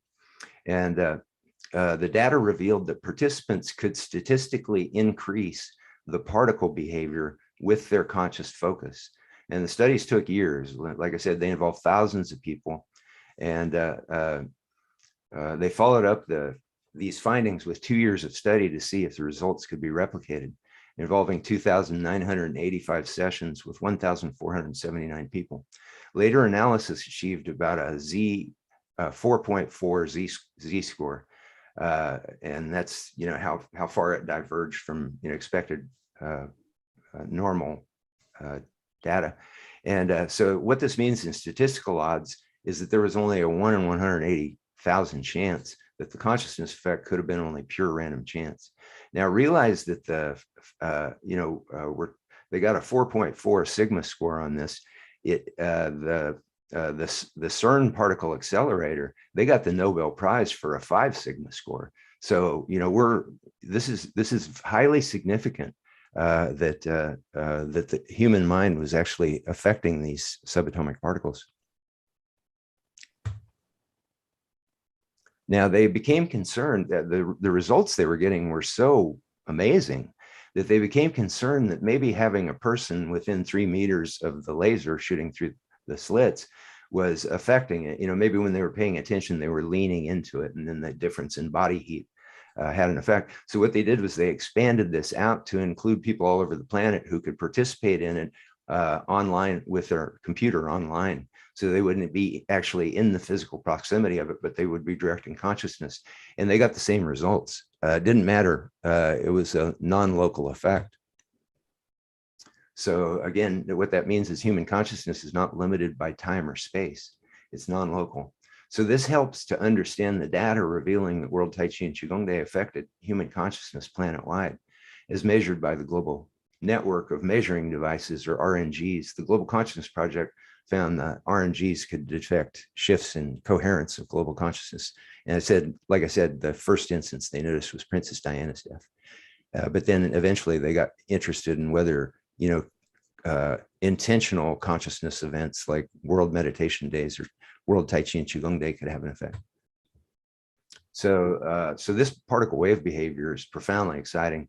And because one of the things that they found, and this is a really big deal, is that when they were doing the studies of, visualizing the particles going through the slits, people were able to have an effect on it, but it was, it was within the realms of possibility that it could have been statistical chance, that could have been chance. And but what they found was that when the people sitting 3 meters away from the laser were meditators, people who regularly practice some kind of meditative mind-body practice, they were the ones that were able to change the wave particle function.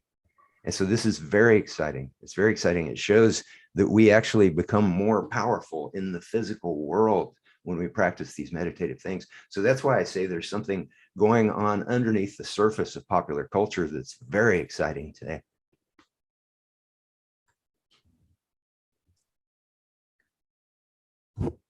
Now, I just wanted to kind of give you a feel for what World Tai Chi Day is, because I'm sure a lot of you may not have necessarily seen it. So this is just some of the events around the world. And as you can see, Israel,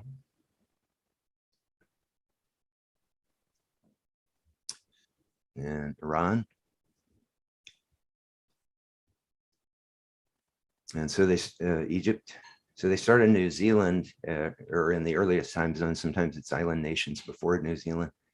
And then at 10 a.m. worldwide. So it spreads around the planet, 10 a.m. local time, and it goes all the way around the planet and ends with the final event in Kauai, Hawaii, which we actually attended one year. And so Indonesia,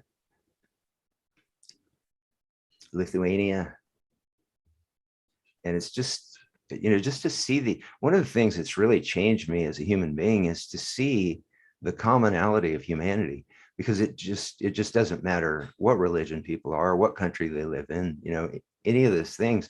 When you see them doing Tai Chi and Qigong and they go into that state, it's like we all share that same, that same state. And you can see it on people's faces, and you know what it feels like because you felt it.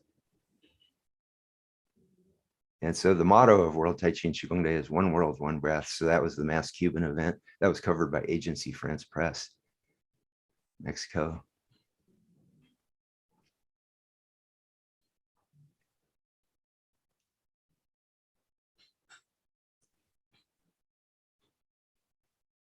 And so this is a very unusual event because, we had the idea, we put up the website, and we shared, how to get media attention, how to organize events and things like that.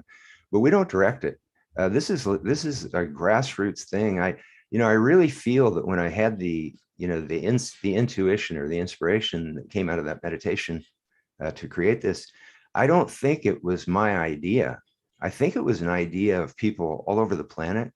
And I just tuned into it. I think that's one of the things that can happen when we go into these meditative states. We can connect with these waves that are building around the planet. And it just spreads so rapidly that that it just felt like it was kind of there waiting to happen.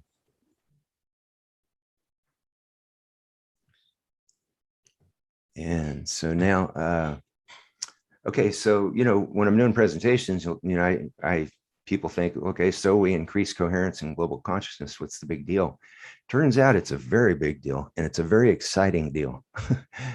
And so it, what science is showing, and in the Gospel, in the new second edition of the Gospel of Science, I have the data, I have it all sourced and cited, that shows the studies that shows that when 1%, or now we know even less, of a given population, whether it's like a corporation or a city, when 1% or even less goes into a state of coherent consciousness, the entire population benefits.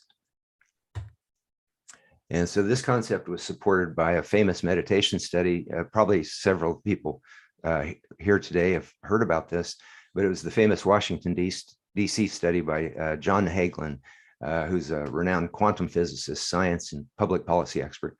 And Hagelin conducted pioneering research at the CERN European Center for Particle Physics and at Stanford Linear Accelerator Center.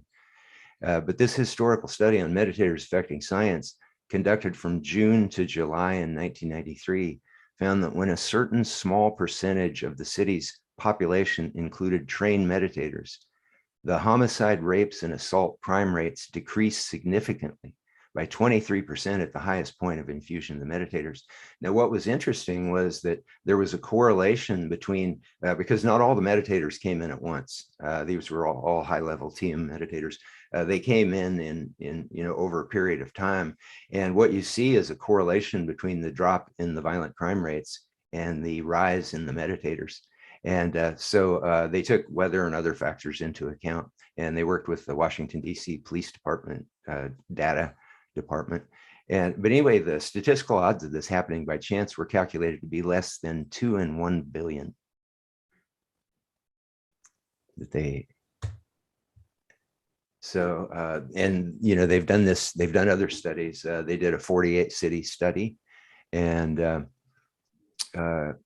it found that when 1% of meditators were in the city, the crime rates decreased the following year, in contrast to matched control cities, and the trend remained in the subsequent 5 years. So a February 2019 article by Arjun Walia titled "Scientists Show How Gratitude Literally Alters the Human Heart and Molecular Structure of the Brain." They found that violence decreased between 40 and 80% during the 1980s Israel-Lebanon war, when they organized experienced meditators in the US, Yugoslavia, and Israel to focus on the conflict during the meditation. So if the energy of consciousness permeating out to affect other human minds seems world-altering, it really is. It's truly earth-shaking to learn of research indicating that human consciousness actually affects not just other minds, but the physical world as well. And this is what the Global Consciousness Project discovered. Now, here's something that's going to probably blow a lot of people's minds. Over the last 40 years, Tai Chi and Qigong yoga, meditation, mindfulness, they've spread across the planet like a wildfire. And a lot of it is because doctors are encouraging people to do these things. They've become a standard part of medical healthcare. I know that there's a big split in healthcare, that these things don't get advocated in any way near the way they should. But there's a lot of doctors and nurses out there who practice mind-body practices, and so they are spreading. These things are spreading, very rapidly over the last 40 years. So what I found fascinating is that in that last same 40 years, reported violent crime rates have been plummeting in the United States and in many countries around the world.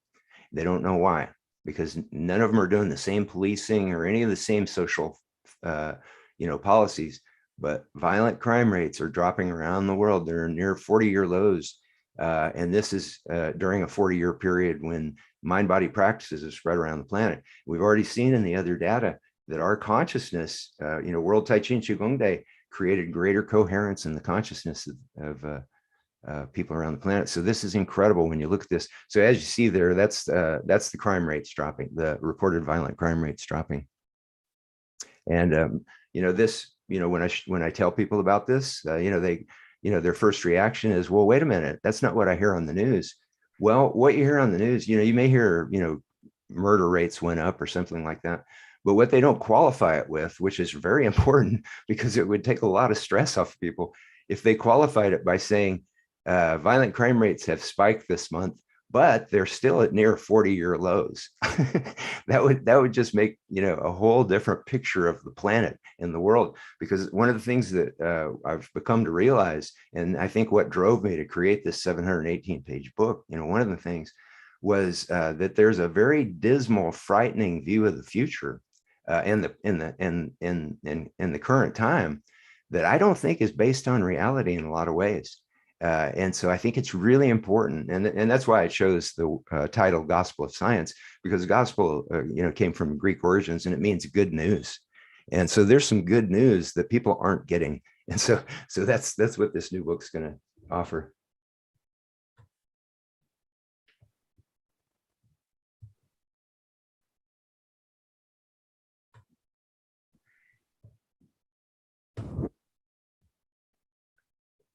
Okay, so how'd this all begin? Well, you know, I was, you know, organizing World Tai Chi and Qigong Day, was collecting the data. And when my first book, The Complete Idiot's Guide to Tai Chi and Qigong, came out, because of that, I got invited to do a presentation at Folsom Prison in California. And I thought that I was going to be introducing them to meditation and Tai Chi, but it turns out they had a Tai Chi Chug group. They've been doing it for 2 years. And one of the inmates was kind of like an assistant teacher, and he had been looking at the prison statistics during the time that they'd had this Tai Chi Cha program. And what they found was that not only did the behavior rates improve for the Tai Chi Cha or the meditation group, but they improved for the entire prison. And that got my mind, you know, moving in a direction. How is this possible? You know, how could a group within an institution change their consciousness and have an effect on the entire institution? I just found that very exciting, and that kind of spurred this journey that I've been on to collect the science to make sense of this. And then I would later learn that Apodaca prison in Mexico, it was the site of one of Mexico's most violent prison events. And after they instituted a meditation program there for inmates, prison guards, and administrators, they have seen 0 extreme violent events in that prison. So this is just tremendously exciting stuff. And so, like I said, I began to wonder what the heck's going on here. So this sparked my interest in not just the medical research on physical health aspects of mind-body practices, but on the effects in the brain, nervous system, and behavior of practitioners in meditation, eventually leading me to these breakthroughs in physics and chaos mathematics, which I delve into in the book to try to explain what this huge thing that's happening on the planet right now.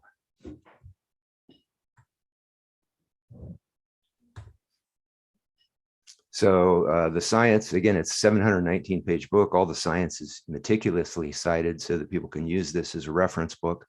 And it's coming out on January the 1st. Now, what the crux of the book or the goal of the book is to launch the Global Transformation Project.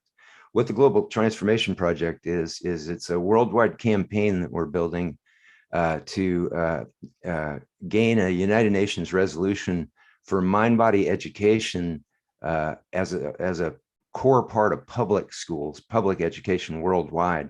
Because when you start to look at the science on this, it's a no-brainer that this should have been part of public education a long time ago.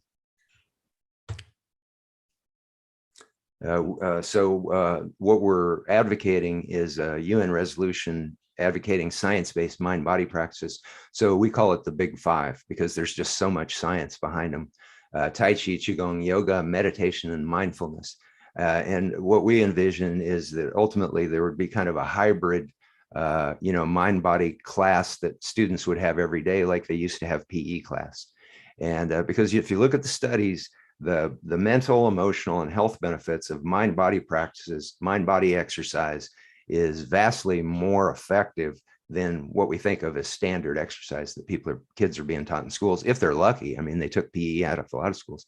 So, but with this science, there's just no question that mind-body practice should be a 1 hour a day practice for students in public education all over the world. Now, of course, the UN resolution, it wouldn't be, it wouldn't, demand or insist that schools incorporate this. But what we could do is we could use the United Nations as an educational vehicle to provide the scientific information to educators planet-wide. And when they look at it, oh, I'm sorry. Sorry about that.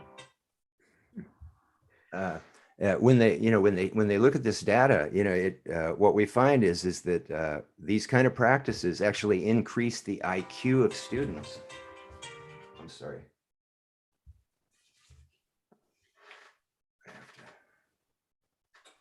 I remember my friend Don Campbell wrote a book called The Mozart Effect. And that was about the effect of playing Mozart on the brain and on consciousness and on mathematics, et cetera, and on learning. Mm-hmm. That was a while ago. So that what you're doing speaks to this. Also, I worked in the schools in New York, New Jersey, Virginia, Connecticut for a while in the 90s. And I was asked to come in specifically because of my connection to India. Mm-hmm. And so I could, in the midst of teaching them stories and myths to embody those and the rhythms, then I could kind of weave in, oh yes, Ram, he sits in meditation. And I was brought in specifically to one school just so that I could do that. So I could weave the meditation and the yoga into the class, into their daily. And it really did have a shift with the kids. Oh, yes, definitely. Yeah. And the science is backing all this up, and we have the science now, so we can show it to educators. And, when they see, and the number one thing is that we know these mind-body practices substantially boost immunity. And so, to not be educating students all over the planet in something that's going to boost their immunity, that's really crazy, and then when you're talking about increasing IQ, and this is all science-based, I have all this science in the coming book. It improves focus, it raises test scores, it increases multidimensional gamma brainwave thinking. God knows we need creative thinkers as, the planet's challenged, with, nearly 8 billion people on the planet. And it reduces bullying and improves behavior. And so the science, according to Dr. Herbert Benson at Harvard, and also a Kaiser Permanente study, a 20-year Kaiser Permanente study, between 60 and 90% of all the illnesses sending patients to doctors are caused by stress and best treated by mind-body practices, according to Dr. Benson.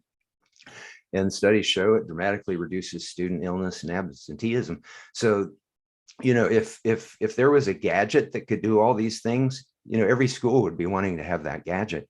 And so now, a lot of people, they think, well, this is such an ambitious thing, getting a United Nations resolution for mind-body practices in schools. But, 20 years ago, when I walked into a room and I said, hey, we've got this idea, let's get people to do Tai Chi all over the planet together.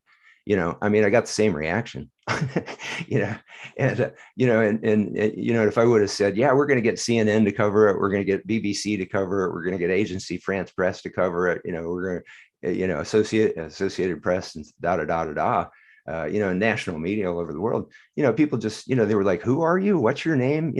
But it's not about me, because like I said, I feel the same way that I did when we started creating World Tai Chi and Qigong Day.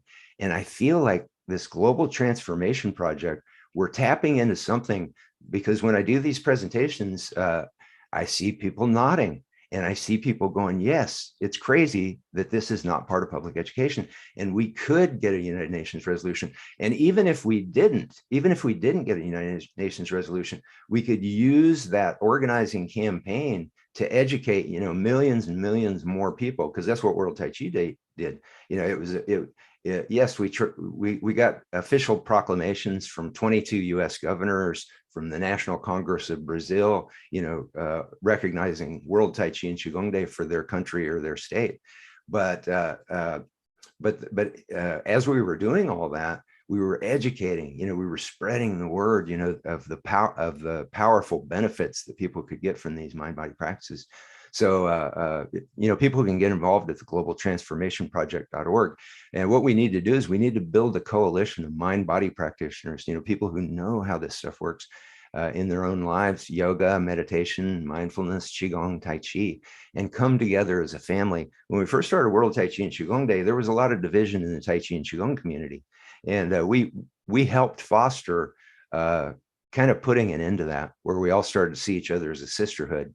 And so now, you know, the World Tai Chi and Qigong Day events, a lot of them have been involving yoga and meditation teachers and organizations, you know, for 20 years.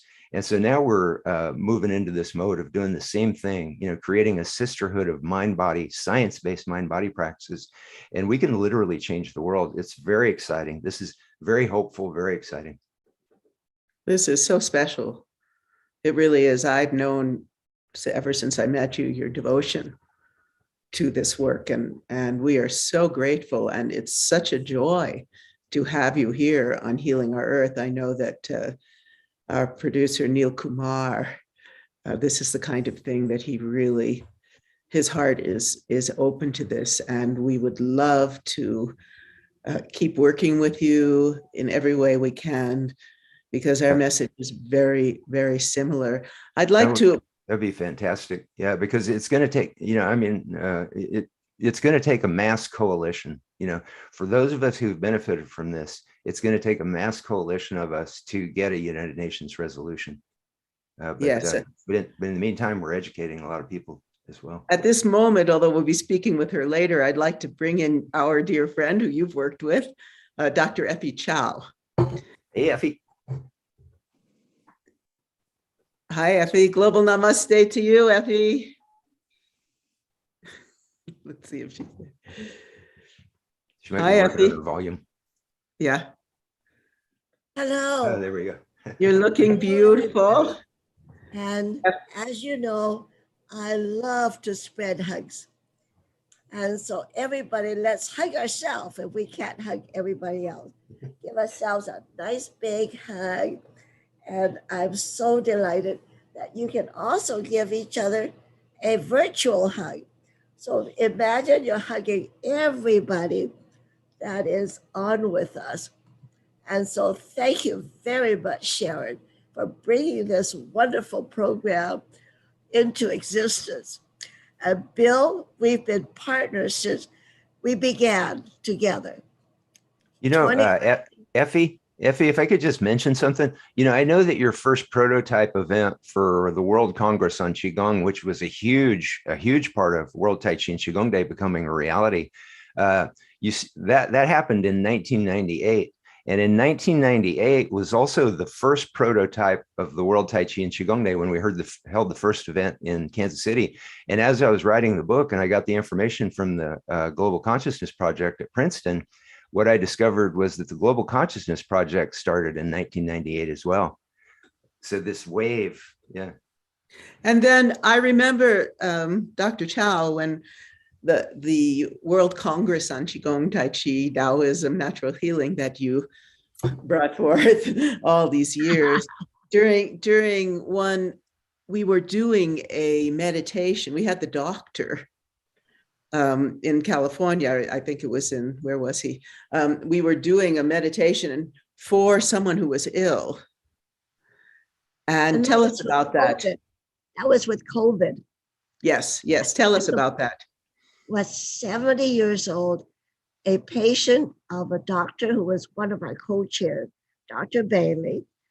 And when we were ending the whole conference with the collective consciousness of meditation, and it was unbelievable. The patient's family called Dr. Bailey and said, will you send energy to us? And so we said, join us and virtually. And we sent energy to him and everybody else. And 20 minutes into the meditation, the family called. He was in ICU and was supposed to get onto ventilator and was really critically ill. And in fact, they didn't think he was going to live. 20 minutes later, the family called and said, oh, and I can't divulge his name. They said, he is fine. He can talk. And they don't have to get him on a ventilator. And so that was absolutely amazing. And all of you were part of that collective consciousness. And he was discharged from ICU that day to a regular ward. And 2 days later, he was discharged. It was absolutely wonderful. And you know, and Bill and Roger and Sharon and everybody here, and Anne with a student of mine, and Karen, who's a student of mine, who's on here, everybody have experienced this type of miracle. But you know what happens? We discharge that as, oh, well, it's a coincidence. And we must take the responsibility and the fact that, hey, this did happen. And this is what, Bill, is that right? We just gotta dismiss it and don't talk about it. Yeah. And thank you, Karen, for bringing it up. Otherwise, I would not have talked about it either. And that was one of the everybody must talk about these miracle incidences. Then we have a collective data too as well. Bill, yes. Yeah, that was one of the there's so many levels of the book that's coming out on January 1st, but that was one of the things that I wanted to get out there was the science that shows that these kind of consciousness experiences are real science. There's we're in a whole nother world now. Now a lot of people haven't caught up with it because they get their science from Wikipedia. And it's just not reliable. It's got a mechanistic, approach to everything. They're still living in a Newtonian world when we're actually in a quantum world. So I wanted to lay that science out so that left brain part of our consciousness would be able to go, oh, okay, this is possible. Because we know, mind body practitioners, we all know that if we think it's possible, then that makes it become more possible. Now, a very interesting study from the statistician of the Global Consciousness Project, she said that when they were doing their studies, they were training people in different kinds of extrasensory perception to see, if they could have success with it, and they were having success with it. And then they decided to do a study, and the first question they asked people was, "Do you think this is possible? What we're about to have you do and study?" And some said no, and some said yes. So, of course, the ones that said yes were, more effective at the whatever form of ESP they were training in. But what was really fascinating was that the ones who said, no, it's not possible, well, they didn't get it wrong in a statistically probable way, where it was just chance that they got it wrong.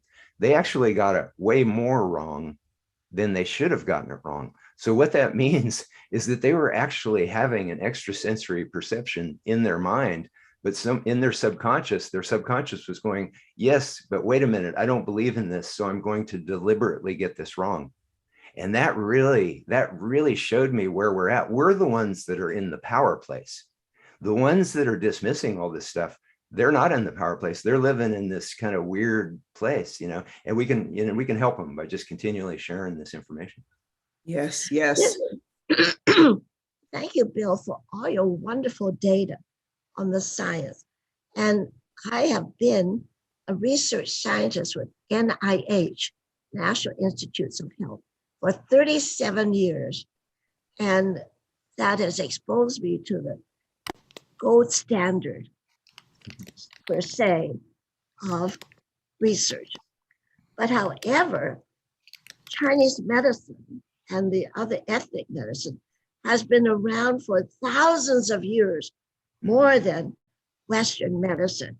Now, I respect Western medicine. Please don't get me wrong. And I put this on the record. I love Western medicine, and I'm a nurse, and I respect Western medicine. I work as a nurse, and I'm always a nurse, even now at my age. And, and so please, when I say things like this, that we must not depend upon Western sciences to prove that we are right. That I agree with you. Is right. At the same time, it's wonderful the work that Bill is doing, because the more that we can show to the Western scientists the efficacy of the work that we've been doing, the Ayurveda, the traditional Chinese medicine, these The other Indian, American Indian. yes, all these Well, indigenous traditions. I think it's also not, not just to convince, the medical community or the scientific community, but like in my classes, because I have like a clinical practice where I'm teaching, the general public through hospital classes and things all the time. So I'm always experimenting, I'm always getting data feedback from, this science. And the thing that I find is that for the average Western student, if you can explain to them that, people that have vitamin D deficiency or low helper T cell counts are more likely to get COVID. We know that from studies. And then we know that Tai Chi and mind-body practices increase the ability of the body to have healthy vitamin D3 levels, and also produces more T cells, more CD4 cells. And these are things that are shown to reduce COVID.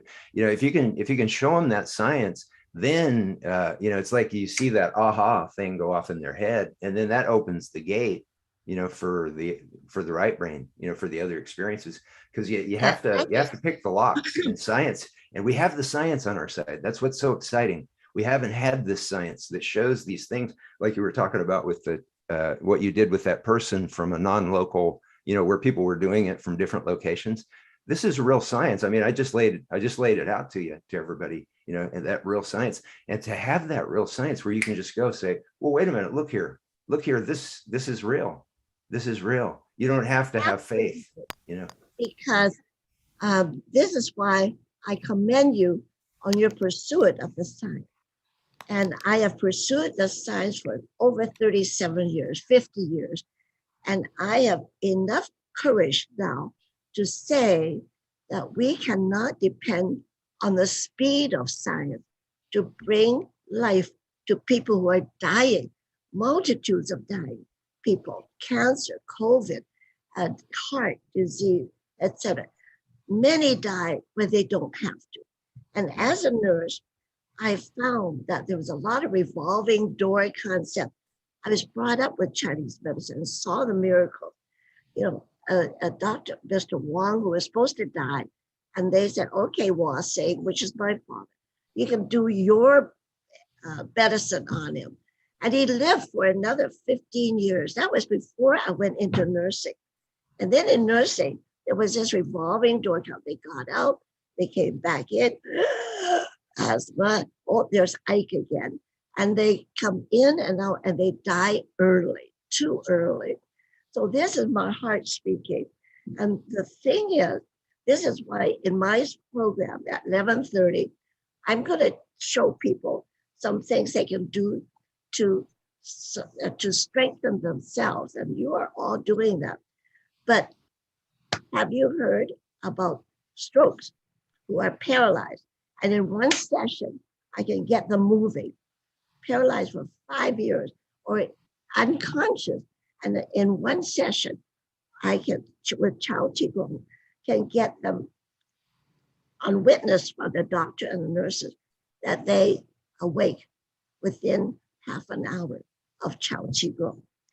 There's that, and I didn't dare talk about that, but by golly, I'm talking about it now. And I urge every healer to talk about these miracles that happen. Then we have a collective body of data instead of everybody being afraid to say what is really happening. Time it and film it. And we filmed many of them. That frozen shoulder, a simple thing. And I discovered we have more frozen shoulder than enough. And in one session, 5 minutes, 10 years of frozen shoulder, they couldn't move their arm. And I think, Sharon, you had a bit of frozen shoulder when I first saw you. Not a bit, move it up past here. And in 5 minutes, we got you moving up here. And that happened to hundreds of my patients. But do I dare talk about it? No, sir. Until now, I said, in my mature age, they can't do much to me. And I've established a reputation already. Thank you. Thank you, Effie. Well, one of the things that I wanted to mention, is, if we can. I'm going to show you what we do to get this kind of miracle result. We will. Oh, Yes. I was going to Yes. mention, if we could get these, if we can get these kind of, mind-body practices into public education, through the global consciousness, the global transformation projects, United Nations resolution to make it part of public education, because it makes better students, it makes smarter students, it does all the things that teachers want students, and also it treats ADD and ADHD.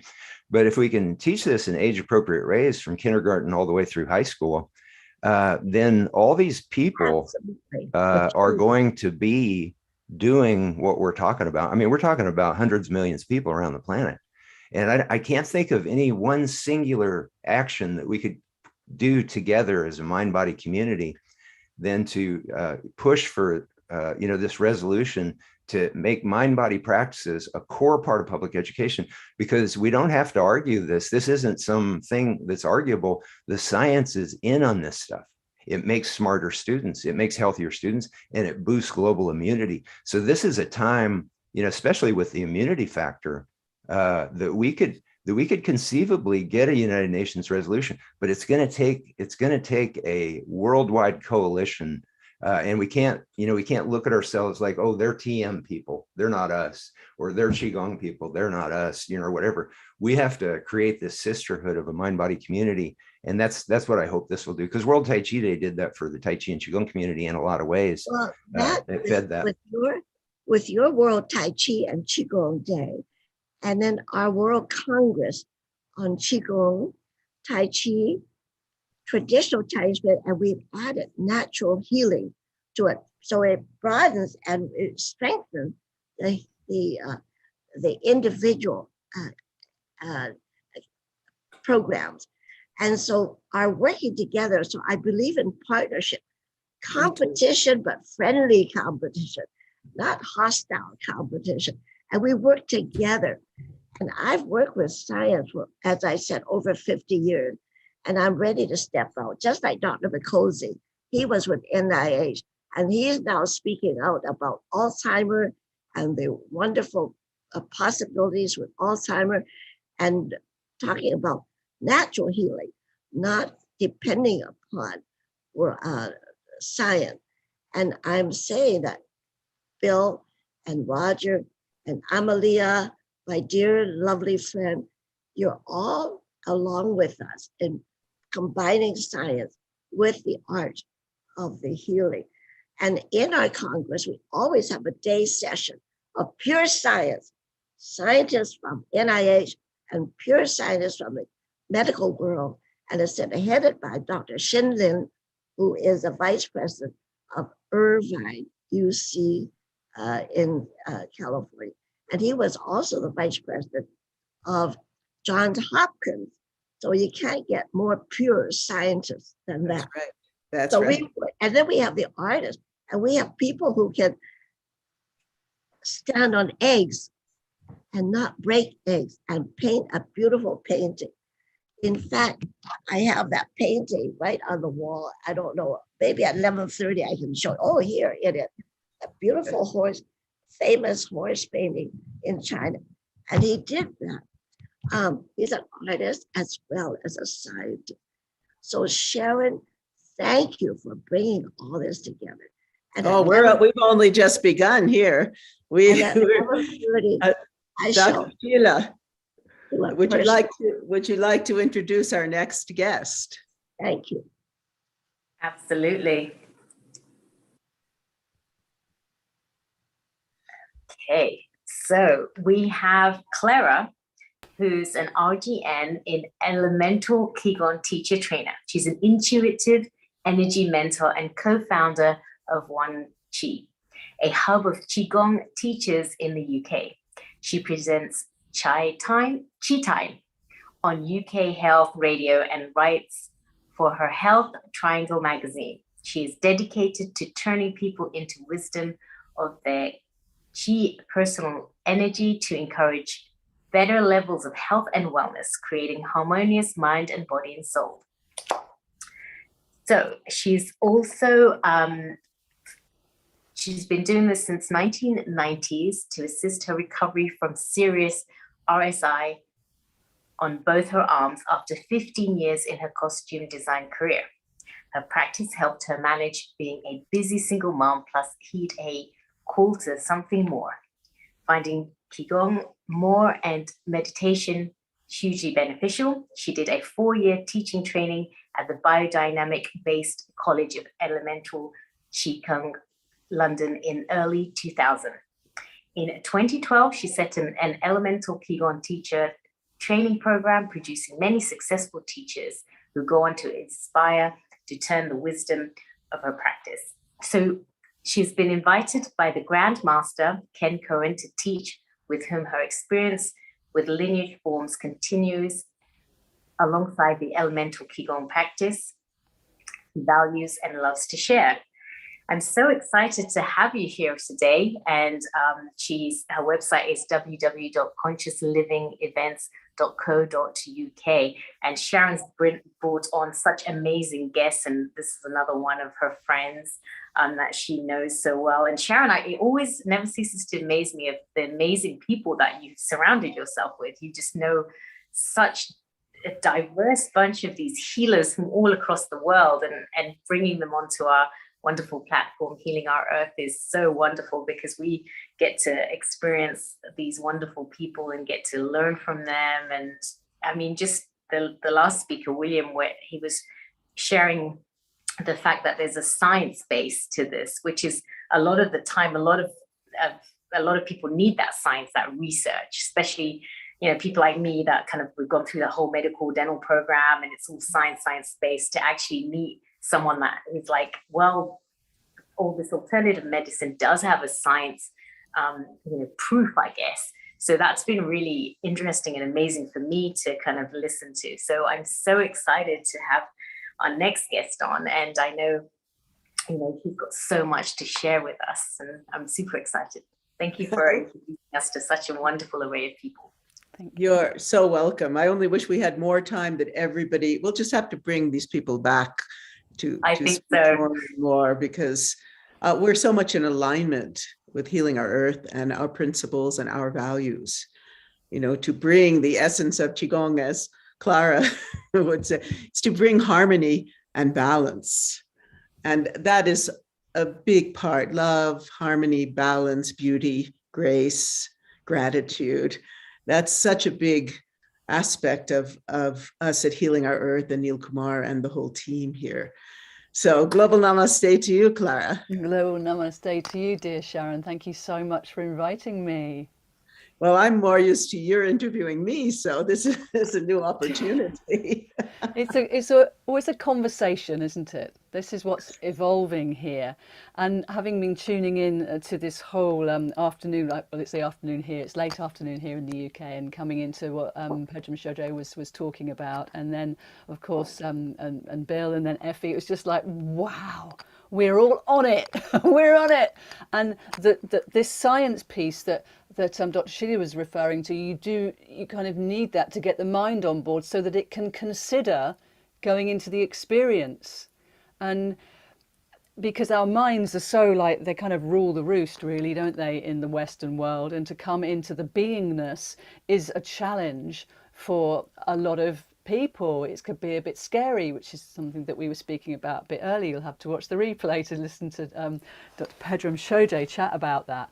But I think one of the things that came up from all of this is it's marvelous. The World Tai Chi Qigong Day is something that as a young teacher, it was like, this is a way that we can corral everyone together and go, at the end of April, that Saturday, we're going to do a thing. And it was really helpful to have that focus. And now we have the science that says it works. It really works. And so my question is, not just for one day. Yes. And this brings us to that 100-day challenge that we were talking about as well. But your personal practice daily, and how many people watching, listening, think, well, it's much easier for me to look after other people. I'll look after others. And like Effie Chow was saying, she's a nurse. I'm an ex-nurse as well. It's sort of part of we want to serve. We want to be there for others. Well, hello, if we don't take care of ourselves, then we could become a burden for others. And now we know if we do take care of ourselves and we practice coming into this 0 point alpha state that is so healthful for us, we're actually changing the frequency of the world. So it's a win, win, win, which I really think is special. Yes, yes.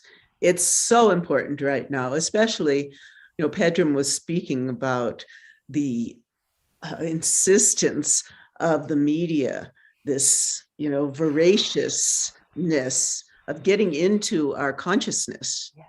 And weaving it in a very disturbing way. And so what we're doing here is so important. And how do we reach out? And in the school, I'm always speaking about on Healing Our Earth, about nature and connecting children with growing food and making that personal connection and the embodiment of these practices. I've really enjoyed through my life bringing practices to children. Yeah, because they get it. They haven't got all the layers that like adults have got. They have that innocence, that curiosity. They want to learn, and if at that age, I think Bill Douglas was talking about this, taking it into the UN to be able to go into the schools and to teach people at this age when they still have that germ of truth and curiosity that's real for them, and this discernment piece. You discern that when you're getting distracted by all this outside, it feels wonky. It just feels odd. And when I first started my Qigong training, which was back in the early 1990s, I was busy. I was a busy mind. I had lots of things going on, a lot of creativity, but I hadn't stopped still. I had nothing that was inviting me in to stop still. I'd done some yoga, but it didn't stop my mind. It helped my body. But Qigong brought me into it, invited me into the curiosity of the now moment, and it gave my mind things to consider that were linked to my energetics, to my physicality in the now moment, that became so entrancing that it's like, why haven't I noticed this stuff before? And I think this really helped me. That was the piece, because we were talking about how to encourage people to want to come out of busy stuff, because busy is compelling. You've got the adrenalized function going on. It's all like exciting. It's like, oh, it's a bit boring. It's like, no, it's not boring at all. It's a different relationship with yourself that is compassionate, and it's bringing your healing, it's bringing your focus to yourself, and that is a massive gift. That is, you give your energy to yourself. It's reminding me of the Yi Dao, Qi Dao, where you focus on your energy flows, and this is so key. So if you want to take care of yourself and you bring into that central awareness, particularly in your lower belly. I mean, how many people hold their bellies in, for instance? Our culture kind of hold it in, suck it in. It's like, how about you just relax your belly now and let yourself take a breath? And that simple act, that changed my whole approach to life, just by relaxing my belly and dropping into the now moment and being curious about this old pattern of holding and being busy that had actually been arresting the potential of me to be able to self-heal and then be of better service. So I think sometimes it's the simple things we can drop into everyday life to give people the experience that is real for them, that makes them curious about, well, what else is there here? What else can I explore? Yes, yes. And in the schools in particular, at least in this country now, they are dividing people. They are causing people to feel, to come up and say terrible things about themselves, like confession, some kind of weird confession. These children are confused. And what a difference it would make, wouldn't it, to bring these really self-empowering traditional teachings that have been in our world for thousands of years. And isn't this amazing? They've been in our world for thousands of years, and still the relevance now is like, it's almost like they were kind of building towards now. I'm sure that's helped in all the sort of generations before us, but now with this fearmongery going on that's plummeting the immune systems and taking us out of sensibilities, where is this call for response, genuine response ability, you know, to be able to know what is true, to be able to discern. You need to get in touch with this inner barometer of truth, I often refer to it as. And we get that with a very gentle rocking back and forth that brings you into a still point that you can, we could do it now. I mean, just letting yourself rock backwards and forwards, whether you're sitting or standing, and just feel initially how soothing that is. Just rocking, isn't it? And then And breathing. yeah, and if you just bring in the rhythm of your breath and let the rhythm of the breath denote the pace of the movement,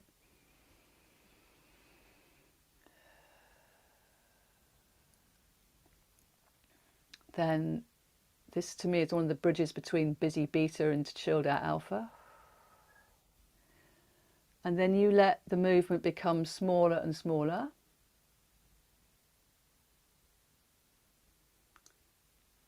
And where do you land?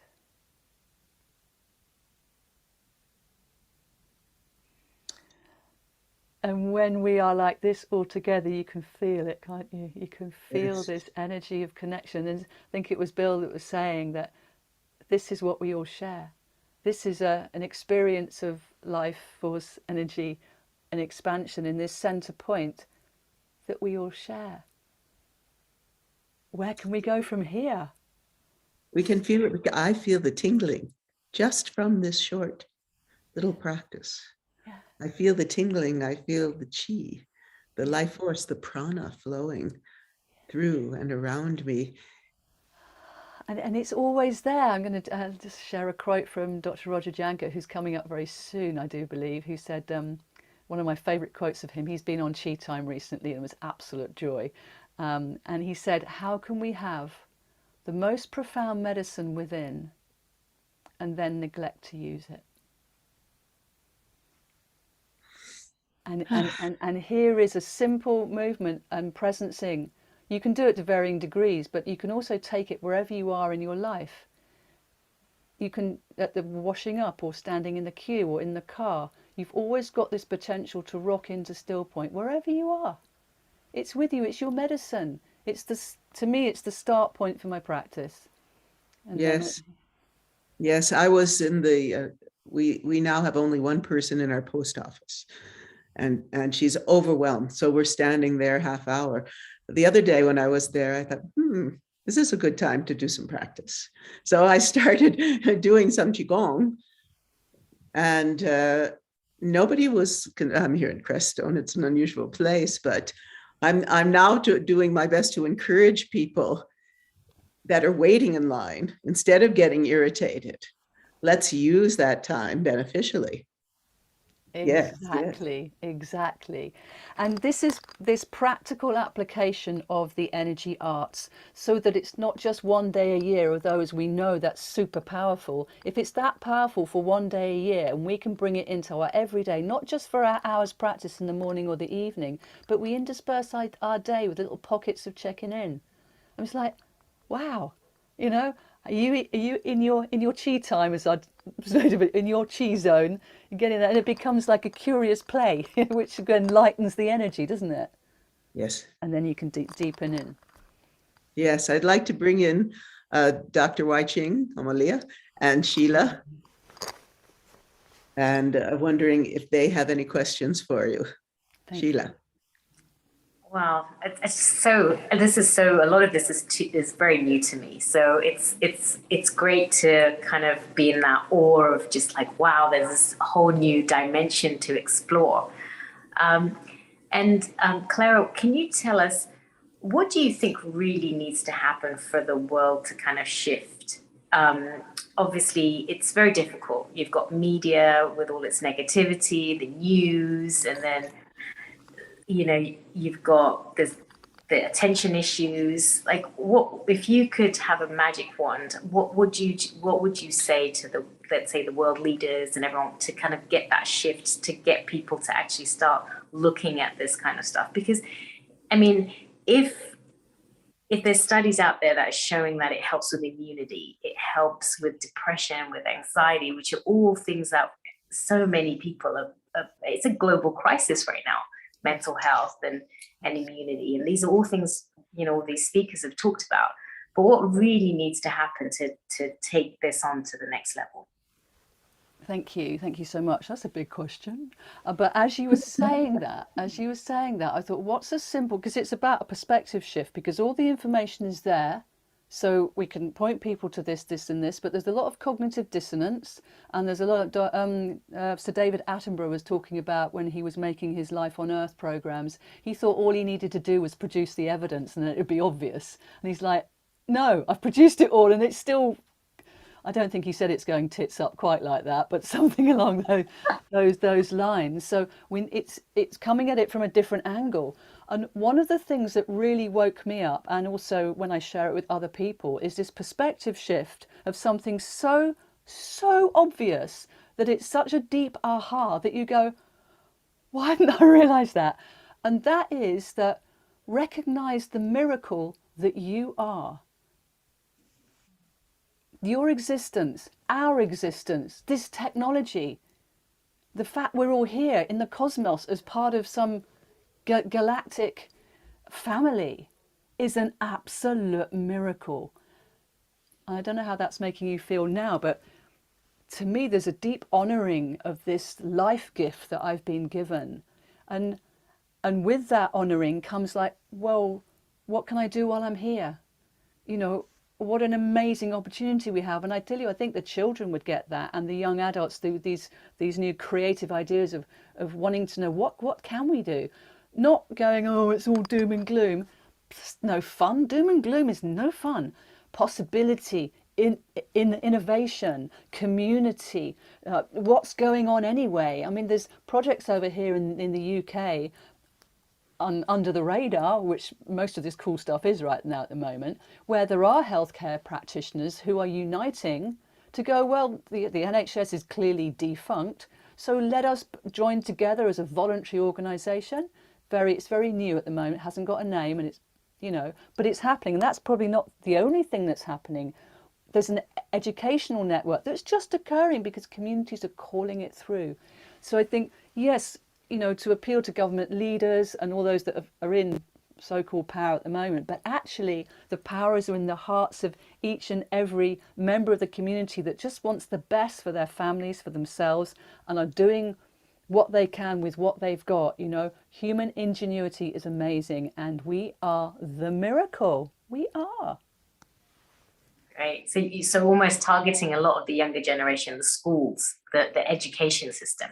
Starting there. Yeah, to give them hope as well, to give them hope that we're doing what we can. Some of us are doing what we can in the generation we are, and we are looking to them. How can we help them? What do they need to know from us? And yes, some of this science coming through. I would really love to read Bill's new book coming out. Might have a chat with him about that. Get him onto Chi Time, because I think that will appeal to the kids. It's like, show me what you've got that's going to help me make the decisions that I need to make. Where's the support? And this community, this local community and global community like this Healing Our Earth is just, it's happening anyway. It's happening. It's so exciting. Okay, thank you for that. Dr. Wai Ching, So, would you like to comment? Yes, I would love to. You know that. And Clara, I concur with you. That there's so many groups of us now, the undercurrents, and so many doctors and nurses really waking up to who they really are and the healing power within themselves as well. And I feel what is the current situation here is that it's a beautiful opportunity for people to realize this, right? And then to really to sift through the truths and the untruths for themselves, and to claim their sovereignty of health. And we see this without, elaborating. But I want to just expand on Dr. Sheila's question. Is like to address this with you as a registered nurse, ex-registered nurse, and our elder sister, Kache, Dr. Effie Chow, our elder sister, is as a nurse as well. How do we, in the next step, extend this to the doctors and nurses in training them in this beautiful, magical inner medicine, which Roger also speaks about, which we know, we realize, we've tasted the Amrit, we've tasted the pearls, of wisdom. How do we engage them, with all this? And I'm in the integrative medicine, so I'm doing my best. So Yeah. please, over to you. Yeah, no, absolutely. Great question. Because as an ex-nurse myself, I mean, it's 35 years ago I left the National Health Service. But there's something about within the nurses, they want to do the best for their patients. And they're getting this awakening, this quickening. It's like, hang on a minute, this human piece of holding someone's hands, of hearing their story, of being witnessed, of being salved in the way of, and a lot of nurses are Reiki practitioners, and they don't say that that's what they're doing on the ward, but they know that when they hold a patient's feet, that they know they're going to be able to give them some relief and de-stressing. So I think that a lot of nurses are really waking up, and doctors interested in other medicine traditions. It's this sort of synergy of the different traditions that I think this has to come together. And I felt this when I was first doing my human biology studies in my late teens. It was like a no-brainer. Of course the East and West should be working together for the best, and the Native American traditions and the Ayurvedic, and it's like, and the herbal. It's like, come on, all hands on deck. And I wonder, because of the global situation, this is being called through even more now. How can we work with the best of each to bring through the medicine of the future, or the medicine of now, to build our future? And a lot of that is to do with where we're placing our minds, and how we discern the truth inside, and how we self-heal and self-care, and then how we can make our own medicines from what we're growing, but also for one another. That human connection, that heart energy, is such a huge salve. It's so healing to be able to come into this and be able to trust people, along with obviously the surgeries that are just amazing that Western medicine does. So yeah, I think there's a place for all of it, but it needs to synergize. It certainly does. It certainly does. How do people get in touch with you? Oh, me? Oh, right. Well, yeah, my website's consciouslyvingevents.co.uk, and I have a closed Facebook group called the Chi Ki Temple, which is spelled Qiki Temple. That's probably the easiest way. I'm on Instagram as Clara Chi Apollo, yeah, or info@UK Health Radio. Thank you so much. Oh, Clara, it's a pleasure. And please stick around. I know you'll have some questions for Roger, our dear Roger, who's coming up. But first, I'd like to talk about the upcoming events that are happening on Healing Our Earth. We're here every week. And we have in the next few weeks, next week, actually, we have, which is very important to our health, our festive vegetarian kitchen show. So it's not just about delicious recipes, but it's also about recipes that are really good for your health. Our dear Seema is generally the coordinator of that, and we're very grateful. She's an amazing cook from the Ayurvedic tradition. So that's coming up on the 19th.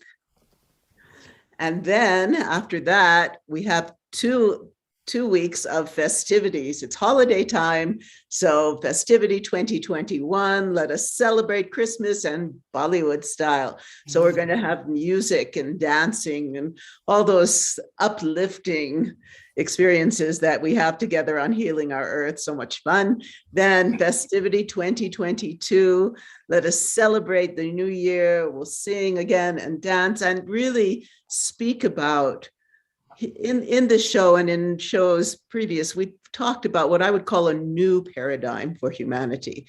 That's where we're going. And so let us meditate together on where is it we're going, and what is it we can do, and what is it that each of us can bring? What gift can we bring from our own personal experience to help heal our earth?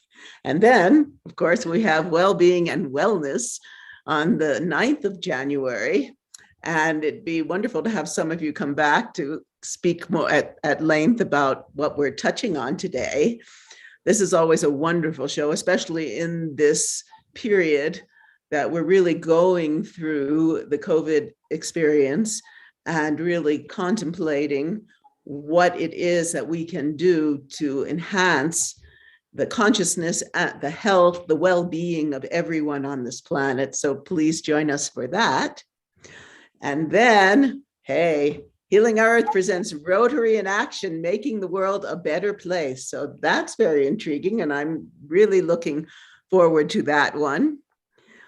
And I'm sure that Honey Calaria, who has deep connections with the Rotary clubs, will have a lot to say on that show. She's always a treasure to have. We're really thrilled to have her as a host on Healing Our Earth. And here's our mission statement: to promote happier, peaceful, healthier, and inspired global communities by delivering multicultural online edutainment. So the way to get involved with everything is want to become a presenter or host. Hey, Clara. Want to help with creatives, want to help with social media, want to share your thoughts or comments, want to help promote Healing Our Earth, contact us via WhatsApp. And there's the number. You can find it on the website. And, you know, bringing Bill on, bringing on Dr. Chow, bringing on everybody here, Dr. Yonka, all these people who have done so much significant work in the healthcare field. What amazing thing it would be for us all here, the Healing Our Earth community, the Qigong community, the Tai Chi community, the Ayurvedic community, the Hawaiian, Dr. Chow will tell us about what they've done in Hawaii, very interesting. You know, all the natural medicine communities from all over the earth, the energy arts, to bring us all together to really help heal ourselves, heal the earth. And on that, I'd like to welcome once again our brilliant Dr. Roger Yonka. Yay, we love you, Roger. To talk about the free healthcare system. Dr. Roger Yonka, OMD, is a doctor of traditional Chinese medicine and was the chief of staff at the Health Action Integrative Medicine Clinic in Santa Barbara, California, from 1982 to 2012. He is currently the director of the Institute of Integral Qigong and Tai Chi, a mind-body research and training institute that has trained 2,000 teachers and practice leaders and contributed to research in numerous respected medical journals. Dr. Yonka is a key spokesperson for Tai Chi and Qigong outside of China and has worked with the ancient shamanic roots of these arts, research to define the evidence base and socioeconomic policy to leverage the credibility of mind-body practice such as yoga, qigong, etc., across all population and institutions, educational, medical, social, military, internationally, with 10 research trips to Asia's universities, hospitals, temples, and sacred mountain sites. Beautiful places for meditation and for practice. He has distilled the essence of Chi Prana cultivation in his widely revered books, The Healer Within and The Healing Promise of Chi. And here is his website. If you want to know more, contact us on the website. Global namaste to you, Roger. Hello, everyone. And I see a lot of people that I know, and I want to say love, but I also have a lot of reverence and respect for you. And I love this initiative that you all are leveraging, and I'm thrilled to be involved. Well, tell us, this is very intriguing. Free healthcare system? Yes. So the whole concept of healthcare, we have to go ahead and take a moment to talk about, well, what does it really mean? And there's actually two ways to spell healthcare. The more recent way of spelling healthcare is the word health and the word care with no space in between them. And what that really means is a medical financing system. It's essentially the medical industrial complex. And it is among the most disempowering agencies in the world. Then there's another way of spelling healthcare, which is health and care with a space in between. For some reason, we hardly ever see this anymore. It's disappeared in favor of putting it together, which doesn't mean caring for health at all. And frankly, it's tragic. And frankly, even worse, well, not worse, it's tragic is about as bad as you can get, but it's embarrassing. And I am the most embarrassed when I see organizations that I think should understand the difference between a medical financing system and a health care and health sustainability and resiliency maximization system. I feel a kind of embarrassment for the fact that that organization has basically either mindlessly or mindfully associated them with the pharmaceutical industrial complex and the hospital surgical industrial complex. And so that's where we start. We start with the idea that health is something that one cares for.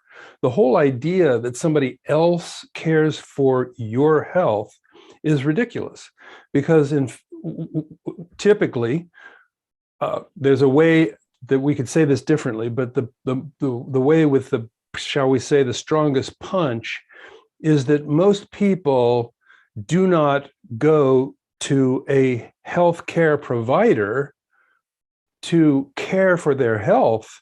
They go to a healthcare provider to intervene in pain or dysfunction of some sort.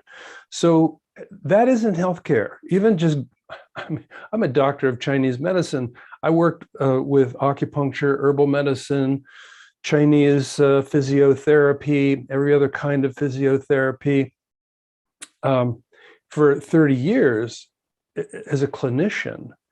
And hardly anybody ever came to see me as a doctor because they wanted to maximize their and sustain their well-being. They were always there because something was wrong. And so that's the foundation of a discussion that we can have about a free healthcare system. And of course, when you say free healthcare, almost everybody thinks you're talking about free medicine from the government. So in America, we call that Medicare. In the National Health Service in the UK, it has probably a different name. But the point is that when a society decides to take care of really sick people and not charge them a fee, that's not what I'm talking about. I'm not talking about the whole concept of having free drugs or free surgery. I'm talking about how to be able to have free health care. And so then let's just ramp it one more level and ask the question, where in the world is the most profound medicine? And the answer is, for people like ourselves, is that the most profound medicine is produced within the human body for no cost. Ask yourself the question, how did I stay well as a child? How did I stay well as a teenager? How could I drink too much beer, throw up a half dozen times, and go to school on Monday? How did I do that?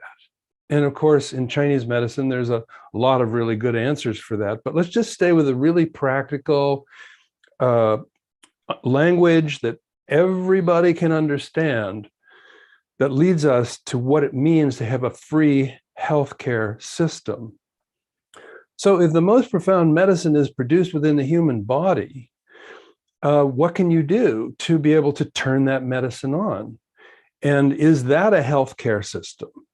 And I'm proposing that that is, in fact, the foundation of the free healthcare system. Ask yourself this question: can I buy the medicine that I make within myself. Well, why would I want to? I'm already making it for free. And you might say, well, wait a minute, it costs something to go to a yoga class. Well, what if you just do yoga at home? You say, well, it costs something to be able to do breath practice. Well, why not just do breath practice at home? Well, but I like to get massages, and massages cost, you know, in the United States, we'll just round it off to $100. But is it possible for a human being to massage themselves? The answer is yes. There's only a few places on the human body that you cannot reach. I can reach all the way back there. I can reach all the way up there. I can reach everything around here, everything around here, everything around here, into my legs and feet. There's only a few, you know, for most people, unless you can do that thing behind your back, which is hard for me to do. But if you just are a regular person, the area of your body that you can't reach is about 1 foot by 1 foot. Just 1 square foot of an entire human being is not able to be easily massaged by a person with their own hands. But then doesn't everybody have one of those things that you roll on? And doesn't everybody have, you know, tie some knots in a towel and roll around on that, or get a tennis ball? Then you might say, but wait a minute. To be able to sustain my well-being, I have to be able to buy more expensive food. And the answer is that is hardly true. And here's why I know: because different universities, Stanford and Harvard among them, big, famous, widely revered universities, have done studies on the cost of having a healthy diet. And in most societies, it's actually more expensive to eat junk food than it is to go to the farmer's market that has always existed in that community for hundreds of thousands of years. So if you live in America and you can't grow food, or you can't go to a farmer's market that's near you, and you have to go to a grocery store, yes, it will cost, and here's the big punchline, it costs about $1 more a day. Now you might say, well, all the poor people can't do that. Well, that's what the National Health Service is for, to support the people who can't afford good food in getting it. But most people that we're going to be talking to on a channel like this for at least another 6 months are people who can afford an extra $1 a day. I actually pay $2 a day extra for my food, even though I grow a bunch of it, because I drink celery juice in the morning. I also drink lemon juice in the morning, and I have 2 lemon trees. So I only have to buy like maybe a dozen lemons every year. So now let's look at this from the shamanic point of view. Every culture was forced by the nature of nature to eat local food and to cultivate the food that, you know, we think that there's a big hard line at the beginning of agriculture, but that's not true. Hunter-gatherers knew where to go to gather, and they also knew to be able to take care of the plants that they were gathering from, so that they were assured to have an available resource in the following year. So is that agriculture? No, that's hunting and gathering. Well, what is the definition of agriculture? Agriculture means having tools to be able to farm plots.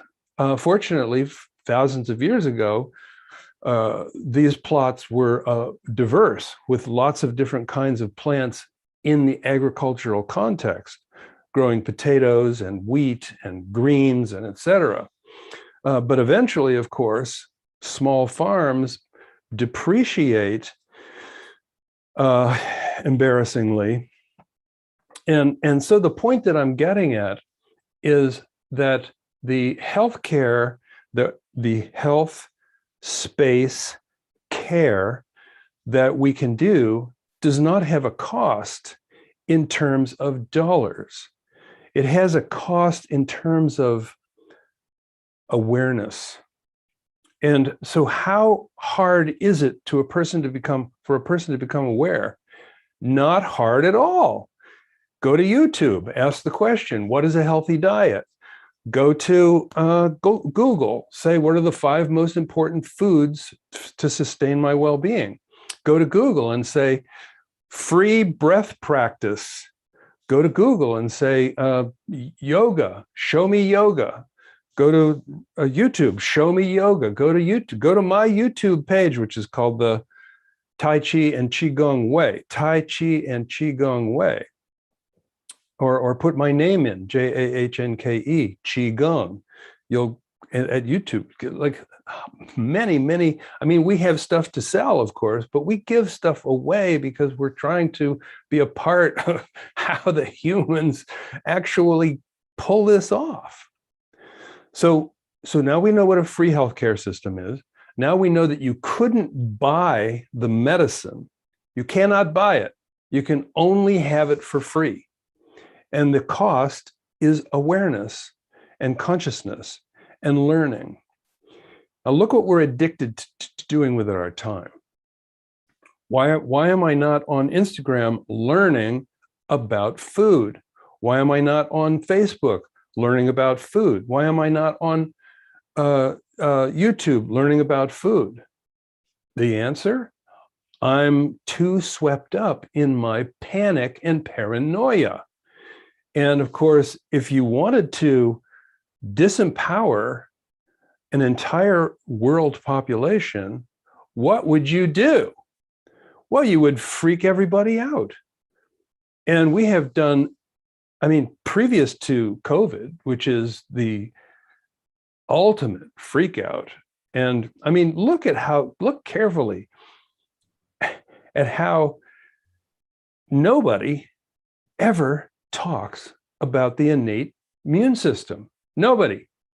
I mean, we do.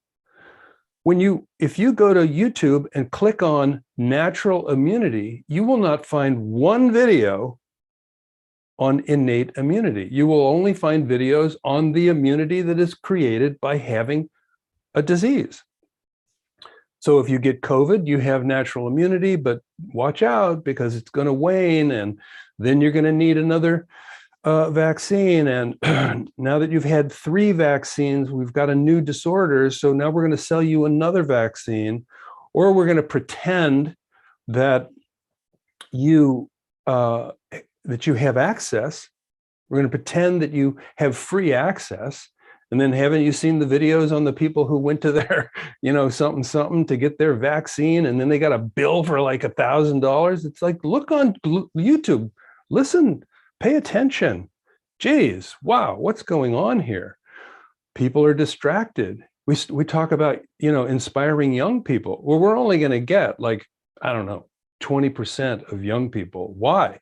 Because young people are panicking about how to be able to make themselves look like they're relevant and to be able to show themselves in happy places, even though at night they're crying themselves to sleep. They don't have time to become more aware. They are in a fit of panic and paranoia. A couple of my kids, my wife has 2 kids, I have 2 kids. 2 of them have kind of figured out how to have a sustainable lifestyle and be involved in health care with a space between the health and the care, but 2 of them are not. One of them's a banker, and they're all up into crypto now. And so, not that crypto is a bad idea, but the point is that if you're spending all your time trying to get enough money so that you can buy another surgery or buy your way into a hospital, that's not really what I would call living. and it's hard for me to watch young people. I have a grandchild. I have 2 grandchildren, and they're lost in the metaverse. And if there was a Qigong class in the metaverse, they would not be taking it. They want to be able to shoot each other and get thrilled. And, you know, it's so, I'm not complaining. I don't care. Let's talk about that. Let's talk about caring. What is care? Care is, you know, the ancient cultures all had a system of care. In Ayurveda is not a medical system. It's a health care system. You don't need an Ayurvedic doctor. Nobody needs an Ayurvedic doctor until they get sick. Well, why are they sick? Because they didn't use Ayurveda to take care of themselves. In Chinese medicine, the same system is called yang sheng. Yang sheng. Yang sheng means nourishing life. Well, isn't health associated with life? Yes. So how do you nourish life? And I'll just speak about it from the Chinese point of view. You're all probably a little more familiar with Ayurveda. So in the Chinese culture, don't call it Chinese medicine. Don't say in Chinese medicine, yang sheng is. Don't say that, because yang sheng is not a part of Chinese medicine. Chinese medicine is a part of yang sheng. It's really important to understand that buying time with professionals is not how these cultures developed themselves. They did not do it that way. They were not building a professional class. They were not building an elite. They were building communities and families. And yang sheng includes hydration and rest and nourishment and diet. But included in diet is herbs. And we're not talking about herbs to heal a disease. We're talking about herbs to prevent a disease. Why buy herbs to heal a disease if you can use nourishment, including herbs, to prevent diseases? It just doesn't make any sense. It also includes physical activity, includes meditation. And so when one is doing the Ayurvedic lifestyle or the yang sheng lifestyle, become aware of the value of rest, become aware of the value of hydration, become aware of the value of nourishment. We become aware of the value of quiet and inner reflection. We become aware of the value of exposure to nature. We become aware of the value of qigong. And so people say to me, like, you know, how do you do this? And then I'll stop talking, and you can, wherever you want to go, I'm happy to do it. Oh, we should talk about the cost of medicine. So hold that as the next question. So just quickly, how do I do it? Well, I have 2 glasses of lemon juice when I get up, lemon water when I get up in the morning. After that, I have celery juice. And I have interpreted intermittent fasting to mean that celery juice does not end the fast. So I am done eating by 7 in the evening. I'm doing my 14 hours.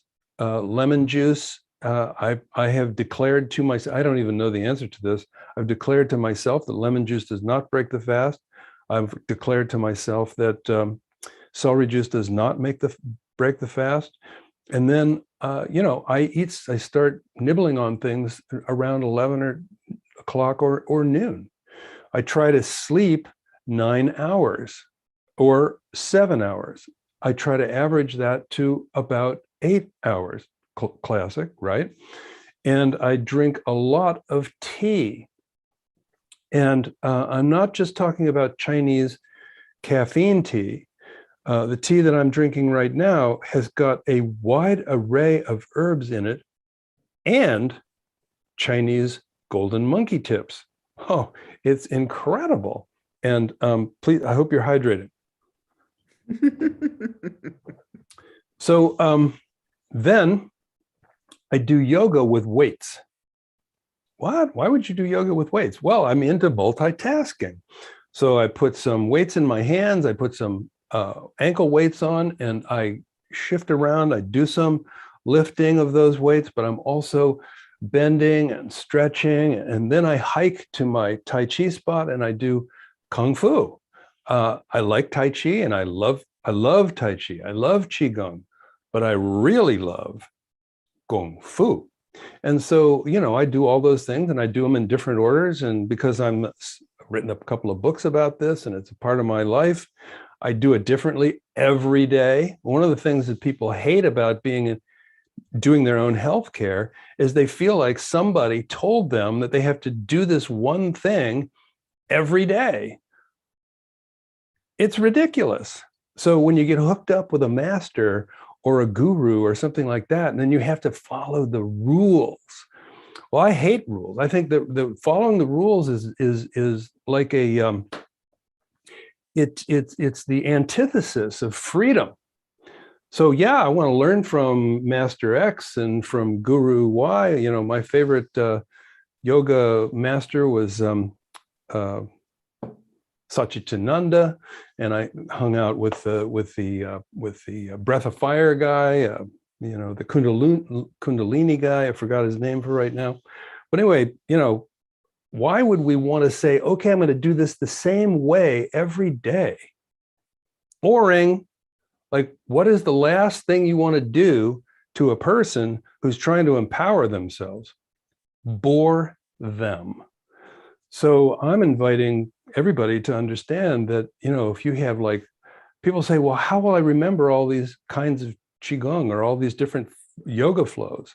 Well, you don't remember all these things. You do some of the things that you do remember. And then when you forget, you just plug something in, you know, breathe and move, wave your hands, deepen your breath, and focus on the present, past, future, present. So that's how I do it. Now you might say, well, do you grow all your food? No. Is there a farmer's market nearby? Yes. So maybe I'll just stop there and, you know, we can go on. Well, we have a panel here of beauties who I am sure would love to ask you some questions. And all of you on the screen now, you can see Dr. Yunka's website. And I know personally that he has wonderful free practices for you to learn and enjoy, and tons of teaching. So here we are. So let's see. Clara, you recently interviewed Dr. Yunka for Chi Time. So I did. Why don't you continue for a moment here? Well, thank you so much. Yeah, and it's lovely to hear you reiterating what is so true for you, Dr. Janka, because I think it's this key about repetition. That's what creates the neural pathways of health in our minds.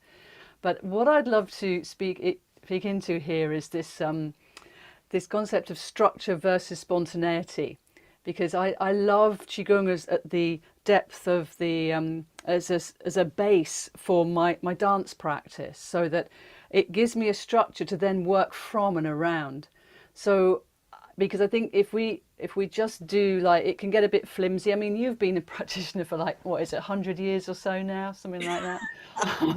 But, you know, so you've got that within you. You've got that understanding that you can be spontaneous with that natural expression of the health within you.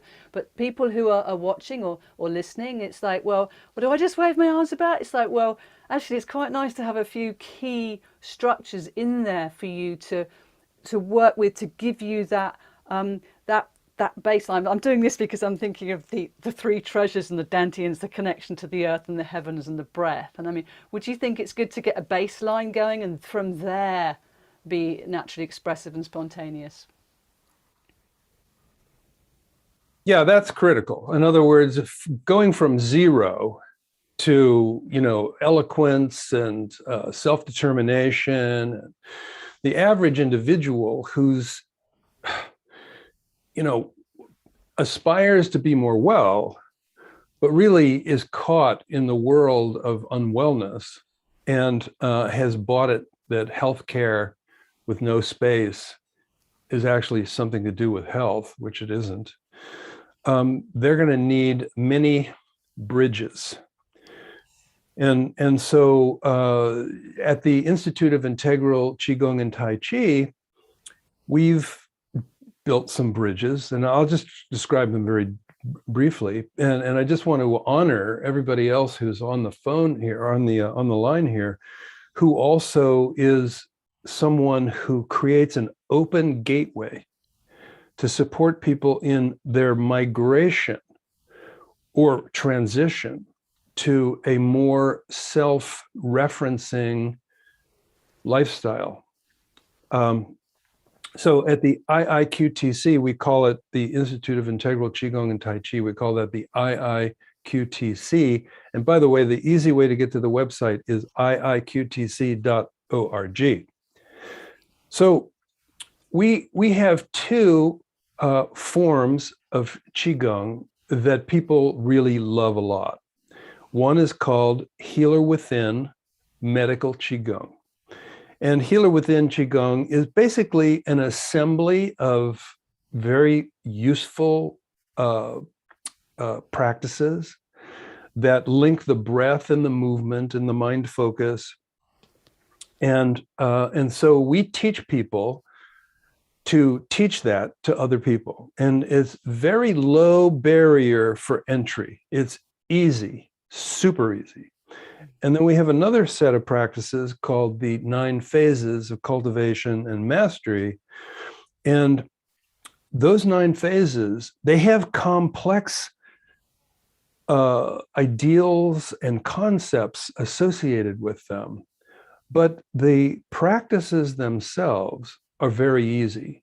So we can teach people a practice that's especially accessible, and then link to that practice ideas, concepts, and insights into the Chinese shamanic tribal thinking, so that a person can learn and practice the practice very easily, and that builds a bridge for them to be able to have the docking sites in their intellect, into their intellectual self, to be able to, start to layer in some of what we would call the theory or the let's just go with the theory or the conceptual side of things. And by the way, in both of those practices, there's a method called spontaneous Qigong.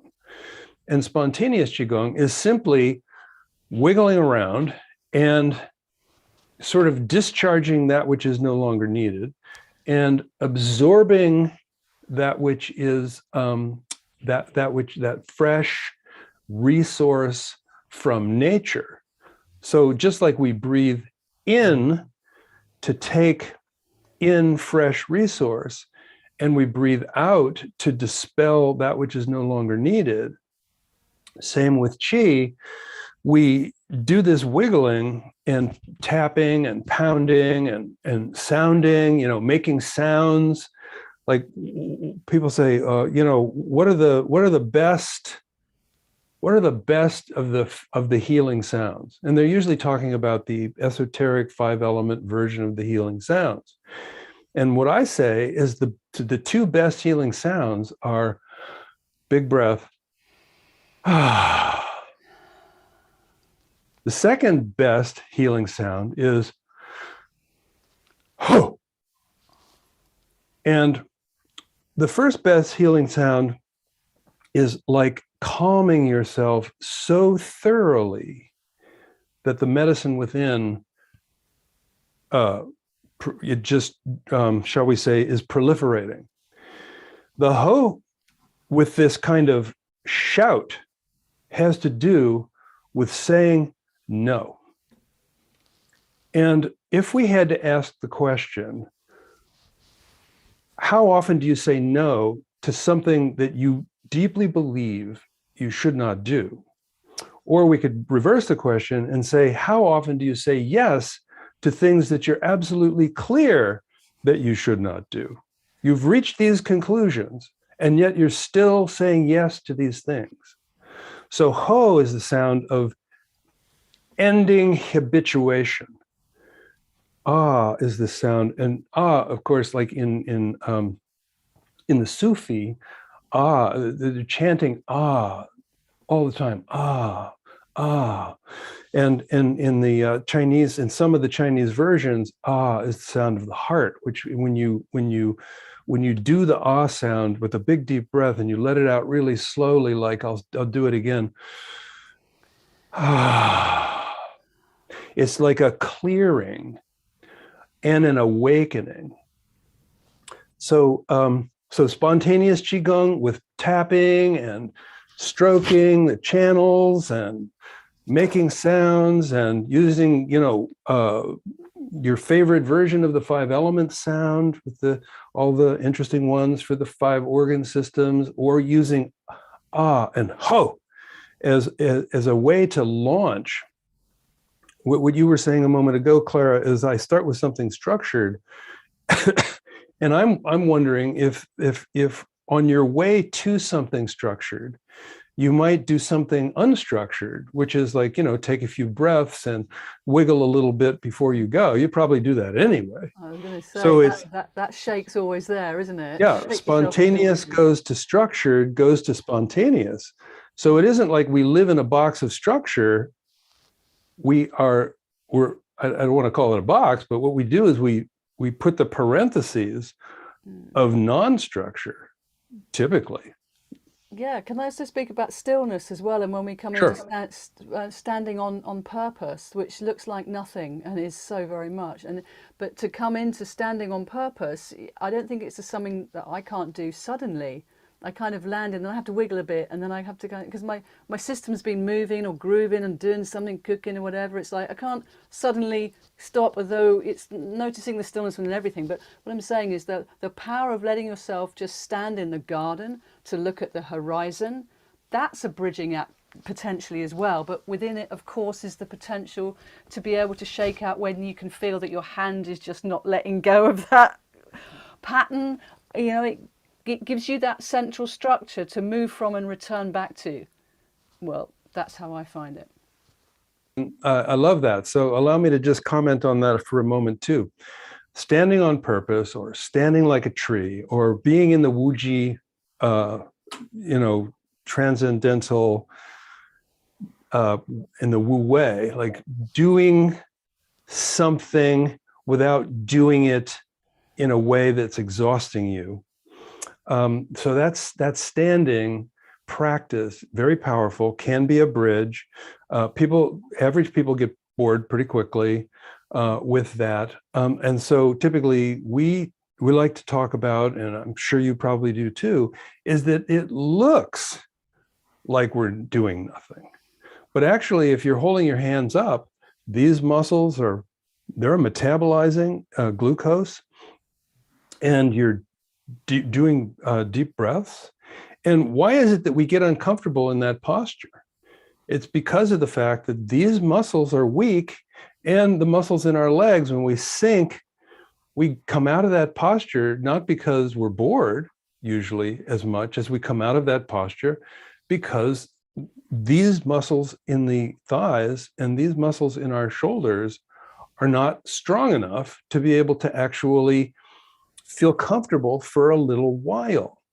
And so you probably do this too, but when we teach standing on purpose, we teach stand on purpose like this, scan, then lower your hands, scan again, bring your hands together in front of your heart, scan again, open your hands as if you're receiving something from a higher source, scan again, place your hand on your heart and your other hand on your belly button, scan again. So there's a way to be able to make the standing on purpose thing even easier and therefore eligible to be more of a bridge, because it doesn't have that So many teachers say, okay, yeah, I'm going to teach you Kung Fu. I'm going to teach you Tai Chi. I'm going to teach you Qigong. And here's the first lesson. Stand like this for an hour. And then I'll tell you something else. I've had teachers like that. And that is not a bridge. That is a wall. That's a mountain. And some people are inclined to that mountain. But an average person, to get a revolution of healthcare where there's a space between the word health and the word care. And then just I know I'm going to run out of time, so I want to say this thing about the money. In America, the cost of healthcare is now what they call healthcare, the medical industrial complex, is right around $3.5 trillion. So it's going to 4. And remember, that is a completely disease-based system. So it's not even a healthcare system at all. And so let's put this into perspective. The cost of the war that America waged in Afghanistan alone, just Afghanistan, was $3 trillion. And everybody's whining and complaining about the fact that we had this war, this never-ending war, and it cost $3 trillion. Well, that's $3 trillion over 20 years. Healthcare system in America is over $3 trillion every year. That's shameful. That humans would actually agree to live like that is a reflection of the fact that these humans may not be eligible to sustain their world. Sorry to leave on a sour note, but just saying. Well, if I could interject just one Hey, Bill. concept. Hey, how's it going, Roger? That was great. Thank you Good so to much. see you. Yeah, you too. You always great to hear you. Yeah, one thing I wanted to throw out there is, one of the images that I keep coming back to is that the way that we treat, challenges in modern society is in a very Western way. It's a reductionist way. And so we try to treat all the sick leaves on the tree. But what we know, what the science shows us is that these mind-body practices, they go right to the root. And so when we go into these coherent consciousness states, yoga, Tai Chi, Qigong, meditation, mindfulness, all cultivate in us, we're healing the whole tree with minimal effort. It's that Wu way. And so, for example, if we started teaching children in public schools how to be mindful, how to feel their breath, how to feel their body, all the things that you've so eloquently talked about right now, that would change their lives. I've seen it with my grandkids, just teaching them little things, just how to breathe and things like that. And so, as that would occur, not only would our health costs plummet, if we had a whole generation of kids that knew how to feel themselves and feel when they're off, because that's what these things are designed to teach, we would be plummeting our healthcare costs. Herbert Benson at Harvard says somewhere, up to possibly 90% of illness could be best treated or prevented with mind-body practices. But at the same time, we would be emptying our prisons, because the science shows that when we practice these things, our empathy and compassion part of the brain gets larger, and our fear and stress part of the brain actually physically gets smaller. And so these bullying goes down in schools that have incorporated mind-body practices, and their test grades go up. So we would be healing all the leaves on the tree by going to the kindergarten through high school generation and teaching them how to do these things. It would be like, in Tai Chi, it's like, it's not, when I started doing Tai Chi, I was so amazed. I did karate as well. And I found Tai Chi was much more effective, I think, because, karate kind of goes after things, but Tai Chi finds that one little place, like when you're doing push hands, you feel that place where that person is off, are vulnerable or whatever, and then just a little thing, sends them reeling. And so if we can get mind-body practices in as advocated as public education worldwide, imagine the potential of this. Yeah, well, I know you're working on it. I'm working on it. This group of people who are convening this discussion are working on it. The National Qigong Association is working on it. The Healer Within Foundation is working on it. The World Tai Chi and Qigong Day is working on it. So there's a lot going on here. Right. But what we're trying to do with Global Transformation Project is to create a vehicle where we can create a mind-body community worldwide, pushing for that UN resolution, because we can use the UN to educate educators all over the planet. So it's that, that push hands where you just find that little place where a little push has globally transformative. And so, it's not something that, Bill and Angie can do or World Tai Chi Day can do. It's something that if we can envision this as a collective and take it on as a collective, and I don't want to run the Global Consciousness or the Global Transformation Project. We just launched the website yesterday, globaltransformationproject.org. I would be happy to turn it over to a huge mind-body collective. I just grabbed it so that we would have the ability to do that at some point. But this isn't something where, I want to talk about it like a Bill project or something. This is something that I'm reaching out with an appeal to start to bring together a collective where, and Roger, you've done such massive things. I mean, I just referred to one of your studies when I talked about the D3 levels. The Tai Chi supports, the D3 levels in people. And that's important for, because COVID, the fatalities tend to be people who are vitamin D deficient. So the work that you've done behind the scenes with these studies and with the National Council on Aging and on and on and on and on, it's been profound. But it just seems like if we can come together and we can get this into public schools, boom. Yep. Yes, Thank you, I Bill. agree with Thanks this for all you too. do, Bill. Oh, yes. All of you. It's, it's such a joy to bring you all your wisdom, your knowledge, your experience into the Healing Our Earth community. I love to weave people together. It's one of my, besides bringing out people's gifts, it's how do I weave people of like-minded, of like heart to come together to really work to heal our earth. And I want to bring in Dr. Effie Chow to this discussion because she is really mother of Qigong in the West. And I'd like to introduce her first. Sharon, this is Neil Kumar here. Just before you introduce Effie, who's been waiting here patiently, Bill, you mentioned, and very nicely you offered, that you just want to do this willingly and collectively find all the people all over the globe coming together, so together we can enhance and heal the earth slowly. Well, from Healing Our Earth, this is your family. We are there to help you as well. Roger, you, William, Effie, Clara, who is in UK here, Dr. Wai Ching, Dr. Sheila, we are all together with no ego, nothing in return. All we want to give is peace, harmony, unity, and bring in this vision and the mission statement that you've created. Over to you, Sharon. Thank you. So I'd like to introduce Dr. Chow. We all know her so well.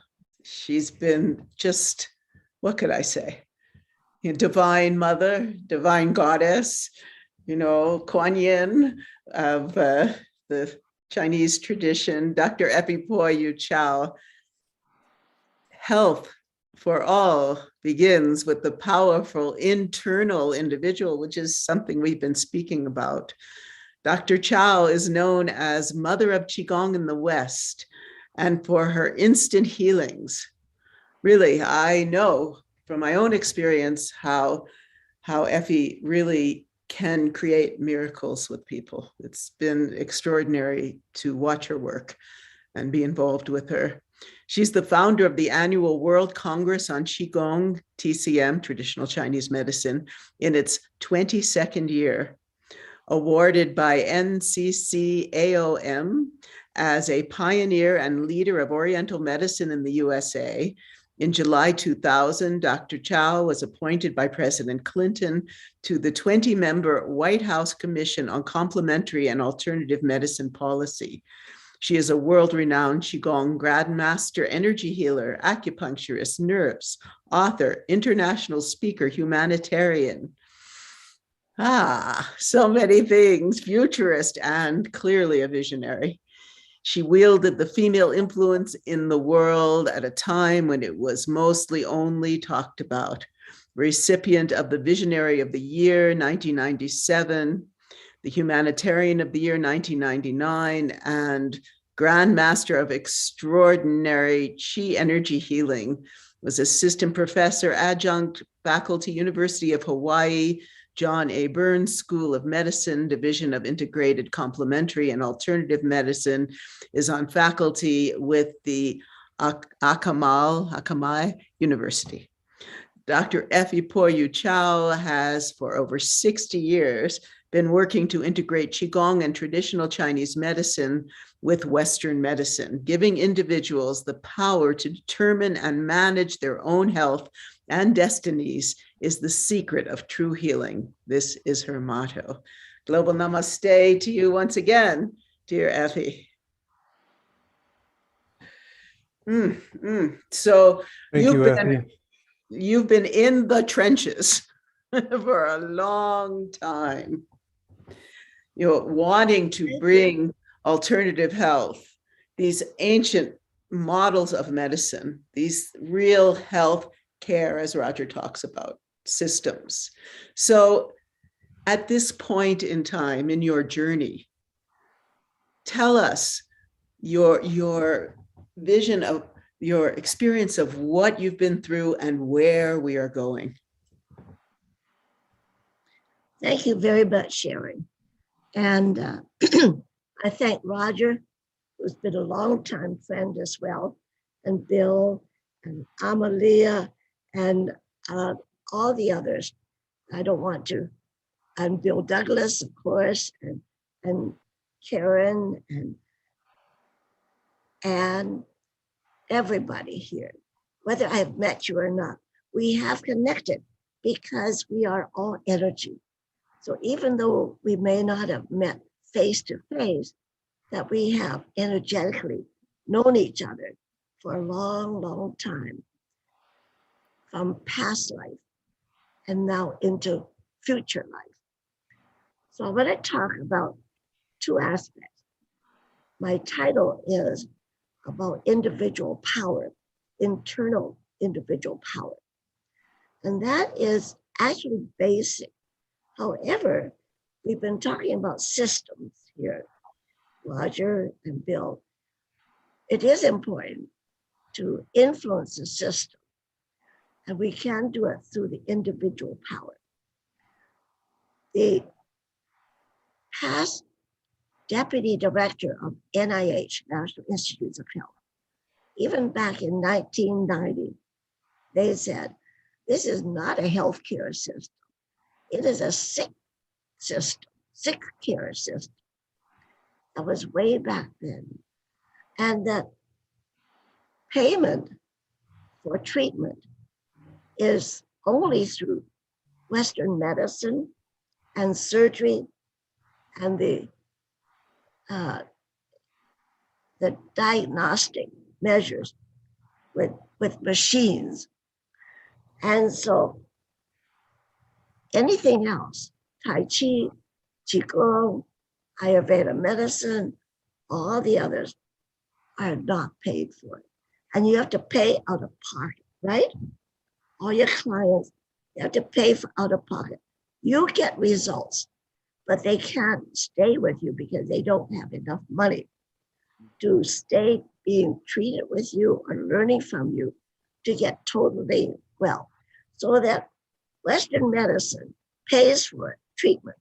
So they go back to Western medicine, which had failed in the first place. That's why they came to you. So they go back to Western medicine because it pays for their treatment and all. And then guess what? They get worse. So they save up enough money to come back to you. And then you get them better. So that's it.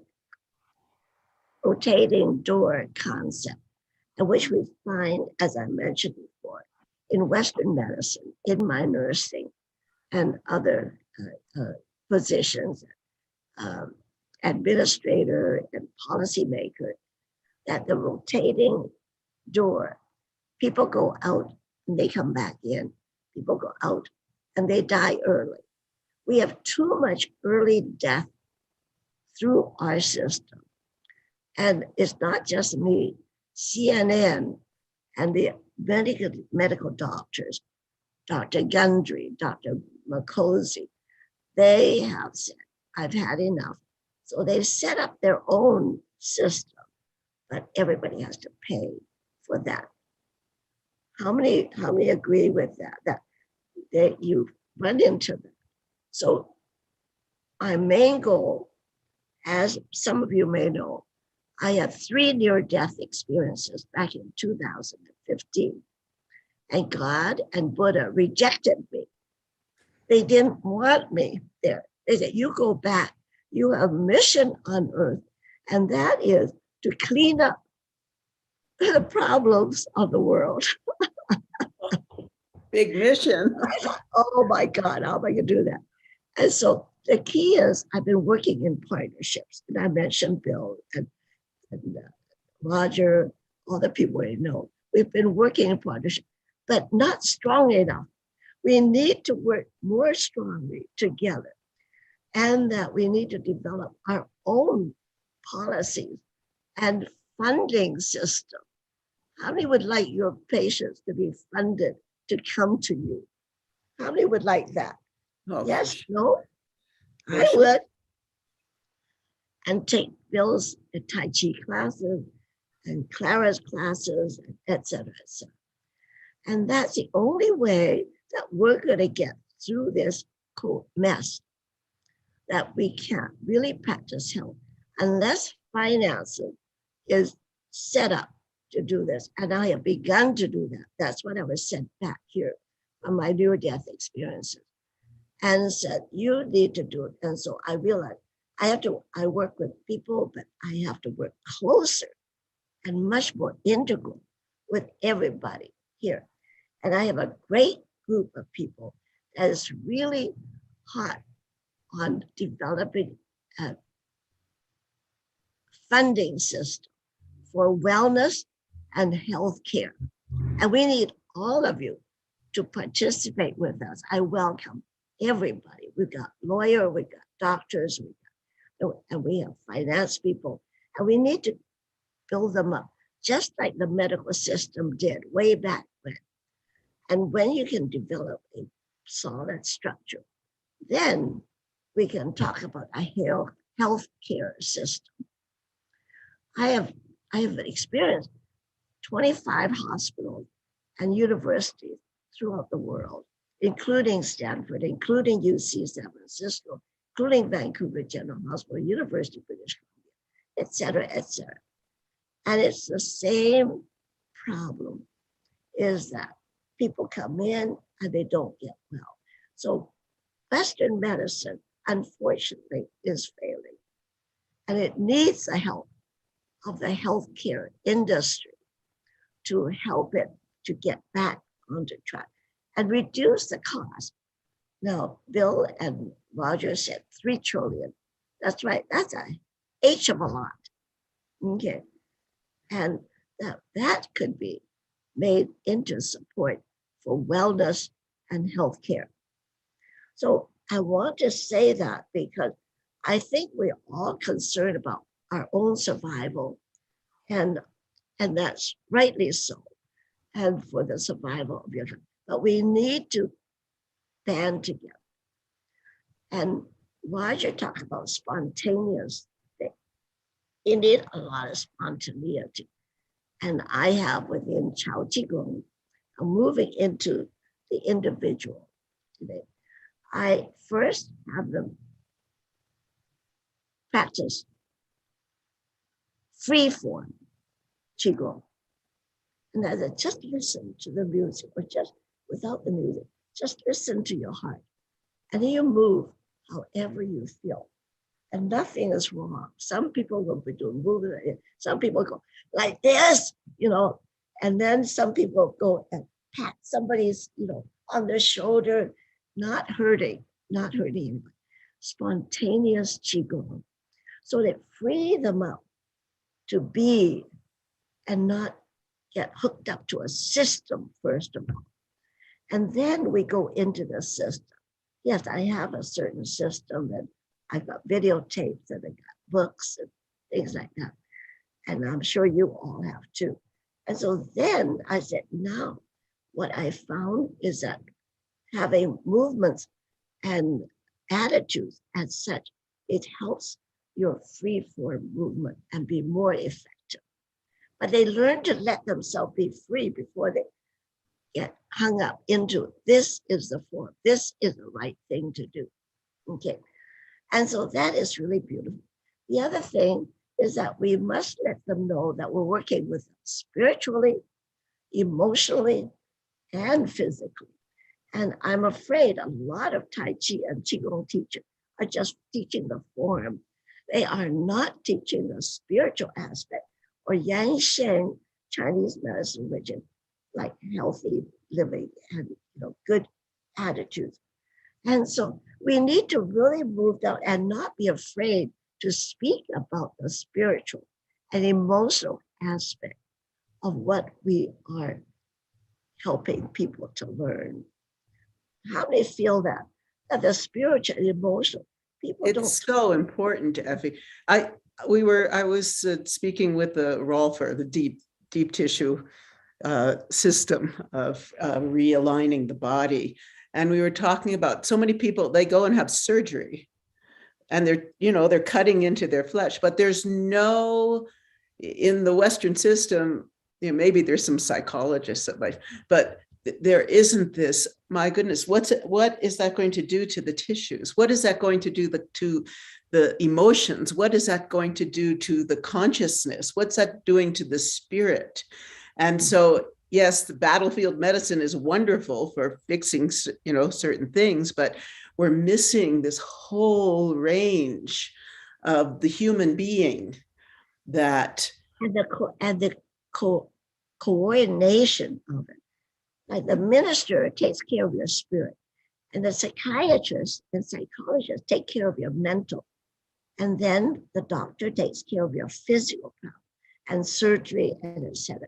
Unfortunately, they're beginning to, but however, it's still separated so that they don't communicate with each other enough. And it is changing, but very slowly. It's too slow for me. And so therefore, developing a system, a structure for wellness and really becoming even more powerful. And they're scared when I say that, more powerful than the Western medical system, but equally anyway. All right. And I work with a doctor because to let them know we're not against them, because I'm a nurse too, as I said. And what I do is refer back my patients that come from them, I call them clients, refer them back to the doctor. And so the doctor is not afraid I'm going to steal their clients if they refer them to me. And there's a great, camaraderie in that way. And so then I also refer my client to doctors for certain diagnostic measures and for consultation and get a baseline of where the medical problems are. So you have to work together like this and let them know that you're not saying, hey, you're no good, or them to say, we're no good. We're both good, so that we need to refer people back and forth, even though you might not want to. Well, we want them to get well. It's interesting. My husband was the head of production and content at a company called Gaia.com, which is an online network. And they had a very interesting healthcare for their people. They had, in addition to just general healthcare, they had something that was alternative, so that we were reimbursed. We could see a chiropractor, an acupuncturist, or a massage therapist, and that would be reimbursed. And Well, actually, we Sharon- use more of that than going to a Western medical doctor. Yeah, but however, if you take a look at the details of how much they give the acupuncturist, $10 you're given to, and also 10 sessions a year. Now, that Right. gives a wrong impression for people. Well, I funded for 10 and I'm funded for $10. So you shouldn't be charging $80 or $100, and which you deserve, because you deserve $300 if you're curing them and they haven't had any help from medicine. And I'm not afraid to say I charge $350 to $500 for my clients, because as I mentioned, getting instantaneous results, I feel I'm worth it. And the doctors charge that much. And if I go to, and I don't like to talk about that, but now I am, because so many people feel they're not worthy. When I am called and go to another city, I charge them $5,000 for 3 hours of work. Now, are you people shocked about that? And also shocked at my talking about this? Yeah, I never talked about money before, but these few years, I am talking about money and encouraging people. And some of the massage people and acupuncture, they're charging $80 and they're getting good results. So I said, charge them $150 at least. You know, It really depends, doesn't it? Depend on the finances of the person you're working with. Of course. And then that's why I say that we need to get a system of finances, reimbursement. I don't want to call it insurance, because insurance has a bad reputation. So a system of reimbursement for people who will come to you and, or you take classes to improve your skill. And so we are having a wonderful group of people. And we will work with insurance companies that exist, and they are giving that. I know my insurance also says you can have acupuncture, but then when I go to ask for acupuncture, no, we're not going to refer you to acupuncture. You have to go find your own acupuncturist. So Right. there's different categories, and I know there's some better than that. And so probably you have your own experiences to relate to this. How many has experiences in Oh, this? yes. Well, we Yes, just don't bother dealing with insurance because it takes such a big hassle and all the paperwork and everything. So right. Then they try to deny it to you, and then they question everything. It's a very difficult system, and I understand that. A lot of my patients, even though they're very rich, I said, never mind. I don't want to deal with the insurance. I will give it to you free because I know that I can get results, and then you can move up. And so I do a lot of free. 80% of my practice and my classes are free. 80%. I volunteer 80% of my time to Africa, to Hong Kong, to India, and to different places that people know that I volunteer as well. So they don't mind. Anyway, but that's about the system. And we need to get ourselves in a good straight, like Roger was saying. We must work together. And I welcome anybody that wants to. Now, on a personal level, my first dealing with the individual is that if they come in for back pain or even cancer or whatever, and I have a lot of cancer cases that we've been successful in the doctor diagnosing that, oh my God, your tumor's gone. Oh my God, cancer is gone. And your hepatitis C has been healed. This is all true cases. And any other diabetes, etc.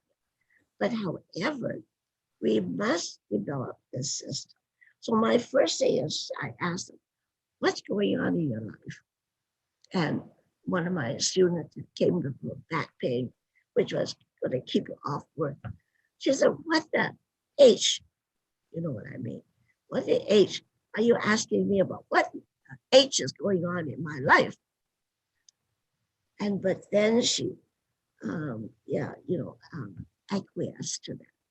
And so she said, we found out her parents have been divorced 30 years, hostile to each other, not coming, and a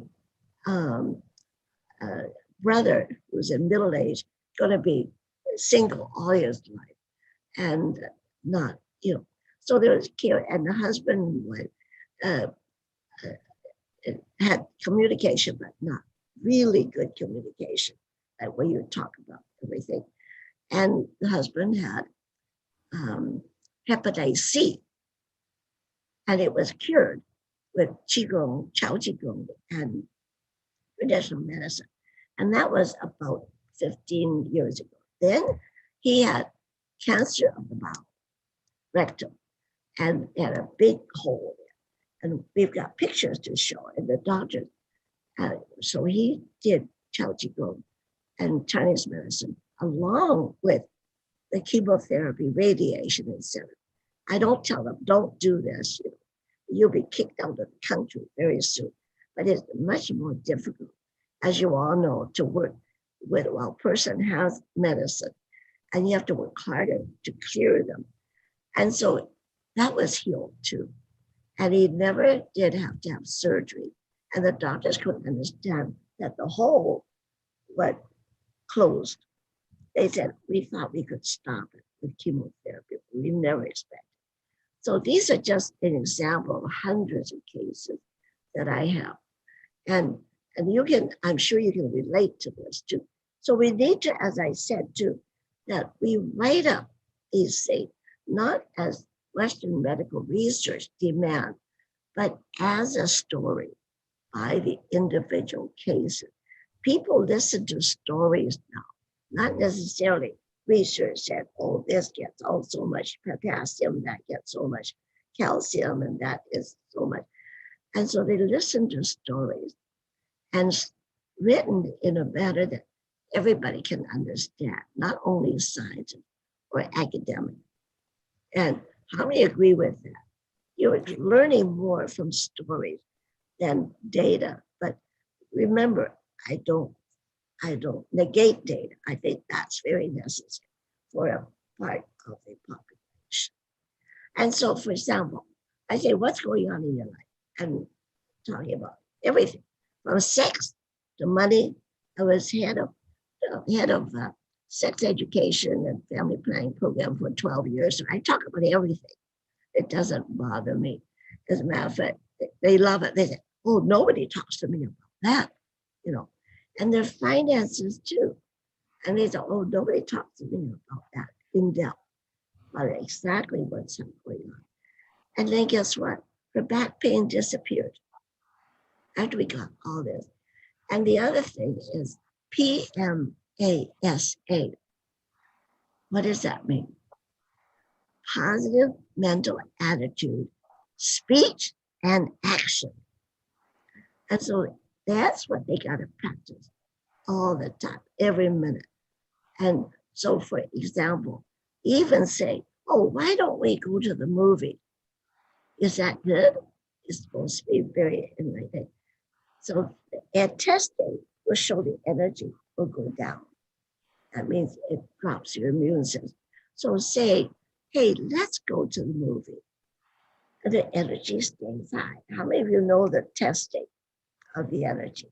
Okay, I have, just put up one arm. I have, show your face. This is Lonnie, and she's willing to be, so put this movie so you can see. Okay, here we go. So we test your energy. Some of you may be familiar. Not testing your muscle. This is testing your energy. Keep it up, okay? And see how strong you are. Okay, she's very strong. And now say, no problem. How many are familiar with that term?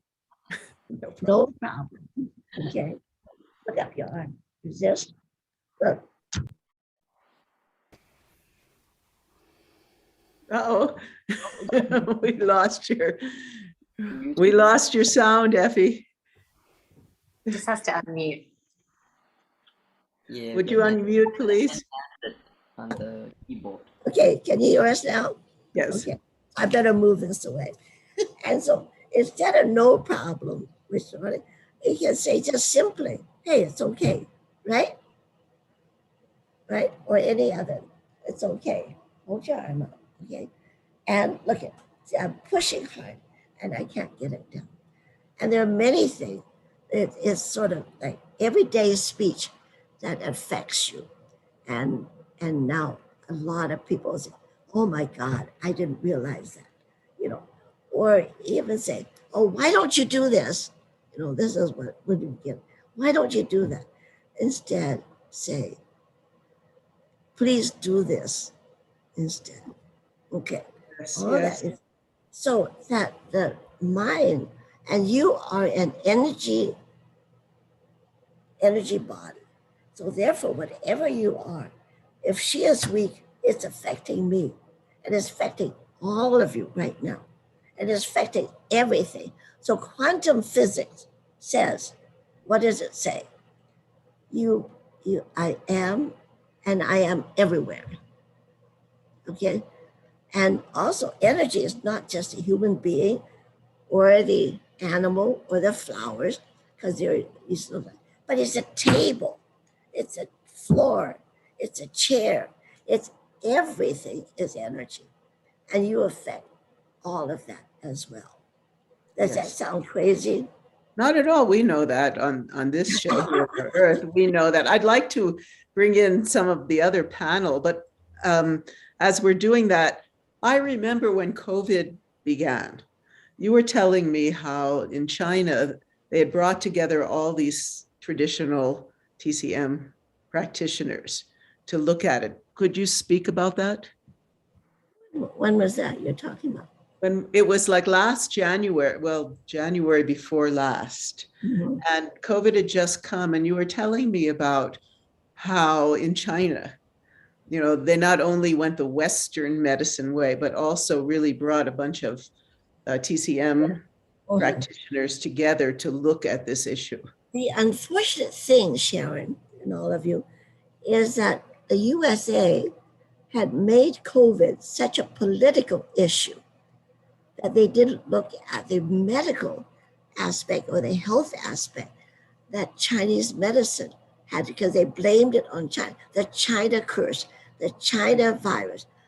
And it created a lot of Asian hostility and even fighting, you know, like people beating up 60-year-old, 70-year-old females, Chinese female, etc. So the thing is, it started in Wuhan, and whatever it is, it is. But then I heard also that COVID was also in Australia about the same time, but it focused on Wuhan. So it became a big political issue. So Wuhan had to build up 2 big hospitals, like buildings, to take on the COVID. And they had Western medicine work with them. And it wasn't doing any good. They were getting so many COVID cases and dying and everything. So they brought in about 4,000, this is country's decision, brought in 4,000, 3,000 to 4,000 Chinese medical doctors to Wuhan. And they had it all over, and they did Qigong, they did the precious, you know, the 8 precious brocade, that's the most classic one. And that's what we teach. And so anyway, they brought them in, and of course they got strict requirements from the government. And this is where I think sometimes dictatorship may be best, because they closed up the 2 hospitals they opened for COVID. They closed it up because there were no new cases. And in 2 months to 3 months, they opened the country, but will anybody hear that? They're beginning to, and we had a conference, 2 conferences that dealt with COVID, and we had wonderful, the man who set up the COVID program, the Chinese medicine program in China, and also the acupuncturist medical doctor that set up the Chinese medical system in Italy. dealing with the COVID system there, and they had great results. I'd like to bring in Wai Chi because she has been working with doctors diligently all over the world with this kind of issue. So would you speak about that work for us a bit? Not like the way that, the elder sister Effie has done. It's amazing and so empowering and so inspiring. We definitely will follow in the footsteps, and I really hear the call, the clarion call for more action and more integration, and would love to do more in that field, And yes, I've been working in integrative medicine for about 30 years in cancer centers as well as clinics and hospitals in Singapore and elsewhere. And I find that there's this fear, with the medical doctors of losing their power, losing their hold on and giving up something instead of being open enough to say, okay, I'm open to learning something new and becoming even more powerful. So that the ego-based system is so entrenched, in the whole thing. And of course, studied in school when I was in San Francisco about the reductionist system and so on.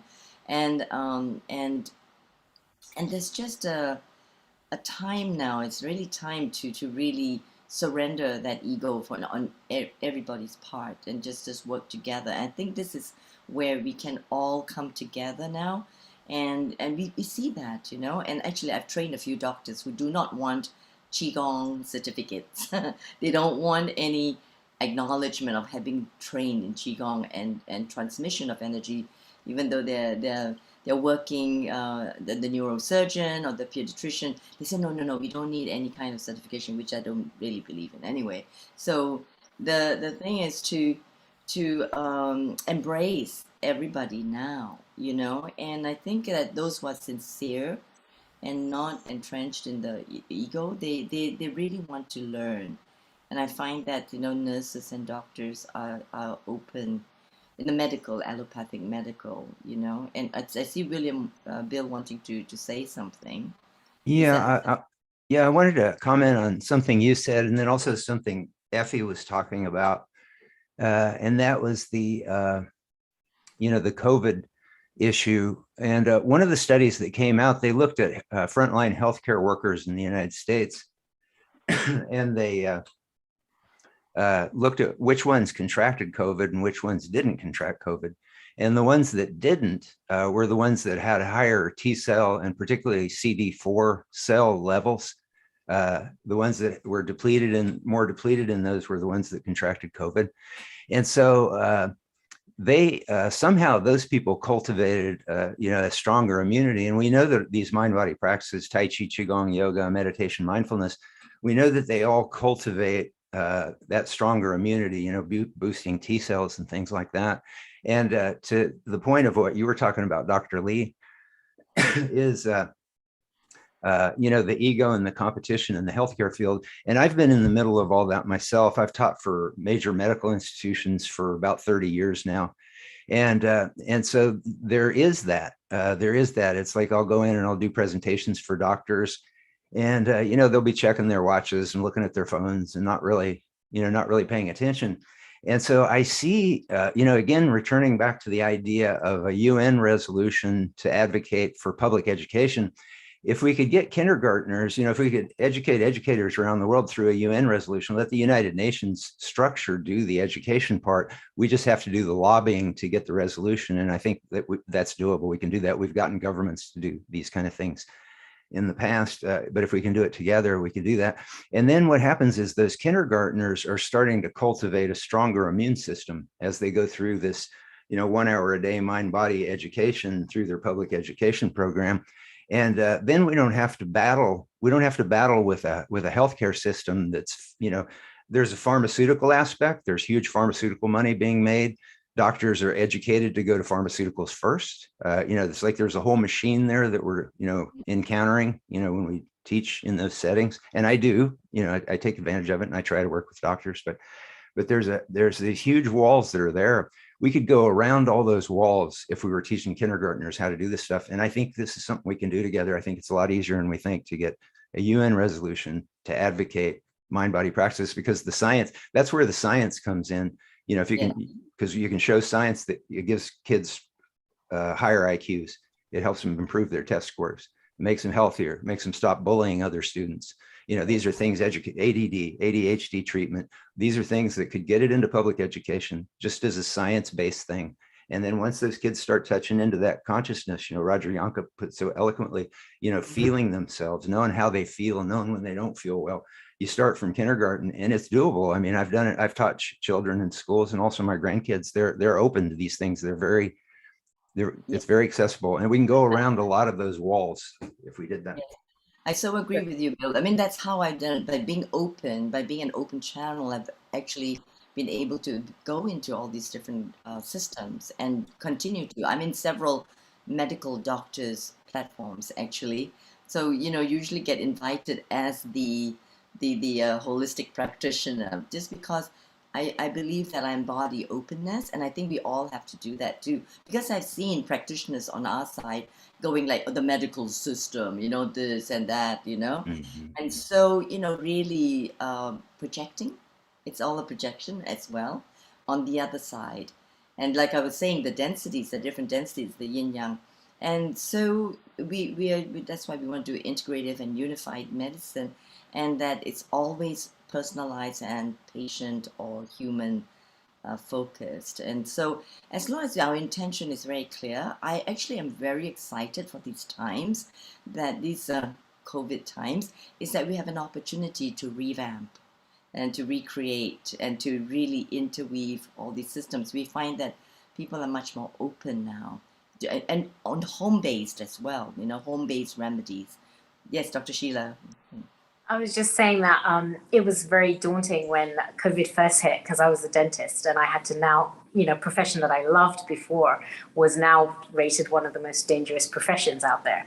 So, you know, because we were right directly in the patient's mouth. And it was very, very scary because, you know, there was no answers for everything. We were just, people needed dental care. There was emergencies coming in. And I remember kind of opening my dental office and being petrified. We didn't even have PPE. We didn't have anything. And then I did my own research was, how do I build up my immune system? What is the foods I need to eat? What do I need to keep healthy to work throughout this period of time? And thankfully, I've been working for 2 years and everything's been good. But I was so surprised with the lack of information out there talking about vitamin D, for example. I mean, it's a documented, like William mentioned it today, it's like scientifically known that it really helps, but I don't see any of it ever on the news. I don't see any of it, even in our dental community, we would just, this is the way you do this, go out, get your vaccine, but there's nothing talking about building our immune system. Why? And I talk to my patients when they come in, I talk to them about health, nutrition, cutting out the sugars, eating healthy, the whole food diet without processed foods. And I think that's the biggest challenge right now, is really even just that vitamin D information most of my patients haven't even heard about it. Yes, I understand. I'll come to you, William, in a minute. I remember when COVID came, I was actually seeing articles that were saying that alternative treatments such as Ayurveda or TCM were not science. And I thought, this is very strange. Only like thousands and thousands of years of handing this down from, and I go back to the Hippocratic Oath from the beginning, and it was about this selflessness, and it exists in Ayurveda too, another kind of oath, where this selflessness of handing down your knowledge to someone who wants it, handing it down for free. It's beautiful. In both of these traditions, it's always about how you should treat your teacher, your guru, the person, the healer who is passing this to you, the same as your parents.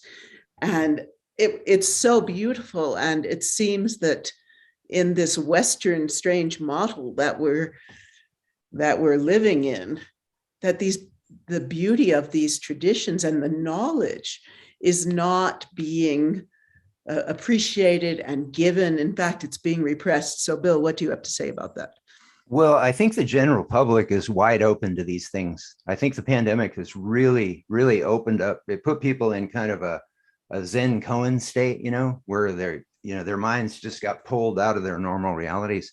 So I think the mass public is open to it. The problem is the media. The media focuses on fear-based things. They focus on, because that's how they get their viewers. They observe how when their viewership goes up, and it's when they frighten you or upset you. And so they always have the breathless announcements of, oh, there's a new Omni variant. Now, what they don't tell you is so far the Omni variant is much less virulent and it's spreading very quickly. So one of the doctors in South Africa that discovered it, said that this could very well be the end of the pandemic. Because we've got a very low, so far the data shown it's very low virulent, spreading very quickly. It could be really good news for the world, but you don't hear that, just like you don't hear the D3 news. And so there's this huge machine. Part of it is just getting, viewers to watch them. If they scare us, we watch them. But there's much more to it. I mean, Pfizer basically sponsors almost every news program. Let's be perfectly honest here. It's like, so I've been in all these battles that everybody else has been in, with the healthcare establishment, the egos, all that, and also with the media, because we've been organizing, doing the media work. And so I've grown to understand how the media works and as well. And again, that's why we've, with COVID, it gives us an incredible opportunity to go into the educational system, because if you stop and think about it, what is one single thing that we could do that would create stronger immune systems in hundreds of millions of people around the planet? And that's the public education system. And the thing is the public education system doesn't have a Pfizer or a Moderna or, that is involved in education. Education's still got kind of a window of opportunity. If we show them real science, we might be able to actually crack that egg of the educational system. The healthcare system is a much tougher nut. But if we get those kids learning this stuff from a young age, all that other stuff starts to become, less relevant. And those battles become less relevant because we've got this fresh new way where there might be an opening. And the pandemic gives us a real opportunity to say, hey, we need to get kids stronger immune systems. Here's how you do it. Here's how the science is. And that's what we have at the globaltransformationproject.org.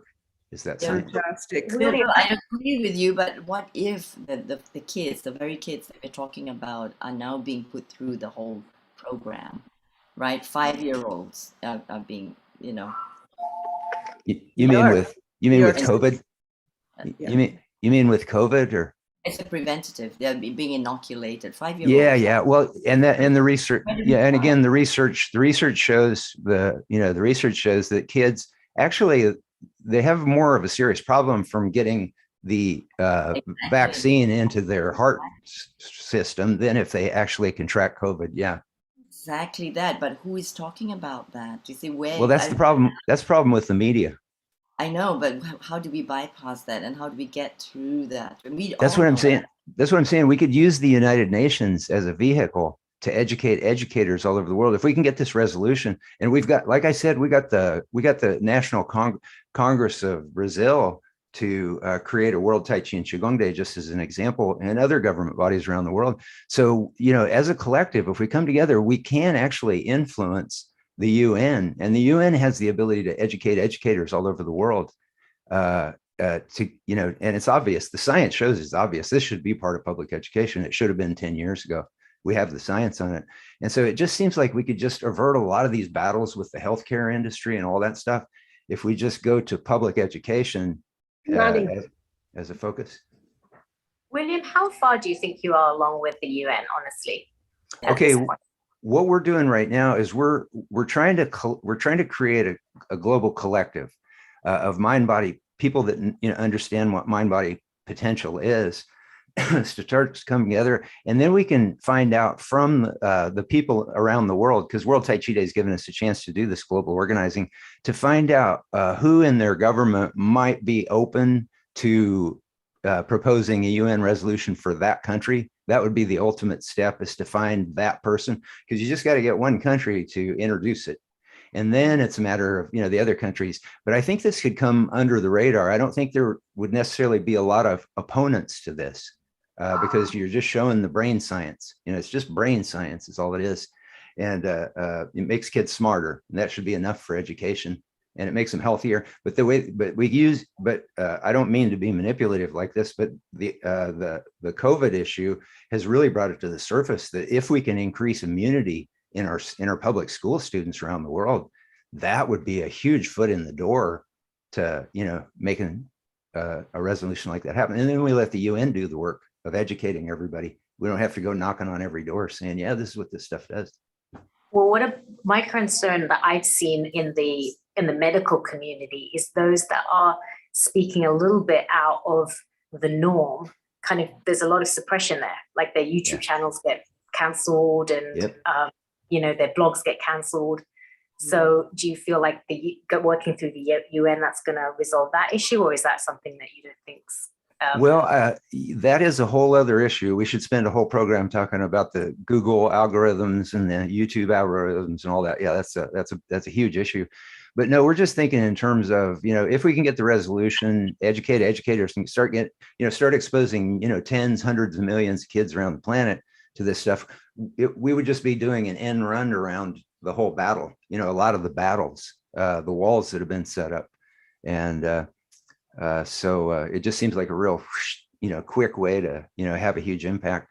And you can lobby, if you find the right people in the right positions, you can get stuff like this done. And it just seems like an opportunity for real planetary change that would go far beyond our lives. Yes, I know that Effie. I just wanted to say one thing, which was, I just love the conversation that William has, because he comes from such a positive aspect of everything. And, there's so much doom and gloom out there, but to come from the whole COVID aspect to making it into something positive. Thank you for sharing that with us. And again, I'd like to thank Sharon again for introducing us to, look at this panel of amazing people here. And, a lot of them are your contacts. And thank you, Sharon. And it's been, I've been just really in awe of learning so much today. Thank you, all of you. Well, thank you. I'm so honored to be a host on Healing Our Earth. And I've had a really fascinating life and gone into many different, multi-dimensional life here with so many wonderful people. And it's just such a privilege to be able to bring them all to this audience, because I feel that we have a lot that we can do together. And I know that it's going to be time to go soon, but I want to bring it. I know that Dr. Chow has been working with a doctor in Hawaii who has worked through the system, correct, and has been able to get them to acknowledge indigenous Hawaiian medicine, correct? Yes, thank you, Sharon. The Hawaiians are unique in Honolulu. They had a mountain donated to them by the city, and they set up the Hawaiian Healing Center, which included Western medicine too. And they're excluded from having to be, monitored and everything. And they get paid also for practicing what they're doing. They could be a wonderful, wonderful, model to follow. And just on December the 8th, they held a Peace for the World, and it was beautiful. They had the Hawaiian chants, the art was, and the dance, and the research and everything. And so, but before I turn on, I want to again thank everybody. And I agree with everything you people are talking about. Needing to develop this, develop that, and everything. But it still comes down to the individual power within yourself. And something that is happening with COVID and other situations now is a depression and the isolationist feeling, and the children being very unhappy. And you know what? Just something simple I'm going to leave with you is my model prescription is have 8 hugs a day, at least. And you can do it virtually. You do it with elbow now. You can't do a hug except your own family mate. And 3 belly aching laughs a day. There's theory of this is with the hug, it's a touch. Touch builds up immune system and also builds up love and feel that the person cares for you. It builds up the immune system. And the laughter is a sound of the heart. Remember, every organ has a sound. It's a sound of the heart. So when you laugh, so everybody laugh. Come on, I want to hear everybody laugh. Yeah. Raise up your hands and your feet and everything. And then, I mean, kids love this and adults do too. And the seniors, they love it. And then it's giving them permission to be silly too as well. And then also every day, say something nice about yourself. So you have to look for something nice, not always criticizing yourself, and look for something nice to say about your husband or your wife or people around you. Every day, think for everybody, something nice you're going to say to them as soon as you meet them. And it has saved marriages, I'll tell you. It has opened up relationships. It has found new partners, for people who are looking for partners. And it has healed pain that unbelievably. And so I hope I leave that message with you. At least 8 hugs a day. So let's everybody give myself a hug. Give yourself a hug. And then hug the other person all around the world, everywhere. And let's have a laughter now, like a Christmas Santa Claus laugh.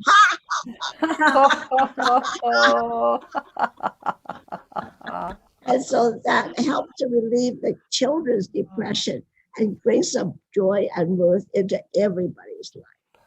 So, Dr. Effie, I have to really everybody else, yes. Yeah. So fairly well. And who else is talking? That's Seema. Yeah. No. What I'd like to say is namaste, global namaste.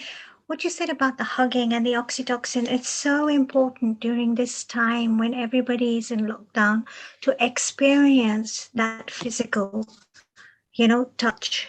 I really, really do encourage families as well when they're with their children. If you all can hear me, my internet's a bit wobbly today, is that hug your children as much as you can during this time. I have 2 teenagers, and I just deliberately go and I go, oh, give me mama a squeeze. And they're like, oh, get off me. But it is so important. And laughter yoga, laughing, it opens up your lungs. Open up those lungs, and get all those happy hormones going, that happy feel going, and build that aura around you.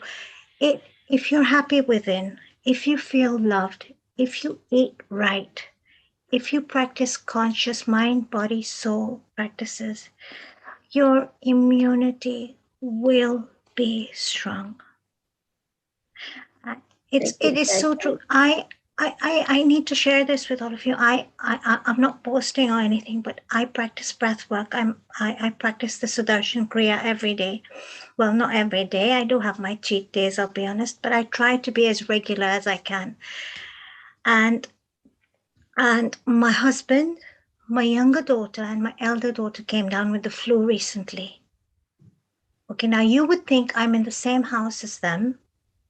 I would come down with the flu. Right, we're in close proximity. We're living in a small flat here in Oxford. We're all in each other's ways. But by God's grace and blessings, I didn't get the flu. And I thought to myself, what is it that I'm doing right that they're maybe not doing? And it's the breath work, it's the meditation.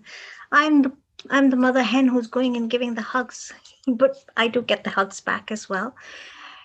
But and plant medicine, the proof has been in the pudding in my own home. So when, William says that we need to advocate this mind, body, soul consciousness for children and bring in that awareness, and bring in all the holistic therapies through the United Nations. This is such a powerful move, and it can be done because children are sponges, and it can be done with a lot of creativity.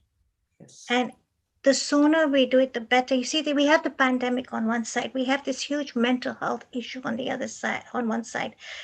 But the world has had a huge wake-up call. It's shook us up.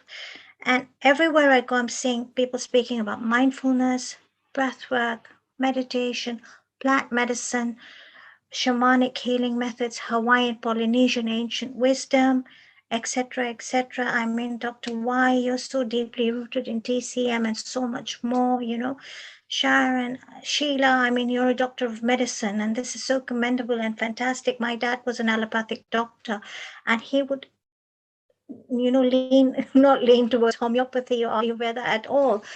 But the world has had this wake-up call, and we need to do it, and we don't. Just like the climate crisis, I always say one thing: we don't have time. We don't have time. That is so true. For a Thank reason. you. Thank you. I'd like before we close, yes, for Sharon, each may I of you to speak. just everybody, if you have missed Dr. Tariq, this earlier part of this program, Dr. Tariq, who actually, Dr. Sheila is a dentist and who is using homeopathy for treatment of long COVID. So please, everyone, watch this, and I think you might come away with something valuable as well. Okay, this is the guest who's come on earlier. So Bill, definitely we're on with you, and everybody else. Let's get on the wave. Let's cruise. Let's ride the wave with Effie and everybody. We're all agents of change. Let's do it. I'm all doing it every day. So let's all just coalesce even more and just move on it, right? We're just definitely there with all of each other. Yes. One thing that once we got the data from Princeton, the Princeton University project that showed that we had actually created greater cohesion and global consciousness by just all of us coming together and doing Tai Chi and Qigong, on a 24-hour period, that really ignited something in my consciousness that I just wanted to kind of add to what you just said so beautifully. And that is that when we go into these states, when we practice these techniques, we are literally changing the world. Yeah, because there's millions and millions of people around the planet that are joining us. We don't know it. We don't know who they are, but we're connecting on this high level. And knowing this science, I know, there's been a little bit of debate about, do we care about what science says? But for me, growing up as, in Kansas, in the United States, we worship science when I was growing up. And so there's a part of our consciousness that does, is affected by that. And to know that when we go into a conscious state, when we go into that coherent state of consciousness, that we're actually playing a contributing role in literally changing the planet. I just find that, just a cherry on top of the sundae that you get from, the experience that you have, within yourself. It's great. Beautiful. Clara. Yeah, unity consciousness, here we grow. Beautiful. That's what's happening. That's what we're doing. That's what we're being. And that great quote, be the change yourself, and that resonates out into the world. I mean, it's so simple and so beautiful, and it's so supportive that all of us here have got a very similar directive trajectory. We're doing this together. As Effie was saying, we're building the communities. The communities cannot help but be built now because it's the truth. It's what our hearts are calling through. And with the wisdom of the science coming through to back it all up, this is the silver lining of COVID, unity consciousness. Yes, yes, thank you. Thank you all. This has been, we need to do more. We need to come together again on so many levels, in so many ways. That's why we're here at Healing Our Earth. And we have wellness, like about every 6 weeks, we have a wellness program. So it would be a joy to have you all return and continue this extraordinary discussion. Here's, so Seema, our dear Seema, who has just recently asked the question and brought her incredible insight and intuition. She's pretty much leading the Festive Vegetarian Kitchen show next week. Yeah, I'm excited about this one, Sharon. We've got the good food coming up. Oh, always delicious, always. Her recipes and really everyone who contributes to the program is bringing such knowledge, just like today, in this area of food and eating and cooking and nourishing. So then after that, we have 2 weeks of festivities. Festivity 2021, we're going to celebrate Christmas, and I think we finished with Hanukkah, but all these holiday events, Bollywood style. So that should be really lots of fun on Sunday, the 26th of December. So of course, in both of these, we'll have music and dancing. And then Festivity 2022, we're going to continue on that song, dance, joy, which actually is part of healing. A deep part of healing is to experience moving together, the rhythms, the music, the song of so many cultures. So also with then, we can talk about our vision for this next year. And then after that, we come to our well-being and wellness show for our happy, healthy, peaceful body and mind on the 9th of January. And those shows, they're similar to today, where we bring experts and practitioners from all over the globe to speak about this very important subject. And then after that, we have the Rotary in Action, Making the World a Better Place. That's on my birthday, January 16th, 2022. So I'm looking forward to having all of you join us. We are a global community to bring happiness and joy and peace and balance and harmony and health to this inspired global community by delivering multicultural online edutainment. And then, of course, if you want to join us and get involved, become a presenter, a host, join one of our panels, want to help with the creative, with social media, share your thoughts or comments, help promote Healing Our Earth, we would love that. Contact us via WhatsApp 0044 77121 77703. Sheila. Well, it's come to an end now. This has been an amazing session with all of us, and getting to know such your wonderful friends. And we just want to remind you all, our audience, our global community, we are there for you. If ever you're going through anything, remember, just tune into your family here on Sundays, and we will continue to bring you lots and lots of information just to help you get through this difficult time. And we're all one big family and one big community. And from all of us here at Healing Our Earth, our producer Neil Kumar and the amazing volunteering team, we'd like to wish you a global namaste, and we will see you next Sunday.